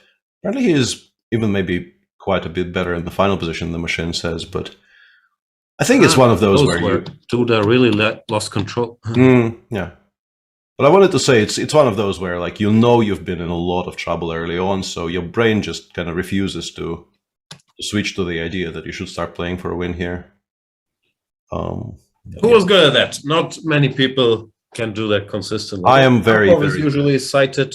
Magnus also, I think, comes up in these things.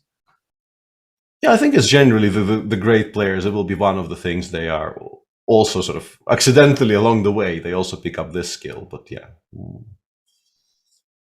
just managing to. Bobby, maybe. I think Fabi's okay. Yeah, Fabi just doesn't like not finishing the games properly, so he just continues play. I think for him, maybe it's not even that he catches the change the evaluation better than others. It's just that he dislikes the idea of not playing the game out. Yeah, and maybe, I'm not sure that's true, but maybe the swings affect him less emotionally because he's just so used to, keep making moves. Yeah. No, I'm sure one could put many names on that list, but yeah, for most mortals, even world-class players, if you suffer the whole game and then you receive a draw offer or whatever it is, a move repetition, a position where you might already be better, but you feel that could end your suffering, then very often. Yeah, I've had many very, very egregious examples like this. Yeah.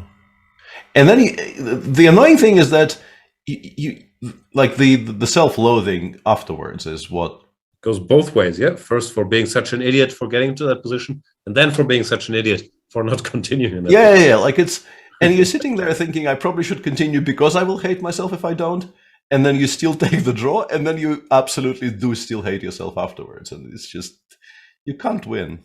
Yeah, I've done that a million times, not so much. Yeah, just whenever I took a draw for in a bad position or often a draw in a bad position.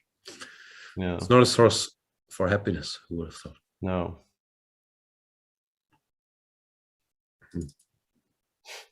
Magnus did win. I don't think Magnus is all that concerned with these thoughts. Yeah,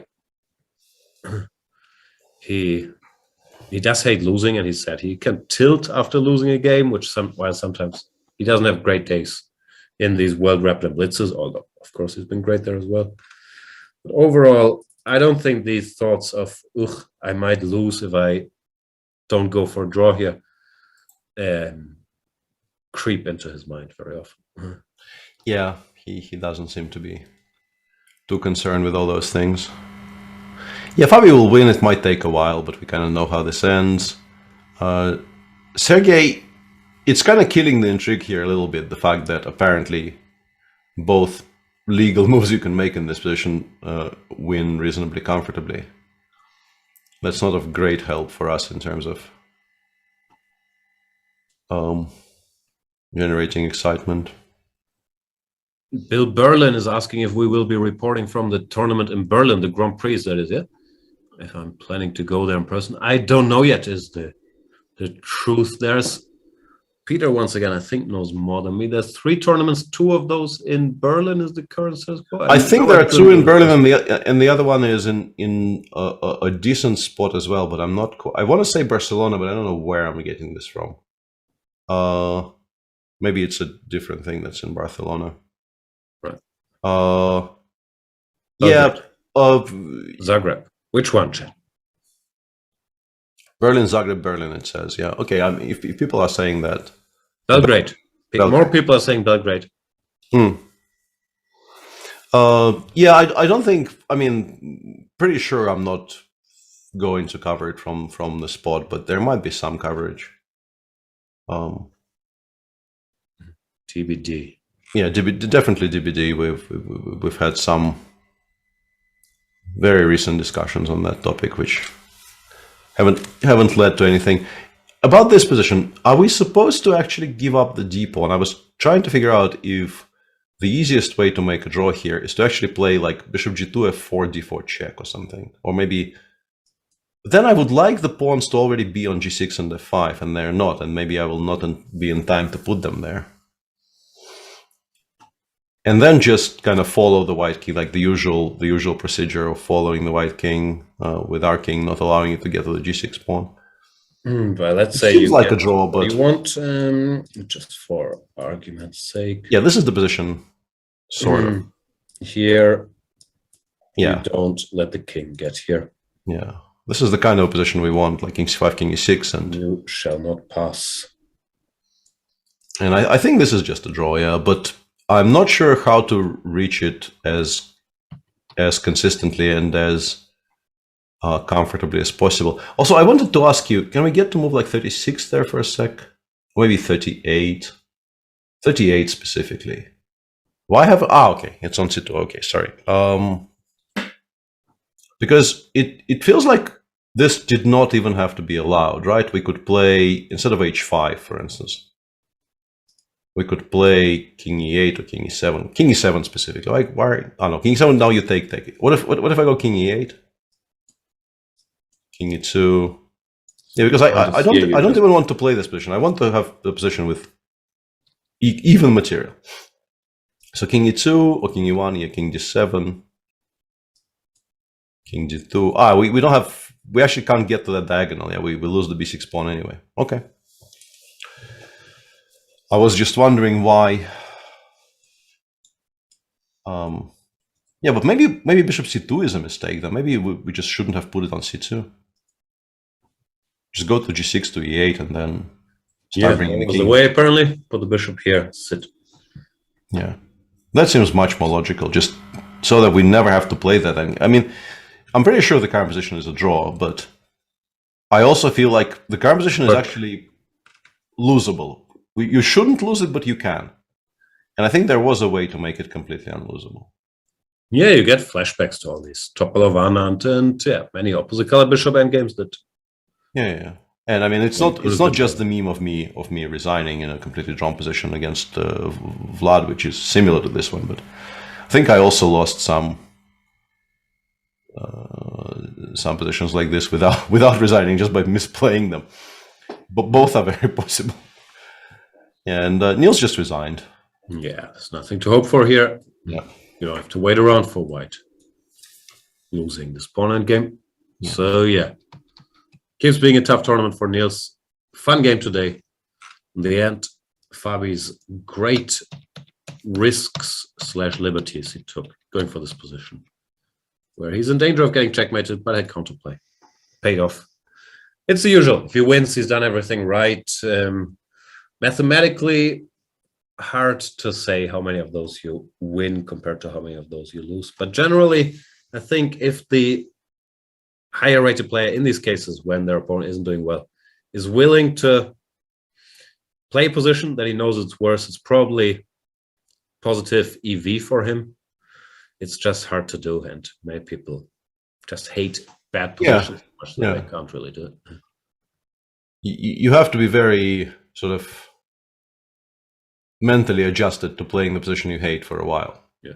And yeah, it always has been one of my worst skills. Which is why I've had so much trouble doing well in team events when I'm not playing a high board, for instance. Just how do you win a game with black against somebody who is quite happy to make a draw against you? Never really. The same for me on a lower level, obviously. Yeah, like never really knew the answer to that, and often struggled horribly. So Fabi knows. Not implying Niels was happy to make a draw. I think Niels is just Niels is not that case. Yeah, Niels definitely. Still, even if you're just playing and you play whatever, the Italian or the Berlin, let's say, it's very hard to win with black against a player of Niels's level. So Fabi, took some chances here, and they paid off. Shall we get some fresh coffee and then rededicate us to the delights that is this very complex endgame between Pragnananda and Karjakin, where Karjakin has been thinking for a while. Yeah, wouldn't mind a break, for sure. So we'll be back with this endgame in a while. In the meantime, visit chess24.com if you aren't there yet. Click around the watch section, the learn section, the news section. Always stellar work by the great Colin McCordy. And if you want to improve your chess, support this show, then consider a premium membership, 50% off with the code TATA2022. We'll be back in a while. Thanks for watching.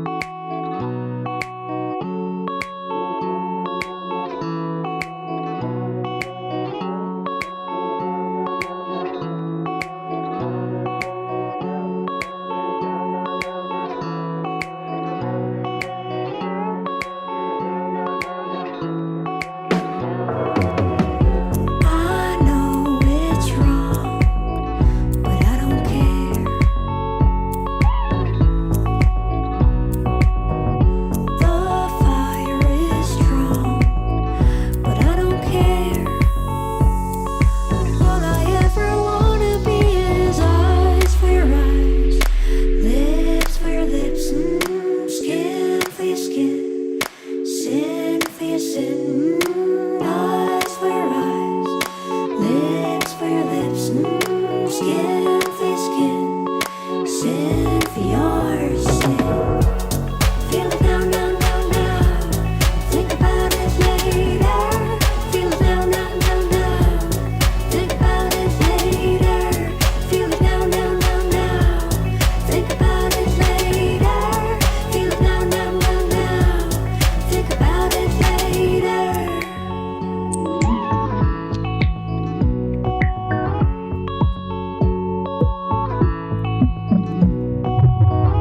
The damage is done, but I don't care. You're worth the cost, I don't care.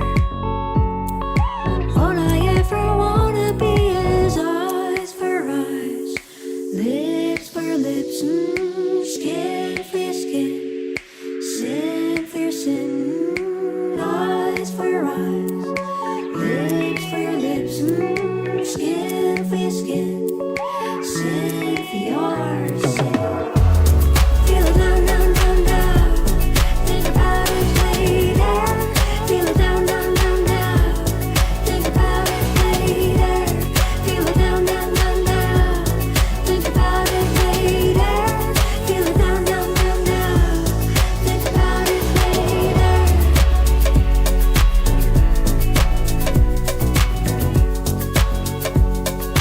All I ever wanna be is eyes for eyes, lips for lips, skin for skin, sin for your sin.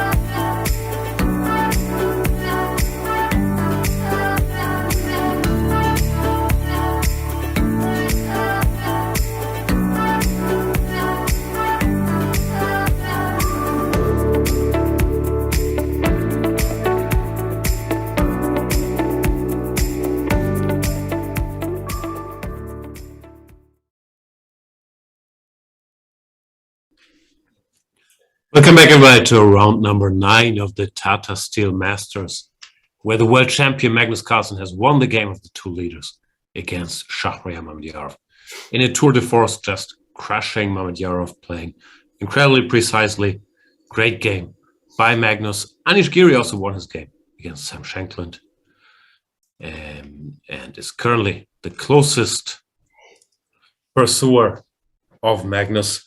2 games are still ongoing. It's Vidit, who with the win could catch up with Anish Giri, but does not look like that. He's fighting for a draw against Richard Rapport now. And there is the game between Pragnananda and Sergei Karyakin, which had a very strange position, many ups and downs. When we left off, Karyakin was thinking in this position where Rook C8 as the engine had already told us, is the clear-cut win. He has played it since then. And Peter Svidler, do you understand this position? Can you explain to us why Black is winning? I think we covered it. The one important line here is that line where Black plays Rook takes c7 in the end. So let's say c7, we go fe5, or maybe even d4. I don't know if there's a difference, but for clarity, yeah, like this. Let's say e6, d3, king anywhere, d2, king c2. And in this position, if not Rook takes c7, White would actually be completely fine. But Rook takes c7 followed by king e2 wins very comfortably here. Right. It's not in time to give it a check here.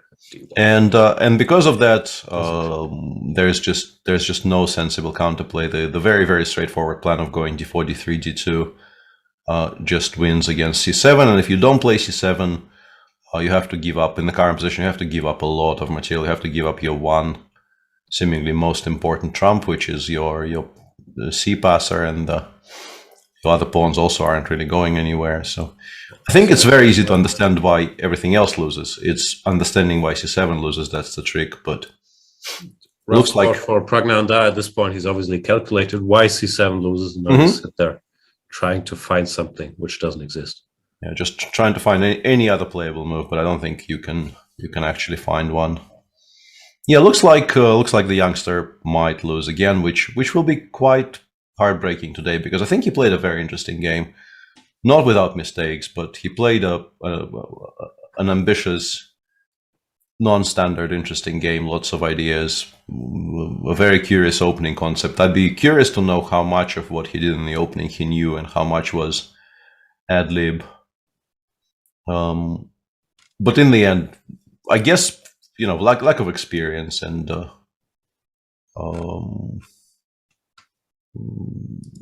the tournament really not going well. It does compound itself by by somewhere around this point in the tournament. If it's not going well, it tends to go even less well. Yeah, you need an amazing amount of physical and mental strength to just make it through these 13 rounds against world-class players. Things don't go well. Yeah, we've talked about. But he's approaching it in a very, very admirable spirit. I think he's not trying to sort of limit his exposure, play carefully, and kind of boringly try to make draws with White. Today's game, I think, is a very good example. He did play the London, but at the first opportunity, he went for the absolute most, the sharpest, the most principled reaction to what Sergei was doing. And yeah, you definitely don't play for a draw with h4 and h5 here. So yeah, well played to him. I think I don't know really any of this new generation of Indian kids particularly well, but from what I understood about him, he seems to be a reasonably well balanced, well-rounded young man. You always kind of worry for somebody this young, like if they have a proper bad event, whether this will be like a net negative on their chess development because of the scarring it might leave on your psyche, the amount of losing you have to do in a tournament like Wijk.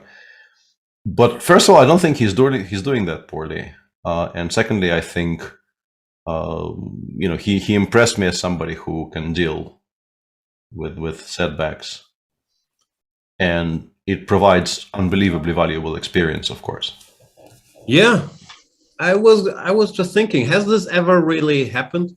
That where the prodigy who then gets beaten up and he disappears? Because you could argue it's part of the process. No, even Magnus had -4 in his first Wijk, and so on and so forth. Like, I don't know. I'm sure there are examples.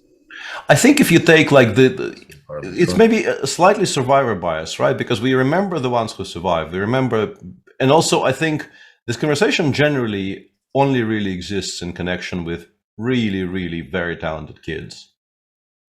Yeah, no, that's what I'm saying. Obviously, if you make it to the Wijk A group, you'll be pretty good. I'm sure many kids get discouraged for, I don't know. I almost quit after my 9 draws in the German Junior Championship under 12. That was rough. No, I can actually name some examples, but they will obviously be of people who were probably not of the same, chess talent caliber. Like I'm sure you remember the name Tal Shaked, right? I do. Former junior champion. Yeah, he won the World Juniors, and then he got invited to Tilburg, and he started, I think, 0 out of 5, and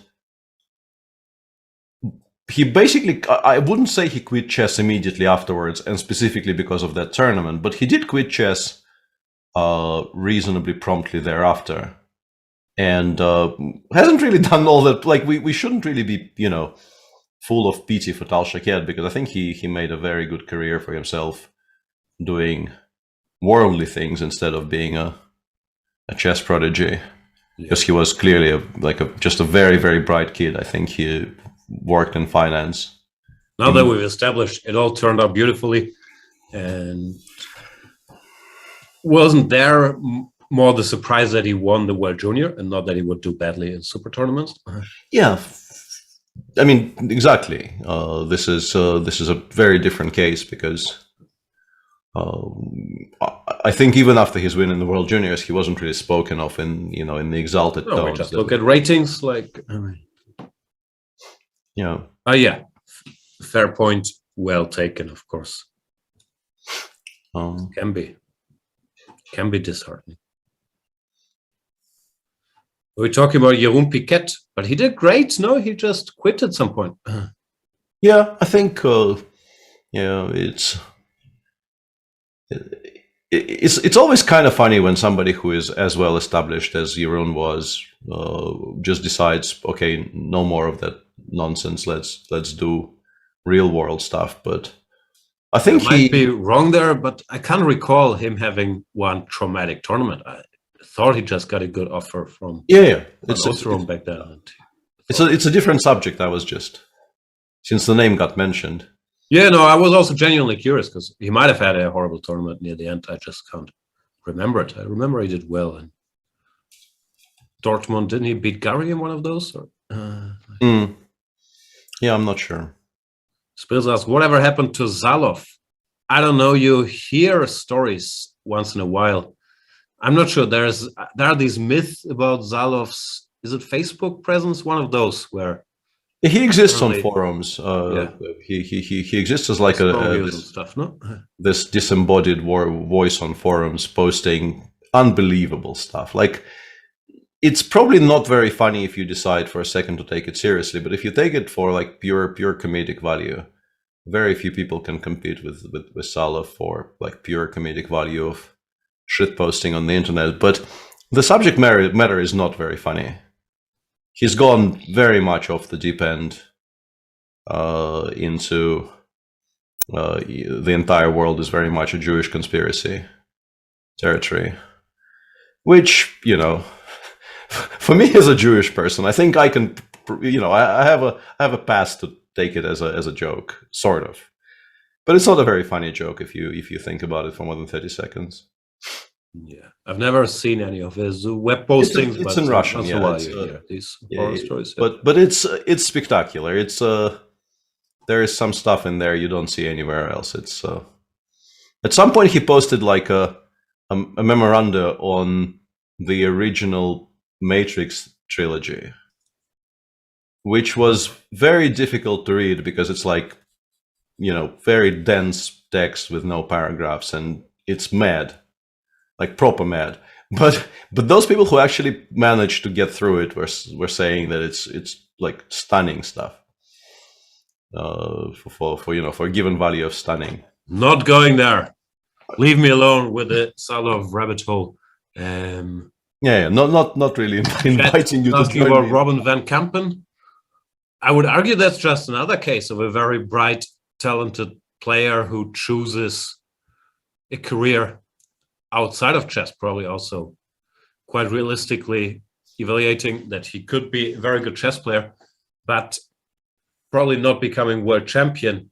And when, he was like 2650-ish. I don't want to do Robin anything wrong. And I think he made the call quite early, around age 18 or 19, that he would just follow on his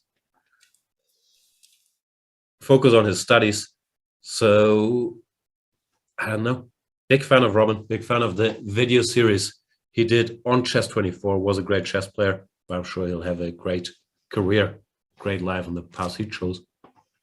But once again, I don't think there was this one traumatizing super tournament there. I think he just chose not to choose chess. He chose something else, you want to say?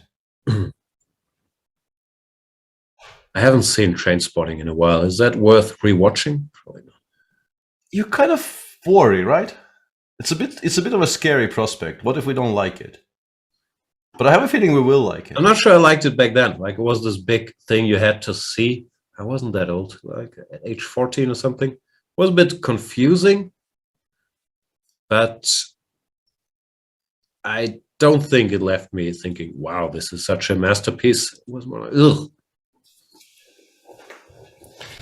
Yeah, I haven't seen it as an adult. I used to be sort of a hardcore year one Welsh fan. I still sort of am, but to a lesser extent.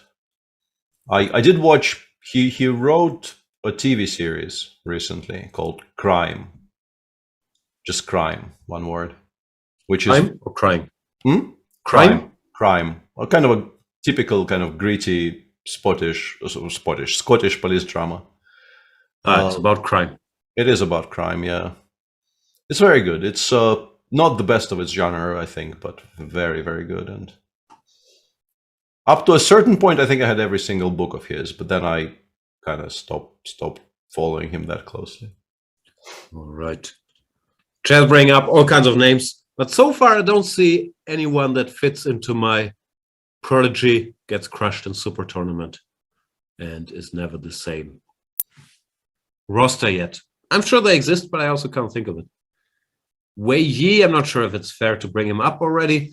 He was the one big prodigy who, has sort of disappeared. His rating is still very good, of course, but he didn't maybe live up to, being a potential world champion. But there I also can't think of a bad super tournament. I think he did quite well in these Wijks we saw him in, and just something didn't happen. But I'm also not sure what Wei Yi is up to. I'm just going through super talents that aren't so present anymore. Yeah, I can't really remember. Like I remember some cases, but once again, it's the sort of not the household names. What was that Dutch kid's name? I played in a round. Or Dutch kids. Oof. Yeah, but that's Stelwagen? No one knows where he is. Who?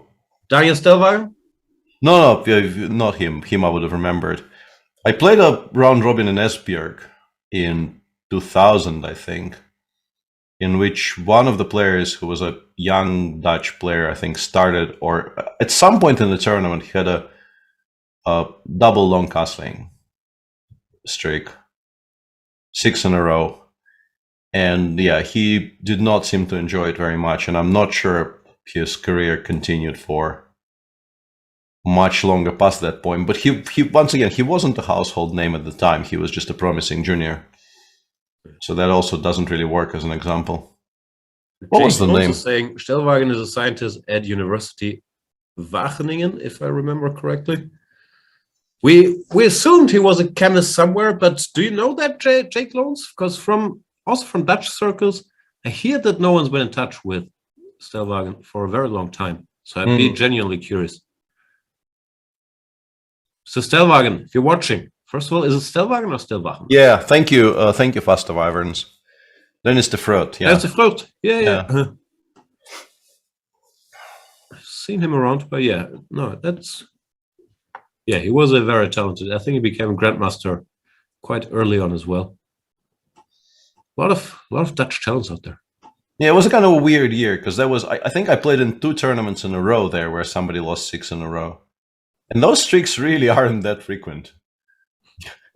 Then is the Fruit. There are also some stories about the Istanbul Olympiad? I think he was on the team then. Maybe that's why he quit chess. Yeah, this endgame. Yeah, Prague is just lost. Sadly, he realized c7 is completely unplayable, but the move he played is now kind of losing by very prosaic means. Both fe5 and rook takes e6 just win. The pawn just stays and wins the daisy. The rook just does too much of a good. Actually, king d3 the only move winning in that position. Okay, but once again, it's makeable because you need to play rook c2. You need to activate the rook, so it's not that difficult. Yeah, feels like it's now difficult for Sergei to go badly wrong. He should be just converting from here. Nagy gets brought up. I don't know that much about Nagy. I played him when he was very, very young, very up and coming, super talent indeed. From what I hear, he also just focused on his studies and stuff. No, he wrote some great chess books. I'm not quite sure. Could be that at some point there was a lot of hype regarding chess career, but I think he decided against it. Nagy quit because he didn't progress as fast as he'd like. Fair enough. Yeah, that could be. I don't know much about it. Josh Waitzkin. Yeah. He has this movie, no? Searching for Bobby Fischer. Yeah. Absolutely. And apparently he's into martial arts and so on. But once again, doesn't fit the narrative I was looking for of Prodigy Super Tournament. Yeah. Prague went with it's the same position with the f pawns on the board still, and it's exactly the same only line that wins now. But I think it's very easy to see how everything else is not winning. So I think Sergei is odds-on favorite to find the right moves. Yeah. Let's have a look at the Vidit endgame. We haven't been here for a while. He reached this pawn formation that you mentioned that is usually taught in the books. If you're the defending side, put your pawns on the color of your bishop. And now, if he loses this pawn, he will draw using the technique. You also mentioned just don't allow the king into f6. Yeah, that's the question. Yeah, and can he do that? Rapport is not just going to take. No, he's going to try to improve some of those. Yeah, so let's say we go bishop e2, b6. I'm trying to figure out if at some point you start to make absolutely only moves here, or if it's still fine. Do we have to stop, or do we have to be ready to meet bishop e5 with d4 here already? Like, feels like it might be relevant. If we wait, then here, apparently bishop a6. No, but I'm not even sure we draw after king takes d5. I think that might be the more pressing issue, because checking. Yeah, this I think is just completely lost now. And check. We can't cover both sides. Yeah, check already loses. It's giving us some weird readouts on h5, h4 after king takes d5. But already, if you have to play, no, after bishop f1, king d5, it apparently still suggests that h4 gh, bishop e2 might still be a draw. But okay, well, that's it's getting to the territory where you absolutely have to start making only moves. And Vidit has gone king c7. So he chose the king to stop the b pawn, but that leaves his king side vulnerable, no? Yeah. Sorry. I'm not. Yeah, like I'm very worried about exactly king takes d5 here. Just not even b6 check. Just go after it immediately. Yeah. Takes. And once again, yeah, this is probably now lost. You lose. Because king f7 is just too much of a threat, meaning that king. Yeah. White just can use this to weakness the thing. Yeah, this looks. Yeah, this feels like it's now very losable. Yeah. We should probably be stopping and thinking a bit more, because now that the machine has shown us this idea of h4 bishop e2, it might be saving black in more than one position. So you should be constantly on the lookout for it. And yeah, maybe Vidit actually realized it exists, and then having the king on b7 the point is just the bishop can sit on h5 and no breaking this. If the king gets to f6, we have waiting moves with the king, and if the king stays on the queen side, we have waiting moves with the bishop. So maybe this idea is just an immediate draw. Like we go king c7 and then we go h4 against any move. The only way to stop it would be to play bishop f6. Or h4. Yeah, h4, then the bishop just sits on g4, right? That doesn't really bother us unduly. No. We go king b7 and then we just give up the pawn on g6 and play bishop g4, and that's once again just a draw. So the way to actually stop it would be to play bishop f6, but bishop f6 is... I mean, if all else fails, I can actually go d4, bishop takes d4, h4. You know, like really hard force it, but... oh no, that actually loses. Okay, let's not get overexcited. And now we have a bit of a subplot, because Richard... either, you know, there are two questions here. Does Richard understand the h4 idea exists? And also, does he believe that he needs to stop it? Does he believe that Vidit sees it? Those are difficult questions to answer from outside. It's also such a funny construction. No, this bishop sitting on h5 from where it has no moves, but it just controls the entire king side.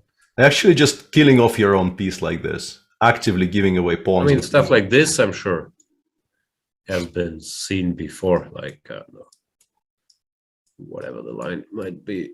Yeah, and if you have 2b pawns, it doesn't matter either way. You can have 3, 4, 5. This would 5b. but yeah. Oops, sorry. Let's show the difference of a different line. Yeah, this one.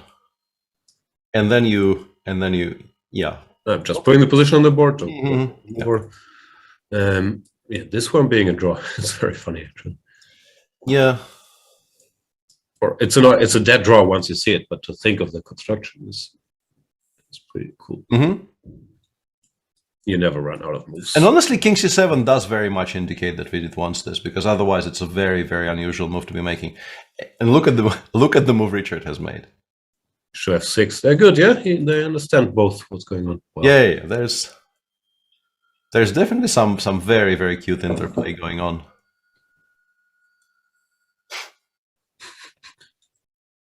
Sometimes, yeah, just looking at the moves, it's so hard to understand how good these players are. Yeah, if you see king c7, f6, what are they doing? But yeah, so much behind it.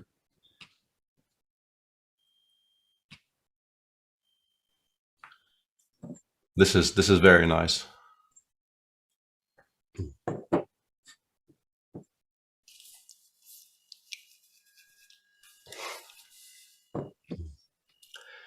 Bishop g2 played. Now I think it's very understandable that you don't want to give up the pawn on d5 without a fight, because otherwise the king just goes to f7. Yeah. But we asked the bishop question. Yeah, we might also be okay just passing, but I'm less sure about that.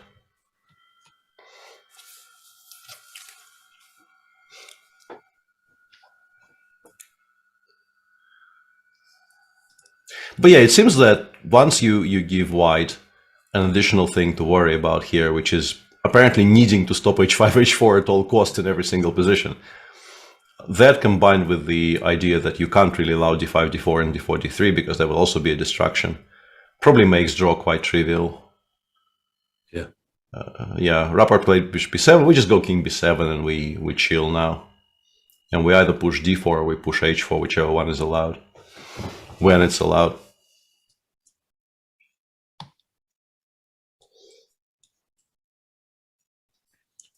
So it seems like Vidit is going to save this. Kayakin's still taking time, but yeah, he will fight this. Extremely likely, yeah. Bit curious why this is not winning. Because this is not a mating threat, yeah. Yeah, no, the pawns just run both. Yeah, the big advantage of starting with king d3 is that you don't really allow the e-pawn to run until it's too late. But yeah, somehow really not that trivial considering how close it is, and one mistake just immediately throws the game here. Here he wins. There's one tempo you need by threatening rook h1 checkmate. Yeah, he's played king d3. But yeah, I think he is a very good endgame player, and also these are sort of high stakes but very linear calculations that he has to make.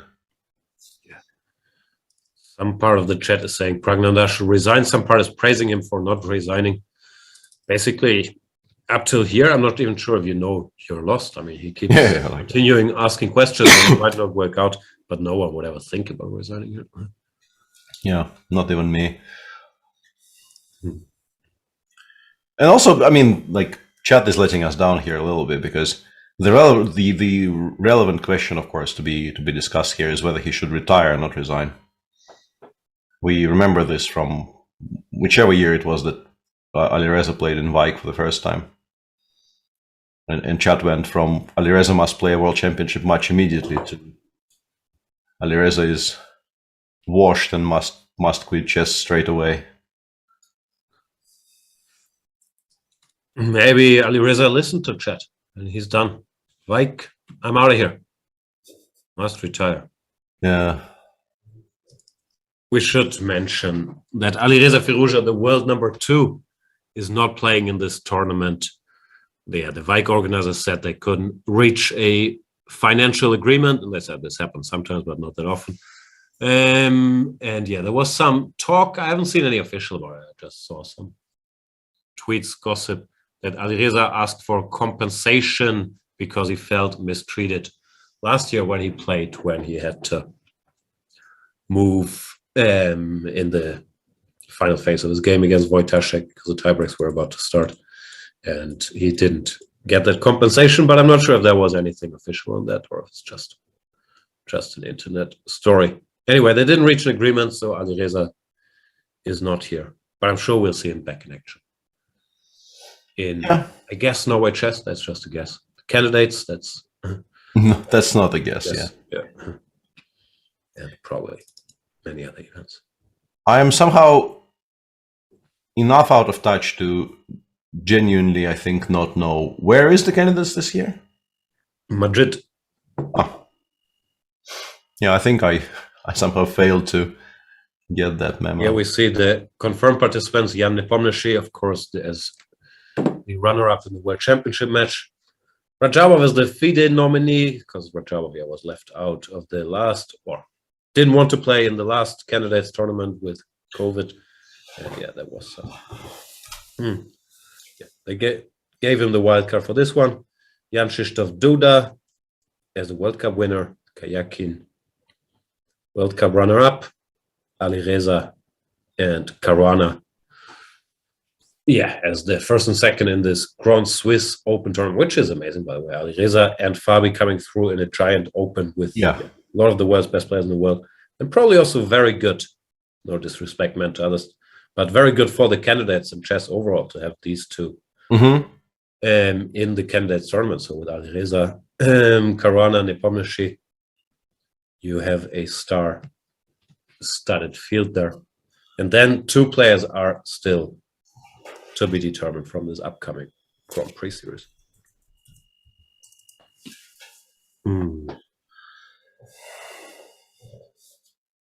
Fai says, what are the chances Nepo wins again? Very hard to judge for me. No, it's so many small details. I don't know. I think he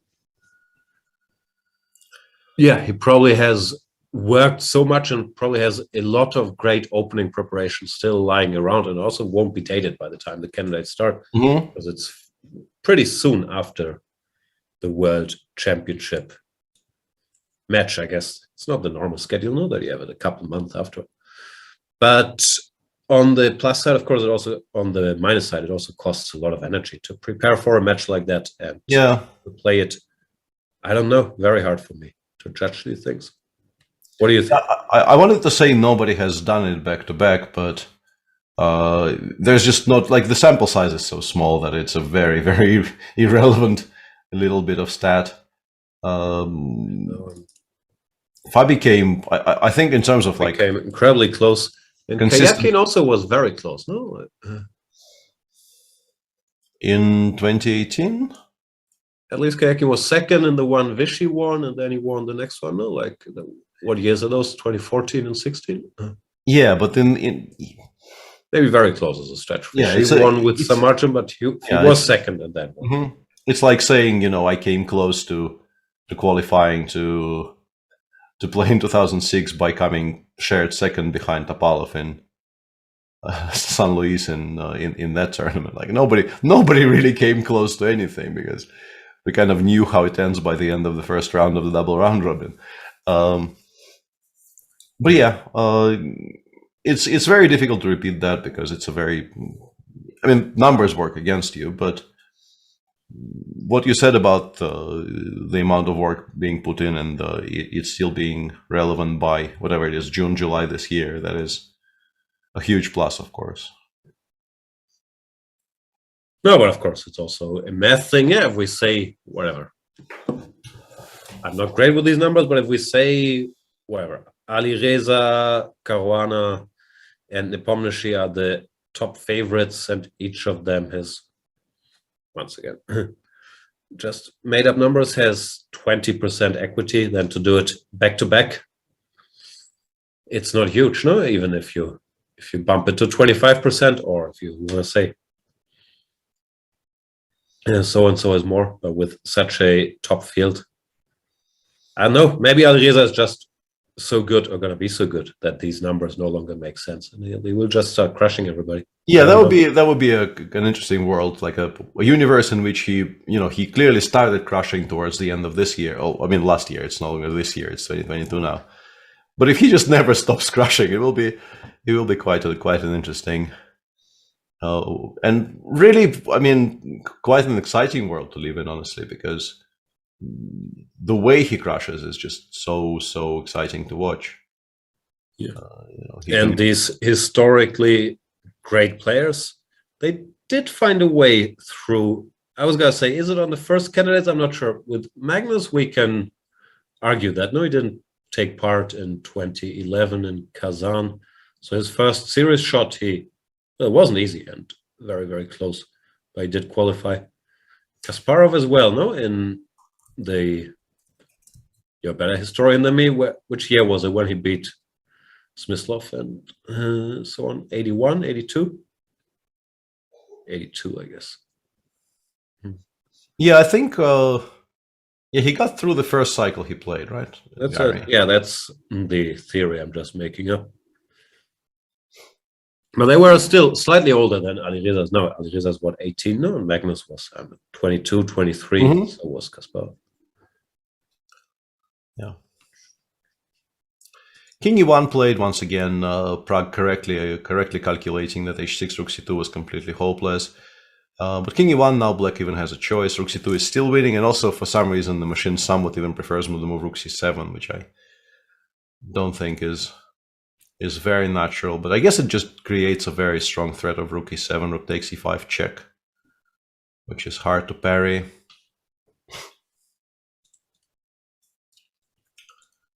Not move. Yeah, I mean, if you can play Rook C2, you normally play Rook C2. I guess, yeah, what we need to calculate here is something like King F1.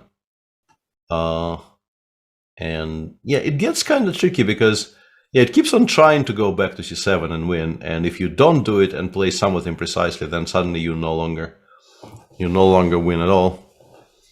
Yeah, this is now a draw. And yeah, Ragnar, I found a way to still ask questions, at least avoiding this direct line where you lose that we were looking at earlier. John Rambo says, can we move to the more interesting game? I just posted something in chat about the more interesting game, but I was shouted down. Yeah. I think this is the more interesting game. Which one is the more interesting? Yeah, I was going to ask. Exactly, yeah. Like the opposite color bishop ending, I think we have pretty much announced how it is solved. So yeah, I don't know what you... Oh, hang on a second. So he's done this now. It's fine, no? He got rid of the... Ah, yeah, he got exactly the setup he wanted. Yeah, King D4, King E6. Yeah, that's the other setup that is very, very well known. And the point about this setup is, with the King on E6 here, you can even give White a D pawn, and that will still be a draw, even though some people resign in that setup. I will continue making this joke until it becomes... yeah, it's already not funny, but I will continue. Keep going. This is exactly the setup where I resigned against Vlad.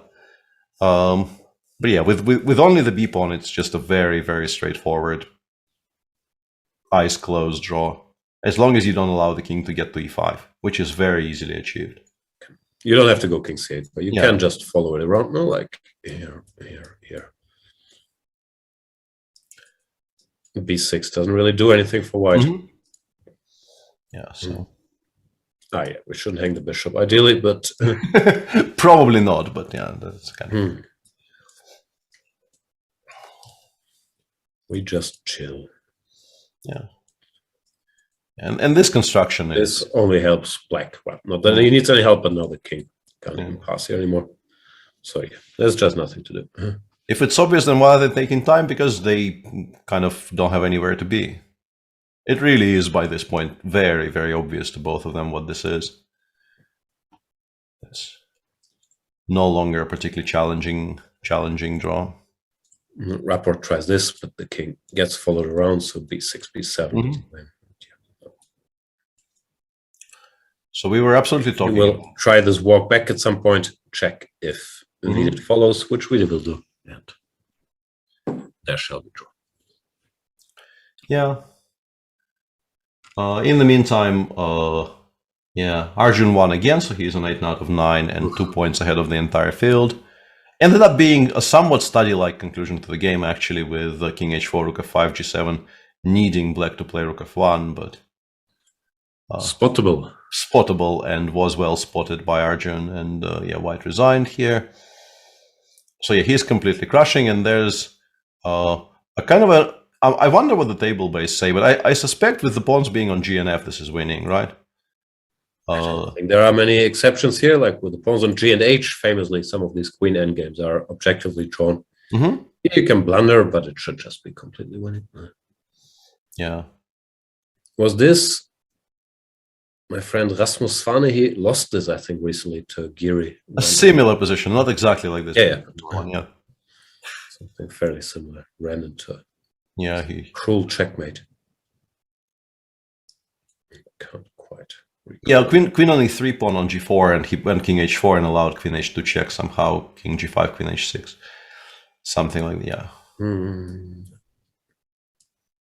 The white queen on I'm pretty sure the white queen was on e3. I'm just trying to figure out why it couldn't go to h3.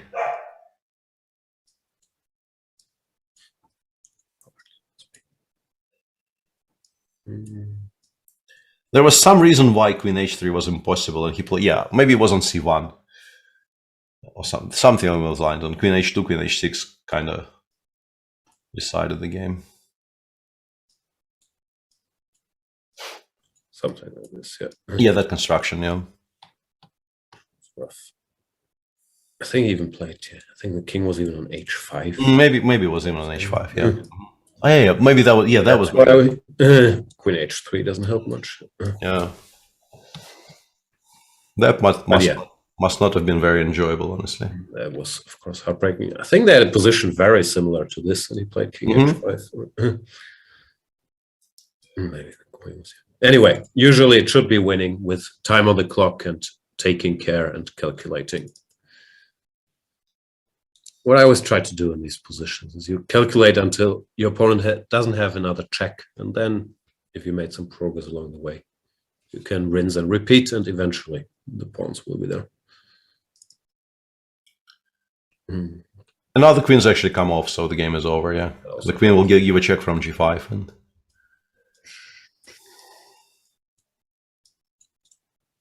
so Jonas Bjarre wins. We've shown this checkmate. Erwin, not sure will be positional masterpiece, but still chipping away. He does enjoy his endgames, Erwin. Equal. Shuvalova draws against Rowan Vogel. What's happening here? Some more repetition here. All right. Hang on a second. The Erigaisi show just continues. Yeah, he is just absolutely running away with it. 4 rounds to go, a 2-point. Yeah, that game was drawn in the meantime. A 2-point cushion with 4 rounds to go is very, very comfortable. Yeah. And yeah, Karakin goes rook c7. Karakin is good at chess confirmed.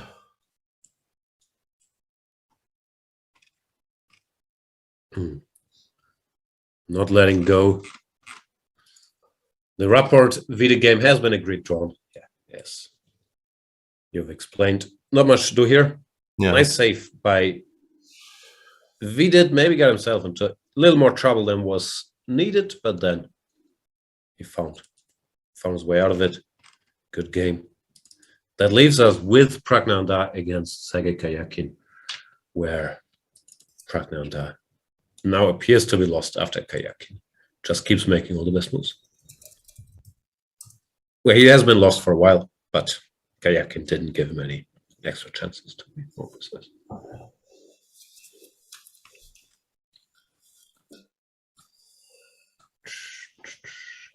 Yeah, this probably gets concluded quite quickly now because there's just no way to keep the pawns alive. Rook e7, rook e5. Rook e7, rook e5 just happens, and then black wins in one of the reasonably comfortable ways, including maybe just going after the b2 and a3 pawns in some positions and just creating a second passer, which is even further away. The knights are famously not very good fighting against the corner, the corner passers.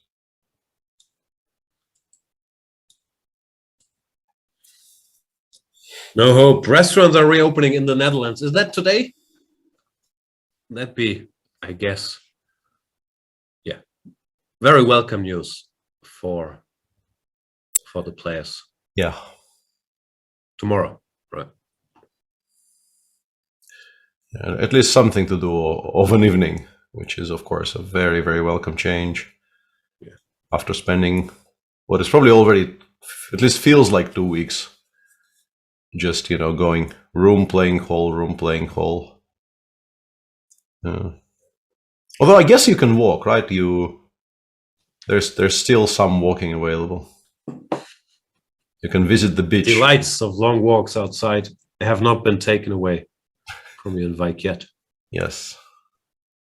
Maybe even at the beach. Very much so, yeah. X Marks is saying, would be great for Magnus if he manages to get to 2870 after the tournament. Yeah. Step by step. Not sure. Currently, he must be winning some rating, no? Yeah, he's like up 2.7 or something like that, yeah. Hard to win a lot of rating, no? He's what, +4? Yeah, 2.5 points. The more I think about it, the more it seems it's not so easy to reach this 2900 at all. But yeah, I agree. What is he playing this year after this? I don't know. Norway chess, but he plays Norway chess. What is there? I don't know enough about the chess calendar. Is he going to play the Olympiad? Could be, no? Could be. There also, there's always the suspicion that the GCT is not like, I don't think they've announced anything, but you have to assume that the GCT will happen in some way. If it happened last year, it definitely is happening this year, because we know the CCT is happening, the Champions Chess Tour. He's playing in this one, which is another, I'm not sure if he will play all the events, but probably quite some. Another 9 events, sorry to speak German, another 9 events in the schedule. Then, yeah, I'm not sure if the Gashimov Memorial, for example, is going to happen. I'm not sure if there will be a Sinkefield Cup. My best guess is yes to both of those. Yeah, seems quite likely. But just as usual, slight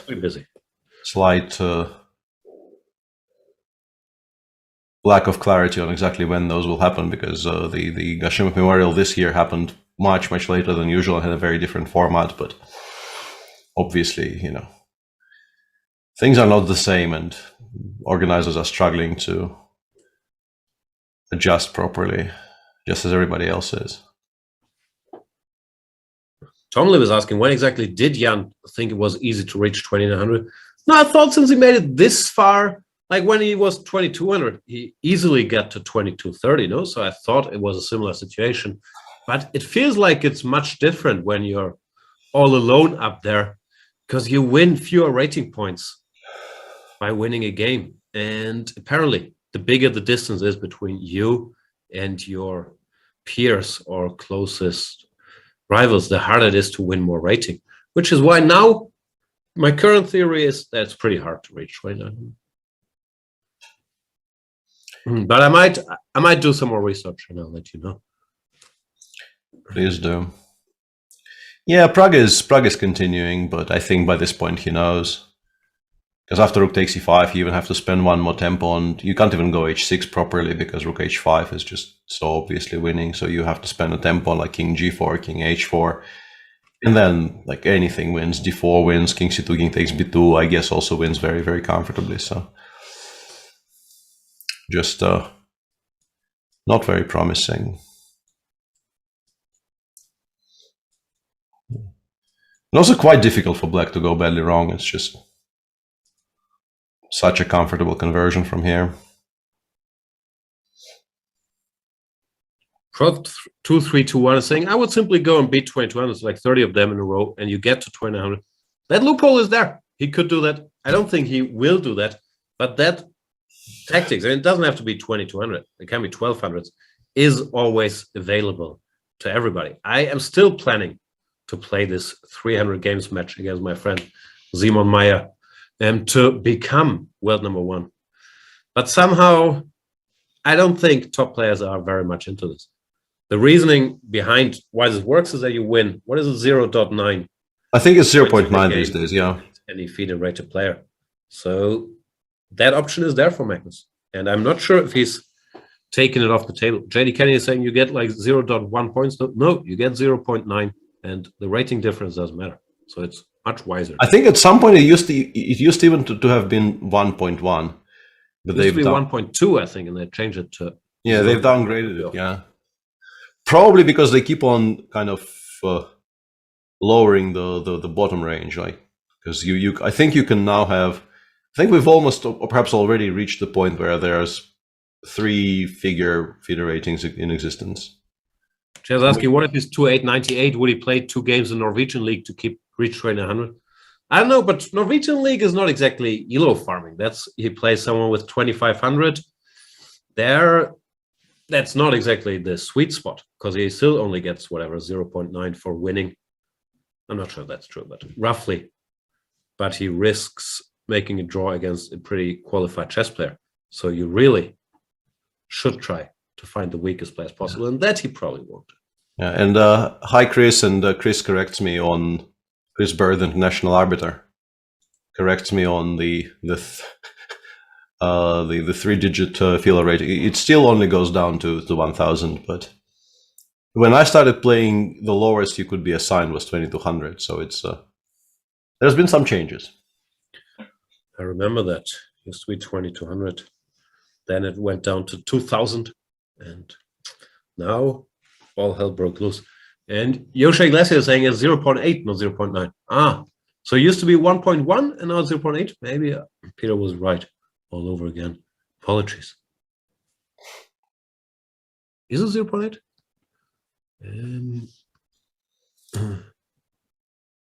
Lorinda is saying he'd be welcome at Skegness Chess Club. Dodgy says, Skegness Chess Club. Dodgy says, the good old days when under 2200s were not considered sentient. Yeah, I mean, that was also probably not the right way to go about things, but yeah, life is a pendulum, as they say. Absolutely, yeah. You don't know what you're going to get, the upswing or the downswing. Actually, you do know what you're going to get, but you pretend you don't. Wants a match with Magnus. Yeah, I guess you need FIDE, you need an arbiter and FIDE to approve it, and if it's obvious farming, they might not, but in theory, that option is there. Yeah. Folded Wood is saying, I'm happy it changed. My first FIDE rating was 2185. I think so was mine. I think it just changed. And I got 2185, which wasn't a rating like a year before. We used to have Ingo ratings in Germany. Have you heard of Ingo? The lower the better. No, how did that work? I don't know, some weird formula. But yeah, the lower the better. So I had like 120 Ingo, which wasn't very good. And you would think of these people with an Ingo of like 80 as demigods. Does anybody recall the formula for Ingo? It was something weird.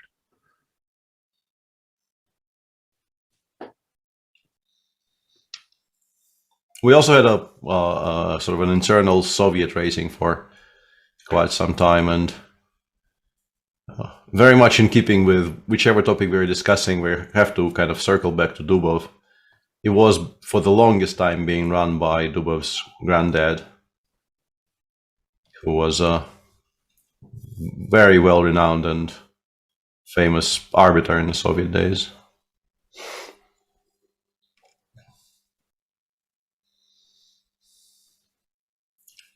Hang on, is this the formula? You're more of a math guy. So you take 2 840. Okay.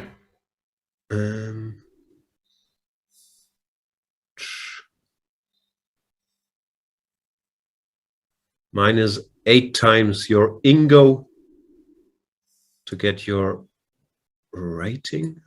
I don't know, I'm too stupid. What was it? I have no idea. I did understand how it's calculated as a kid, but no longer do.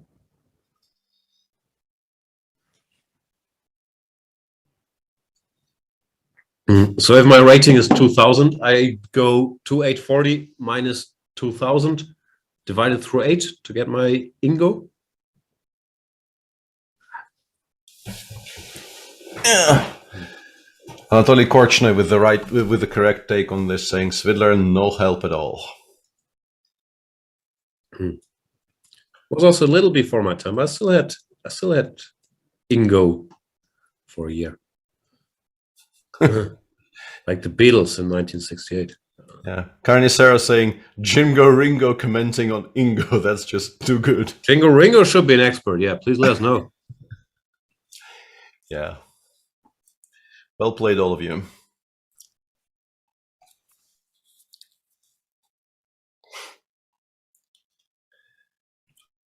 Max Blanco saying, damn, I really want to know how to calculate Ingo. I think we figured it out. You take 2 840 minus your rating, divided through 8, you have your Ingo.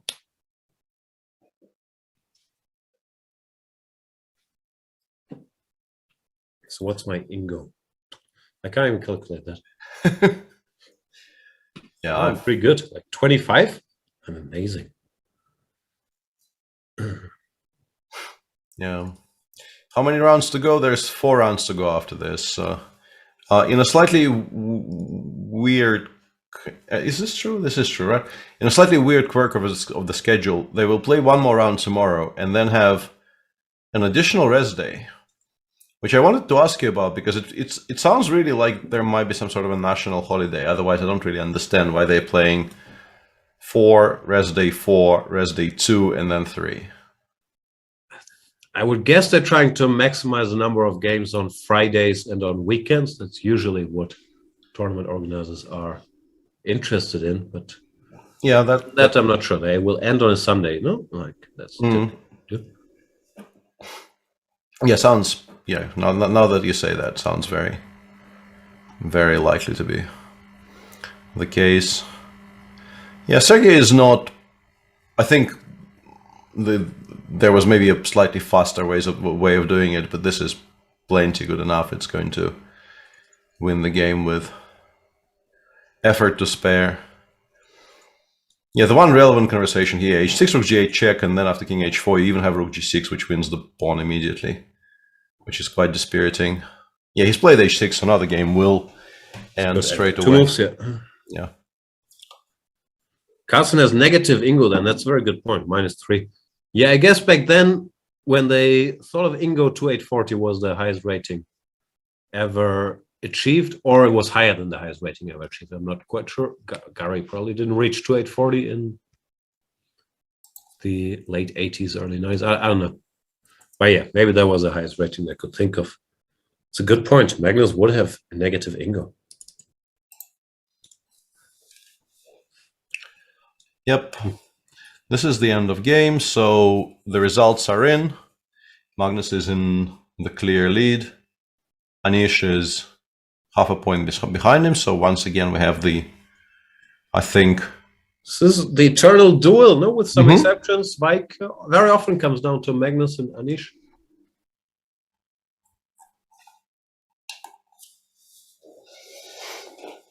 Yeah. Very recognizable top two for the past few years. Valerian is saying better to have negative Ingo than being a negative Ingo. Yeah, I know some guys called Ingo, but they're all the life of the party. So I've never met a negative Ingo other than Magnus Carlsen's. Yeah, and also this game is officially over. Yep. So here are the current standings after round 9 with 4 rounds to go. Magnus Carlsen, 6.5. Well, you guys can read. Sergei Kayakin showing up in the first half of the standings. Yeah, pretty even field. Pragnanda and Niels, also the two lowest rated players, having slightly rougher time. But yeah, it's not unheard of, according to rough rating expectation, that things would look like this. No, we did probably a bit of an overperformer. But yeah, other than that, and we accept these rankings. Probably time for the unmissable Dutch segment, and I will think of maybe I did a little bit of a Russian segment last night. Don't know if I should continue in the same vein by reading the audience some snippets of Oleg Grigoriev poetry day after day after day. I might never run out. That sounds amazing. And let's get the Dutch segment out of the way, and we will close with Peter Svidler reading Grigoriev. And let me see what happened to our Dutch contestants today. Vandaag, Anish Giri heeft nu 4 keer in volgen gewonnen tegen Sam Shankland vandaag. Speelt hij een beetje passief volgens mij. Rokade. Moet je D4 doen, Anish. Lekker centrum controleren. Maar Anish speelt rokade, E5. En volgens mij staat hij nog steeds iets beter op deze positie. Het paard is een beetje slecht op C6. Het paard moet je lekker naar D6, D7 of zo doen. Maar het is een beetje moeilijk. Anish. Ja. Lekker lopen tegen paard. Ga Tor F3 doen. Volgens Svidler moet zwart niet koning C7 spelen, maar met de pion de loper attackeren. En nu Sam Shankland, die gast geeft 2 pionnen. Dat kan je niet doen. Niet tegen Anish. Anish wint zeker. Lekker nog een piontje eten. En dood. Goeie partij van Anish Giri. Nu op de 2e plaats in Tata Steel. Heel goed, Anish. Heel goed. Jon van Vooreest speelt tegen zijn vriendje Daniel Dubov. Kent hij wel uit Thailand. En was een beetje... Ja, weet ik niet. Positioneel partij. Jordan speelt heel goed met paard naar D5. En staat iets beter tegen Daniel. Maar nu zegt hij... Lopen E3. Ik moet een beetje uitkijken. Als je mijn pion op F2 attaqueert. Maar de computer zegt nee, lopen E3. Wat een slechte zet. Zeg, kan je helemaal niet doen, Jorn. Moet je lopen E1 spelen. 2 lopers. En lekker massage. Maar lopen E3. Nu is het minder dan iets. Remise van Jorn. Goeie toernooi, maar vandaag. Ja, normaal. En dankjewel. Tot ziens. Wel toerusten. Bye bye. And now for the what is now being called the Grigoriev segment, a very poignant poem which goes: «Мой приятель Валерий Петров никогда не кусал комаров. Комары же об этом не знали, и Петрова часто кусали», which roughly translates as, «My good friend Valery Petrov never bit any mosquitoes, but mosquitoes didn't know about that and bit him quite often». That is how life works, sadly. It's like humans killing all these sharks. Very true. Thanks for watching. See you tomorrow, 2 p.m. with more fun chess stuff. In the meantime, check out chess24.com and check out all the video series, the upcoming banter blitzes, all the good stuff. 50% off now for a premium membership using the code TATA2022.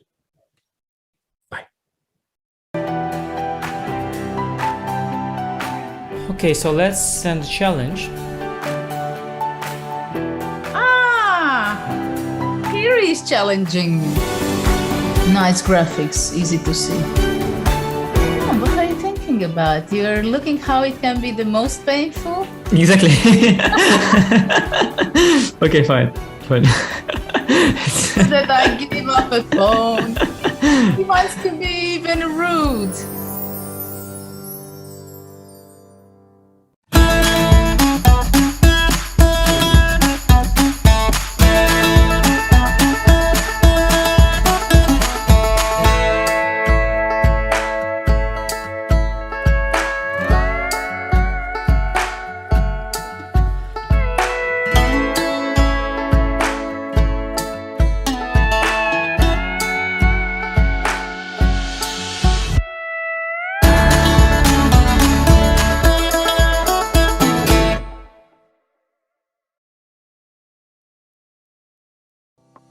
Welcome to the new Chess24 playing experience.